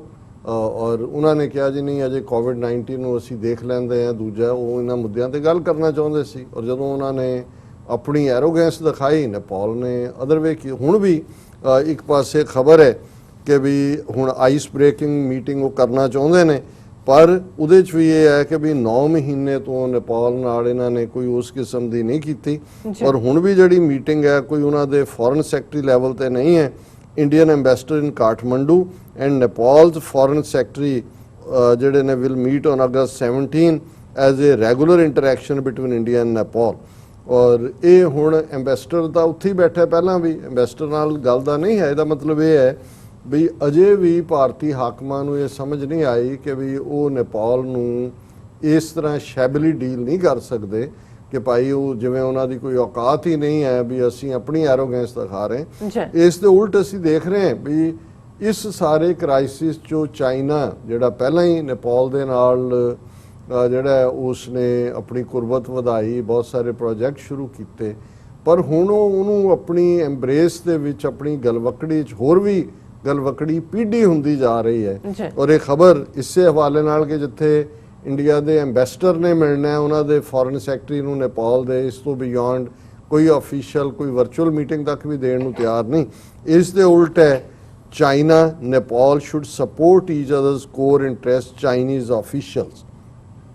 ਹੁਣ 13ਵਾਂ round diplomatic consultations the China's vice foreign minister ਹੁਣ ਨੰਬਰ 2 ਪੋਜੀਸ਼ਨ ਜਿਹੜਾ ਹੈ, ਔਰ ਉਹਨਾਂ ਦੀ ਚਾਈਨੀਜ਼ ਹਾਇਰਾਰਕੀ 'ਚ ਪ੍ਰੈਜ਼ੀਡੈਂਟ ਹੈ, ਫਿਰ ਫੋਰਨ ਮਿਨਿਸਟਰ ਹੈ, ਫਿਰ ਵਾਈਸ ਫੋਰਨ ਮਿਨਿਸਟਰ ਹੈ। ਲੂ ਜੋਜੂ and Nepal's foreign secretary Shankar ਦਾਸ ਬੈਰਾਗੀ ਦੇ ਹੈਲਡ ਏ ਵੀਡੀਓ ਕਾਨਫਰੰਸ। ਔਰ ਉਹਦੇ 'ਚ ਉਹਨਾਂ ਨੇ ਇਹ ਕਿਹਾ ਕਿ 13th ਰਾਉਂਡ ਆਫ ਇਹ 13ਵਾਂ ਉਹਨਾਂ ਦਾ ਦੌਰ ਹੈ ਗੱਲਬਾਤ ਦਾ। ਔਰ ਉਹਦੇ 'ਚ ਉਹਨਾਂ ਨੇ ਕਿਹਾ ਕਿ ਵੀ Beijing's deepening political and diplomatic influence in the Himalayan nation including shoring up support for Prime Minister Oli। ਹੁਣ ਚੀਨ ਇਹਨਾਂ ਦੀ ਪਾਰਟੀ ਦੇ ਵਿੱਚ ਇੰਡੀਆ ਆਪਣੇ ਪ੍ਰਚੰਡਾ ਵਰਗਿਆਂ ਰਾਹੀਂ ਬਗਾਵਤ ਕਰਾਉਣਾ ਚਾਹੁੰਦਾ ਸੀ, ਪਰ ਚੀਨ ਨੇ ਆਪਣਾ ਪੂਰਾ ਵੇਟ ਪਿੱਛੇ ਸੁੱਟਿਆ ਔਰ ਹਾਲ ਦੀ ਘੜੀ ਕੋਈ ਖਬਰ ਨਹੀਂ ਆਈ ਕਿ ਅਦਰਵਾਈਜ਼ ਉਹਨੂੰ ਰਿਜ਼ਾਈਨ ਕਰਨ ਲਈ ਕਹਿ ਰਹੇ ਸੀ। ਲੇਕਿਨ ਹੁਣ ਇਸ ਸਾਰੇ ਚੋਂ ਜਿਹੜੀ ਡਿਪਟੀ ਫੋਰਨ ਮਿਨਿਸਟਰ ਲੈਵਲ ਦੀ ਗੱਲਬਾਤ ਹੈ ਉਹਦੇ 'ਚ ਉਹਨਾਂ ਨੇ ਕਿਹਾ the two side should firmly support each others core interest and major concerns, strengthen coordination in international and regional affairs and promote greater development of bilateral relations in such areas as connectivity, development assistance, defense, law enforcement, security, people to people and cultural exchanges, the Chinese foreign ministry said in a statement here। ਉਹਨਾਂ ਨੇ ਕਿਹਾ ਕਿ ਭਾਈ ਅਸੀਂ ਜਿਹੜਾ ਇਹ ਸਾਰੇ ਹੁਣ ਕਿਹੜਾ ਸ਼ੋਭਾ ਰਹਿ ਗਿਆ। ਇਹਦਾ ਮਤਲਬ ਇਹ ਹੈ ਕਿ ਬਿਲਕੁਲ ਬਗਲਗੀਰ ਨੇ। ਔਰ ਅੱਗੇ ਵੀ ਇਸ ਦੇ ਉੱਤੇ ਹੈ ਕਿ ਵੀ ਉਹਨਾਂ ਨੇ कि China's high profile projects include the construction of tunnels along the road from Geelong in Tibet to Kathmandu, Tibet to Geelong to Kathmandu tak tunnel, the establishment of a science and technology university in Nepal, China establish kar rahe, development of 3 north south corridors in Nepal, Koshi, Gandaki and Karnali। ਇਹ ਨਦੀਆਂ ਵੀ ਨੇ, ਕੋਸ਼ੀ ਜਿਵੇਂ ਦਰਿਆ ਹੈ, town ਵੀ ਹੈ, ਉਹਨਾਂ ਦੇ ਜਿਹੜੇ ਨੇ ਨਾਰਥ ਸਾਊਥ ਕੋਰੀਡੋਰ ਕ੍ਰੀਏਟ ਕਰਨੇ। And the Nepal China electric power corporation, ਇਹਨਾਂ ਪ੍ਰੋਜੈਕਟਸ ਦੇ ਉੱਤੇ ਸੋ ਕੰਕਰੀਟ ਹੈ। ਉਹਨਾਂ ਨੇ ਆਪਣੀ ਬਲੂਪ੍ਰਿੰਟ ਬਣਾਇਆ ਹੋਇਆ ਹੈ ਔਰ ਉਹਦੇ 'ਚ ਉਹਨਾਂ ਨੇ ਇਹ ਗੱਲ ਕਹੀ ਹੈ ਕਿ ਭਾਈ ਅਸੀਂ ਸਾਰੇ landmark projects in the areas of infrastructure, industry and education that were agreed upon to be initiated in Nepal during President Xi's visit. ਕਿ ਜਦੋਂ ਚਾਈਨੀਜ਼ ਪ੍ਰੈਜ਼ੀਡੈਂਟ ਨੇ ਵਿਜ਼ਿਟ ਕੀਤਾ, ਜਿਹੜੇ ਪ੍ਰੋਜੈਕਟ ਐਗਰੀਡ ਅਪਨ ਸੀ ਉਹਨਾਂ ਦੇ ਉੱਤੇ ਕੰਮ ਹੋ ਰਿਹਾ। ਸੋ ਇਹ ਹੁਣ ਬਿਲਕੁਲ ਜ਼ਾਹਰ ਹੈ ਕਿ ਪਰਮਾਨੈਂਟਲੀ ਨੇਪਾਲ ਨੂੰ ਭਾਰਤ ਗਵਾ ਚੁੱਕਾ ਹੈ ਔਰ ਇਹ ਬੇਸ਼ੱਕ ਅਸੀਂ ਇੱਕ ਅਲੱਗ ਸੈਗਮੈਂਟ 'ਚ ਡਿਸਕਸ ਕਰਨਾ ਚਾਹੁੰਦੇ ਸੀ, ਪਰ ਤੁਸੀਂ ਹੁਣ ਇਹਨੂੰ ਪੜ੍ਹ ਦਿੱਤਾ ਇਸੇ 'ਚ ਹੀ ਤੇ ਮੈਂ ਇਹਨੂੰ ਕਰ ਲੈਂਦਾ ਕਿ ਇੱਕ ਪਾਸੇ ਅਸੀਂ ਦੇਖ ਰਹੇ ਹਾਂ ਕਿ ਵੀ ਰਾਮ ਮੰਦਰ ਦੇ ਨਾਂ ਥੱਲੇ ਜਿਸ ਕਿਸਮ ਦੀ ਇਹਨਾਂ ਨੇ 6 ਦਸੰਬਰ 1992 ਨੂੰ ਬਾਬਰੀ ਮਸਜਿਦ ਢਾਣ ਤੋਂ ਲੈ ਕੇ ਹੁਣ ਤੱਕ ਦਾ ਜੋ ਵਰਤਾਰਾ ਸੀ ਔਰ 200 ਮਿਲੀਅਨ ਮੁਸਲਮਾਨ ਬਿਲਕੁਲ ਚੁੱਪ ਹੋਏ ਸੀ ਸਾਰੇ 'ਚ ਕਿ ਭਾਈ ਇਹ ਮੰਦਰ ਬਣ ਜਾਏ, ਹੁਣ ਇਹ ਨਾ ਹੋਏ ਕਿ ਵੀ ਫਿਰ ਸਾਡੀ ਜਿਹੜੀ ਹੈ ਉਹ ਮਾਰ ਮਰਾਈਆ ਸ਼ੁਰੂ ਹੋਏ। ਇਹ ਵੀ ਸਮਝ ਆ ਸਕਦਾ ਹੈ, ਡਰ ਵੀ ਸਮਝ ਆ ਸਕਦਾ ਹੈ, ਪਰ ਤੁਸੀਂ ਇਸ ਹੱਦ ਤੱਕ ਗੁਲਾਮੀ ਔਰ ਇਸ ਹੱਦ ਤੱਕ ਜਿਹੜੀ ਤੁਹਾਡੀ ਜ਼ਿਲਤ ਹੈ ਉਸ ਨੂੰ ਇੰਜੋਏ ਕਰ ਰਹੇ ਹੋ, ਸਲੇਵਰੀ ਨੂੰ ਇੰਜੋਏ ਕਰ ਰਹੇ ਹੋ। ਮੈਨੂੰ ਦੁੱਖ ਲੱਗਾ ਇਹ ਖਬਰ ਦੇਖ ਕੇ ਕਿ UP CM will be invited to lay stone for public facilities on land for mosque in Ayodhya official. ਹੁਣ ਸੁਪਰੀਮ ਕੋਰਟ ਨੇ ਤਾਂ ਇਹ ਕਿਹਾ ਕਿ ਜੀ ਇਹ ਦੇ ਦਿਓ, ਇੱਥੇ ਮੰਦਰ ਬਣੇਗਾ ਜਿੱਥੇ ਮਸਜਿਦ ਢਾਈ ਹੈ ਔਰ ਮੁਸਲਮਾਨਾਂ ਨੂੰ ਯੂਪੀ ਉਹਨਾਂ ਨੇ ਸਰਕਾਰ ਨੂੰ ਕਿਹਾ ਜੀ ਇਹਨਾਂ ਨੂੰ 5 ਏਕੜ ਜ਼ਮੀਨ ਨੇੜੇ ਤੇੜੇ ਦੇ ਦਿਓ ਕਿ ਇਹ ਮਸਜਿਦ ਬਣਾ ਲੈਣ। ਹੁਣ ਪਹਿਲੀ ਗੱਲ ਤਾਂ ਜੇ ਇਹਨਾਂ ਨੇ ਕਿਤੇ ਹੋਰ ਮੰਦਰ ਨਹੀਂ ਬਣਾਇਆ ਕਿਉਂਕਿ ਇਹ ਮੰਦਰ ਯਹੀਂ ਬਣਾਏਂਗੇ, ਇਹ ਫੈਸਲਾ ਵੀ ਜਿਹਨੂੰ ਅਸੀਂ ਹਮੇਸ਼ਾ ਕਿਹਾ ਵੀ ਇਹ ਇੱਕ ਧੱਕਾ ਸੀ। ਹੁਣ ਉਹਨਾਂ ਨੇ ਅਯੁੱਧਿਆ ਦੇ ਨੇੜੇ ਤਾਂ ਕੀ ਜ਼ਮੀਨ ਦੇਣੀ ਸੀ, 20 ਮੀਲ ਦੂਰ 5 ਏਕੜ ਦਿੱਤੀ ਕਿ ਬਈ ਇੱਥੇ ਬਣਾ ਲਓ। ਇਸ ਦੇ ਉੱਤੇ ਵੀ ਜਦੋਂ ਮੰਦਰ ਦਾ ਨੀਂਹ ਪੱਥਰ ਰੱਖਤਾ, ਅਗਲੇ ਦਿਨ ਯੋਗੀ ਮੀਡੀਆ ਨੂੰ ਕਹਿੰਦਾ ਕਿ ਜੀ ਮੈਂ ਤਾਂ ਜੇ ਮੈਨੂੰ ਇਹਨਾਂ ਨੇ ਤਾਂ ਸੱਦਣਾ ਨਹੀਂ, ਜੇ ਸੱਦਣ ਵੀ ਮੈਂ ਤਾਂ ਨਹੀਂ ਜਾਣਾ ਮਸਜਿਦ ਦੇ ਜੇ ਉਦਘਾਟਨ ਦੇ ਉੱਤੇ ਕਰਨਾ। ਉਹਨਾਂ ਨੂੰ ਪੁੱਛਿਆ ਕਿ ਜੀ ਜੇ ਹੁਣ ਤੁਸੀਂ ਇੱਥੇ ਇੰਨਾ ਕੁਛ ਕੀਤਾ ਉਹ ਕਰਨਗੇ ਤੁਸੀਂ ਕੀ ਕਰੋਗੇ। ਲੇਕਿਨ ਇਸ ਹਿਊਮਿਲੇਸ਼ਨ ਦੇ ਬਾਵਜੂਦ ਹੁਣ ਇਹ ਤੁਸੀਂ ਖਬਰ ਜਦੋਂ ਦੇਖਦੇ ਹੋ ਕਿ to a question on whether Adityanath will lay the foundation stone for construction of the mosque, Indo-Islamic cultural foundation spokesperson Hussain said that ਉਹਨੇ ਕਿਹਾ ਜੀ ਮਸਜਿਦ ਦਾ ਤਾਂ ਕਦੇ ਕੋਈ ਹੁੰਦਾ ਨਹੀਂ ਵੀ ਉਹਦਾ ਨੀਂਹ ਪੱਥਰ ਰੱਖਿਆ ਜਾਏ, ਉਹ ਕੋਈ ਪ੍ਰੋਵੀਜ਼ਨ ਨਹੀਂ ਹੈ foundation stone the, but Adityanath Yogi will be invited to lay the foundation stone for various public facilities at a mosque to be built in Ayodhya's Dhanipur village by a trust formed by the state Sunni Central Waqf Board, one of its office bearers said on Saturday. ਉਹਨੇ ਕਿਹਾ ਜੀ ਜਿਹੜਾ ਅਸੀਂ ਉਹ 5 ਏਕੜ 'ਚ ਬਣਾਉਣਾ ਹੈ ਮਸਜਿਦ ਦੇ ਨਾਲ, ਅਸੀਂ ਜਿਹੜਾ ਉਹਦੇ 'ਚ ਹਸਪੀਟਲ ਔਰ ਬਾਕੀ on a 5 acre land in Dhanipur village which has been given for the construction of a mosque, a hospital, library, community kitchen, research center will also be built. There will be these will be for the public, and Chief Minister Yogi Adityanath will be invited to lay the foundation stone for these projects, secretary and spokesperson of the trust said. और उन्होंने कहा Chief Minister will not only participate in the program but will also assist in the construction of these public facilities. ਹੁਣ ਇਹਦੇ ਤੇ ਤੁਸੀਂ ਕੀ ਕਹਿ ਸਕਦੇ ਕਿ ਭਾਈ ਤੁਹਾਨੂੰ ਭੁੱਲ ਗਿਆ, ਹਜ਼ਾਰਾਂ ਮੁਸਲਮਾਨਾਂ ਦਾ ਡੁੱਲਿਆ ਖੂਨ ਭੁੱਲ ਗਿਆ। ਇਹਨਾਂ ਦੀਆਂ ਬੇਗੈਰਤ ਦੀ ਵੀ ਕੋਈ ਹੱਦ ਹੁੰਦੀ ਹੈ ਕਿ ਵੀ ਤੁਸੀਂ ਉਸ ਗੁੰਡੇ ਨੂੰ ਜਿਹੜਾ ਜਿਹਨੇ 200 ਮਿਲੀਅਨ ਮੁਸਲਮਾਨਾਂ ਦੇ ਖਿਲਾਫ ਕੀ ਲਾਈਨ ਲਈ ਹੈ, ਯੂਪੀ ਦੇ ਵਿੱਚ ਮੁਸਲਮਾਨਾਂ ਦਾ ਕੀ ਹਾਲ ਕੀਤਾ ਹੋਇਆ ਇਹ ਹੈ। ਔਰ ਜੇ ਜ਼ੁਲਮ ਦੋ ਕਿਸਮ ਦੇ ਲੋਕ ਹੁੰਦੇ ਨੇ, ਇੱਕ ਜ਼ੁਲਮ ਦੇ ਸਾਹਮਣੇ ਅੜਦੇ ਨੇ, ਇੱਕ ਜ਼ੁਲਮ ਦੇ ਸਾਹਮਣੇ ਫਿਰ ਅੱਗੋਂ ਹੋਰ ਲਿਫਦੇ ਨੇ ਔਰ ਉਹ ਜ਼ੁਲਮ ਕਰਨ ਵਾਲੇ ਦਾ ਵੀ ਸ਼ੁਕਰੀਆ ਕਰਦੇ ਨੇ ਕਿ ਵੀ ਤੂੰ ਸਾਡੇ ਤੇ ਜ਼ੁਲਮ ਕੀਤਾ ਹੈ। ਇਹ ਬੇਗੈਰਤੀ ਇਸ ਪਾਸੇ ਵੱਲ ਇਸ਼ਾਰਾ ਕਰਦੀ ਹੈ। ਔਰ ਮੈਂ ਕਨਕਲੂਡ ਕਰਨ ਤੋਂ ਪਹਿਲਾਂ ਬਾਬਾ ਫਰੀਦ ਗੰਜ ਸ਼ੱਕਰ ਜਿਨ੍ਹਾਂ ਦੀ ਬਾਣੀ ਸ਼ਲੋਕ ਰੂਪ ਦੇ ਵਿੱਚ ਜਿਹਨੂੰ ਅਸੀਂ ਰੋਜ਼ਾਨਾ ਵਿਚਾਰ ਕਰਦੇ ਹਾਂ, ਅੱਜ ਅਸੀਂ ਉਹਨਾਂ ਦੇ ਲਗਭਗ 130 ਸ਼ਲੋਕ ਗੁਰੂ ਗ੍ਰੰਥ ਸਾਹਿਬ ਦਰਜ ਨੇ। ਅੱਜ 100ਵਾਂ ਸ਼ਲੋਕ ਅਸੀਂ ਵਿਚਾਰ ਰਹੇ ਹਾਂ।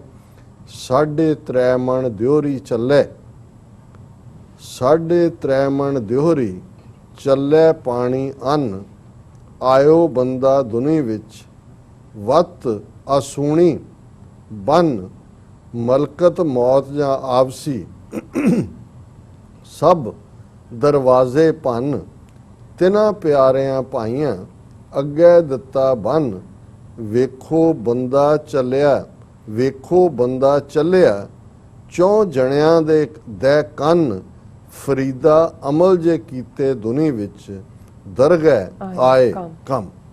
ਹੁਣ ਜ਼ਾਹਰ ਹੈ ਜਿਵੇਂ ਫਕੀਰ ਯਾਦ ਦਹਾਨੀ ਕਰਵਾਉਂਦਾ ਹੈ ਕਿ ਅਲਟੀਮੇਟਲੀ ਮੌਤ ਅਟਲ ਹੈ, ਔਰ ਜਿਹੜੀ ਦੇਹ ਅਸੀਂ ਪਾਲੀ ਹੋਈ ਹੈ ਉਹਨਾਂ ਨੇ 3.5 ਮਣ ਕਿਹਾ ਕਿ ਵੀ ਇਹ ਤੇਰੀ ਦੇਹ ਹੈ। ਹੁਣ ਇਹ ਮਣ ਉਦੋਂ ਹੁਣ ਤਾਂ 40 ਕਿਲੋ ਦਾ ਕੁਇੰਟਲ ਵਾਲਾ ਆ ਗਿਆ, ਲੇਕਿਨ ਇਹ ਦੇਸੀ ਜਿਹੜਾ ਮਣ ਸੀ ਉਹ ਸ਼ਾਇਦ 18 ਸੇਰ ਦਾ ਹੁੰਦਾ ਸੀ। ਸੋ ਉਦੋਂ ਵੀ ਜੇ 3.5 ਵੀ ਕਰੋ ਤੇ ਹੁਣ ਤੁਸੀਂ ਦੇਖ ਲਓ ਕਿ ਵੀ ਵਾਹ ਬਣ ਜਾਂਦਾ। ਇੰਨੇ ਕੁ ਐਵਰੇਜ weight ਤਾਂ ਅੱਜ ਕੱਲ ਇਹਦੇ ਨਾਲੋਂ ਜ਼ਿਆਦਾ ਹੀ ਹੋਏਗਾ, ਬਹੁਤ ਜ਼ਿਆਦਾ ਖਾ ਕੇ ਜੰਕ ਫੂਡ। ਸੋ ਬਾਬਾ ਫਰੀਦ ਇਹ ਯਾਦ ਕਰਵਾਉਂਦੇ ਨੇ ਕਿ ਭਾਈ ਇਹ ਜਿਹੜਾ ਤੂੰ 3.5 ਮਣ ਦਾ ਭਾਰ ਦੇਹ ਦੇ ਰੂਪ ਦੇ ਵਿੱਚ ਪਾਲਿਆ ਹੋਇਆ, ਚੁੱਕਿਆ ਹੋਇਆ, ਇਹ ਅਲਟੀਮੇਟਲੀ ਇਸ ਨੇ ਕਿੱਧਰ ਜਾਣਾ? ਆਇਓ ਬੰਦਾ ਦੁਨੀ ਵਿੱਚ, ਵਤ ਆਸੂਣੀ ਬਨ। ਹੁਣ ਕਿ ਵੀ ਜਦੋਂ ਤੂੰ ਦੁਨੀਆ ਦੇ ਵਿੱਚ ਆਇਆ ਤੇ ਇਹ ਇੱਕ ਨਿੱਕੀ ਜਿਹੀ ਆਸ ਦੇ ਨਾਲ, ਜਦੋਂ ਅਸੀਂ ਆਸੂਣੀ ਕਹਿੰਦੇ ਆ ਆਸ ਦੇ ਨਾਲ ਜਿਉਣਾ, ਇਹਨੂੰ ਆਸੂਣੀ ਕਿਹਾ ਜਾਂਦਾ ਹੈ ਕਿ ਭਾਈ ਇਹ ਆਸ ਬਨ ਕੇ ਆਇਆ ਕਿ ਮੈਂ ਕੀ ਕਰਨਾ, ਪਰ ਕੀਤਾ ਉਹਨੇ ਕੀ? ਅਲਟੀਮੇਟਲੀ ਦੁਨੀਆ ਦੇ ਵਿੱਚ ਗਵਾਚ ਗਿਆ, ਐਸ਼ੋ ਇਸ਼ਰਤ ਗਵਾਚ ਗਿਆ। ਔਰ ਮਲਕਲ ਮੌਤ ਜਾਂ ਆਪਸੀ ਸਭ ਦਰਵਾਜ਼ੇ ਭੰਨ, ਵੀ ਤੂੰ ਤਾਂ ਆਪਣੇ ਆਪ ਨੂੰ ਇੱਕ ਛੋਟੀ ਫੋਕੀ ਆਸ ਦੇ ਸਿਰ ਦੇ ਉੱਤੇ ਆਪਣੀ ਜ਼ਿੰਦਗੀ ਖੜੀ ਕਰ ਲਈ। ਇਹ ਭੁੱਲ ਗਿਆ ਕਿ ਅਲਟੀਮੇਟਲੀ ਐਂਡ ਲਾਜ਼ਮ ਹੈ। ਮਲਕੁਲ ਮੌਤ ਜਾਂ ਆਪਸੀ, ਇਸਲਾਮ ਦੇ ਵਿੱਚ ਜਿਹੜਾ ਮੌਤ ਦਾ ਫਰਿਸ਼ਤਾ ਉਹਨੂੰ ਮਲਕੁਲ ਮੌਤ ਕਹਿੰਦੇ ਨੇ, ਕਿ ਜਦੋਂ ਮੌਤ ਦਾ ਫਰਿਸ਼ਤਾ ਆਇਆ ਤੇ ਕੋਈ ਦਰਵਾਜ਼ੇ, ਕੋਈ ਖਿੜਕੀਆਂ, ਕੋਈ ਬਾਰੀਆਂ ਜਿੰਨੀਆਂ ਮਰਜ਼ੀ ਬੰਦ ਕਰ ਲੈਣਾ, ਉਹਨੇ ਸਾਰੇ ਦਰਵਾਜ਼ੇ ਭੰਨ ਕੇ ਆ ਜਾਣੇ। ਤਿੰਨਾਂ ਪਿਆਰਿਆਂ ਭਾਈਆਂ ਅੱਗੇ ਦਿੱਤਾ ਬੰਨ। ਫਿਰ ਉਹੀ ਜਿਹੜੇ ਭਰਾ ਭੈਣਾਂ ਜਿਨ੍ਹਾਂ ਦੇ ਨਾਲ ਅਸੀਂ ਮੋਹ ਕਰਦੇ ਹਾਂ, ਉਹਨਾਂ ਨੇ ਬੰਨ ਕੇ, ਮਤਲਬ ਇਹ ਹੈ ਕਿ ਜਦੋਂ ਤੁਹਾਡਾ ਜਨਾਜ਼ਾ ਉੱਠਦਾ ਕਿ ਵੀ ਕਿਤੇ ਜਾਣ ਜੋਗੇ ਤਾਂ ਰਹਿੰਦੇ ਨਹੀਂ, ਤੁਸੀਂ ਉਹ ਹੁੰਦੇ ਹੋ, ਮੁਰਦਾ ਹੋ ਚੁੱਕੇ ਹੁੰਦੇ ਹੋ, ਵੀ ਉਹਨਾਂ ਭਰਾਵਾਂ ਨੇ ਜਿਨ੍ਹਾਂ ਦੇ ਉੱਤੇ ਤੁਹਾਨੂੰ ਬੜਾ ਮਾਣ ਸੀ, ਉਹੀ ਤੁਹਾਨੂੰ ਬੰਨ ਕੇ ਲੈ ਚੱਲੇ ਨੇ, ਜਨਾਜ਼ਾ ਤੁਹਾਡਾ ਕੱਢ ਰਹੇ ਨੇ। ਵੇਖੋ ਬੰਦਾ ਚੱਲਿਆ, ਚੌਂ ਜਣਿਆਂ ਦੇ ਕੰਨ ਹੈ ਮੋਢਾ, ਕੰਨ ਕਿ ਭਾਈ 4, ਜਿਹਨੂੰ ਅਕਸਰ ਅਸੀਂ ਕਹਿੰਦੇ ਹਾਂ ਕਿ ਭਾਈ, ਜਿਵੇਂ ਇੱਕ ਨੇ ਕਿਹਾ ਸੀ ਕਿ ਵੀ ਇੰਨਾ ਸੱਚ ਵੀ ਨਾ ਬੋਲ ਕਿ ਇਕੱਲਾ ਰਹਿ ਜਾਵੇਂ, 4 ਬੰਦੇ ਤਾਂ ਰਹਿਣ ਦੇ ਮੋਢਾ ਦੇਣ ਲਈ। ਕੁਛ ਇਸ ਕਿਸਮ ਦਾ ਕਿ ਭਾਈ 4, ਉਹ 4 ਜਣਿਆਂ ਦੇ ਕੰਨ ਬਾਬਾ ਫਰੀਦ ਵੀ ਯਾਦ ਕਰਵਾਉਂਦੇ ਨੇ ਵੀ ਅਲਟੀਮੇਟਲੀ ਇੱਥੇ ਜਿੰਨੀ ਮਰਜ਼ੀ ਬੱਲੇ ਬੱਲੇ ਜੋ ਵੀ ਹੋਈ ਹੋਏ, ਅਖੀਰ ਐਂਡ ਇਹ ਹੈ ਕਿ 4 ਬੰਦਿਆਂ ਨੇ ਮੋਢਾ ਦੇ ਕੇ ਚੁੱਕਿਆ ਹੋਇਆ। ਤੇ ਹੁਣ ਜਿੱਥੇ ਹਿਸਾਬ ਕਿਤਾਬ ਹੋਣਾ, ਫਰੀਦਾ ਅਮਲ ਜੇ ਕੀਤੇ ਦੁਨੀ ਵਿੱਚ, ਦਰਗਹਿ ਆਏ ਕੰਮ। ਕਿ ਜੇ ਜ਼ਿੰਦਗੀ ਦੇ ਵਿੱਚ ਚੰਗੇ ਅਮਲ ਕੀਤੇ ਹੋਣਗੇ ਤੇ ਦਰਗਾਹ ਦੇ ਵਿੱਚ ਉਹ ਕੰਮ ਆਣਗੇ। ਕਿ ਜਦੋਂ ਹਿਸਾਬ ਕਿਤਾਬ ਹੋਣਾ, ਇੱਥੇ ਤੇਰੀ ਦੇਹ ਕਿੰਨੀ ਮੋਟੀ ਸੀ, ਤੇਰਾ ਘਰ ਕਿੰਨਾ ਵੱਡਾ ਸੀ, ਤੇਰੀ ਗੱਡੀ ਕਿੰਨੀ ਵੱਡੀ ਸੀ, ਕਿੰਨੀਆਂ ਨਾਈਟ ਪਾਰਟੀਆਂ ਤੂੰ ਥਰੋ ਕੀਤੀਆਂ, ਇਹ ਹਿਸਾਬ ਕਿਤਾਬ ਨਹੀਂ ਹੋਣਾ। ਅਮਲ ਜੇ ਕੀਤੇ ਦੁਨੀ ਵਿੱਚ, ਕਿ ਵੀ ਜੋ ਤੂੰ ਜ਼ਿੰਦਗੀ ਦੇ ਵਿੱਚ ਜਿਉਂਦਿਆਂ ਜੋ ਤੇਰੇ ਕੰਮ ਨੇ, ਦਰਗਾਹ ਆਏ ਕੰਮ, ਉਹਨਾਂ ਦਾ ਹੀ ਹਿਸਾਬ ਕਿਤਾਬ ਹੋਣਾ। ਸੋ ਇਹ ਰਿਮਾਈਂਡਰ ਹੈ ਕਿ ਭਾਈ ਆਪਣੀ ਜ਼ਿੰਦਗੀ ਦਾ ਹਰ ਪਲ, ਜ਼ਿੰਦਗੀ ਨੂੰ ਠੀਕ ਰਸਤੇ ਤੇ ਤੋਰੋ, ਰੱਬ ਦੀ ਯਾਦ ਦੇ ਵਿੱਚ, ਰੱਬ ਦੀ ਖਲਕਤ ਦੀ ਸੇਵਾ ਦੇ ਵਿੱਚ। ਜੀ ਡਾਕਟਰ ਸਾਹਿਬ, ਤੁਹਾਡਾ ਬਹੁਤ ਬਹੁਤ ਸ਼ੁਕਰੀਆ। ਤੁਸੀਂ ਅੱਜ ਐਵੇਂ ਸ਼ੁਰੂ ਤੇ ਅੱਜ ਦਾ ਵਿਚਾਰ ਸਾਡੇ ਦਰਸ਼ਕਾਂ ਨਾਲ ਸਾਂਝਾ ਕੀਤਾ। ਆਪਣੇ ਵਿਊਅਰਸ ਕੋਲ ਨੇ ਇਜਾਜ਼ਤ। ਵਿਊਅਰਸ, ਸਾਡੇ ਪ੍ਰੋਗਰਾਮ ਦਾ ਸਮਾਂ ਇੱਥੇ ਸਮਾਪਤ ਹੁੰਦਾ। ਤੁਸੀਂ ਆਪਣੀ ਰਾਏ ਤੇ ਸੁਝਾਅ ਸਾਨੂੰ ਭੇਜਣਾ ਭੁੱਲਣਾ ਸਾਡੇ ਇਸ ਪਤੇ ਤੇ sos@tv4.tv ਤੇ। ਅਸੀਂ ਆਪਣਾ ਪ੍ਰੋਗਰਾਮ ਲੈ ਕੇ ਫਿਰ ਦੁਬਾਰਾ ਤੁਹਾਡੇ ਸਨਮੁਖ ਹੋਵਾਂਗੇ। ਤਦ ਤੱਕ ਲਈ ਮੈਨੂੰ ਤੇ ਆਪਣਾ ਡਾਕਟਰ ਨਾਲ ਆਗਿਆ ਦਿਓ। ਦੇਖਦੇ ਰਹੋ TV4। ਬੁਲਾ ਦਿਓ ਫਤਿਹ। ਵਾਹਿਗੁਰੂ ਜੀ ਕਾ ਖਾਲਸਾ, ਵਾਹਿਗੁਰੂ ਜੀ ਕੀ ਫਤਿਹ।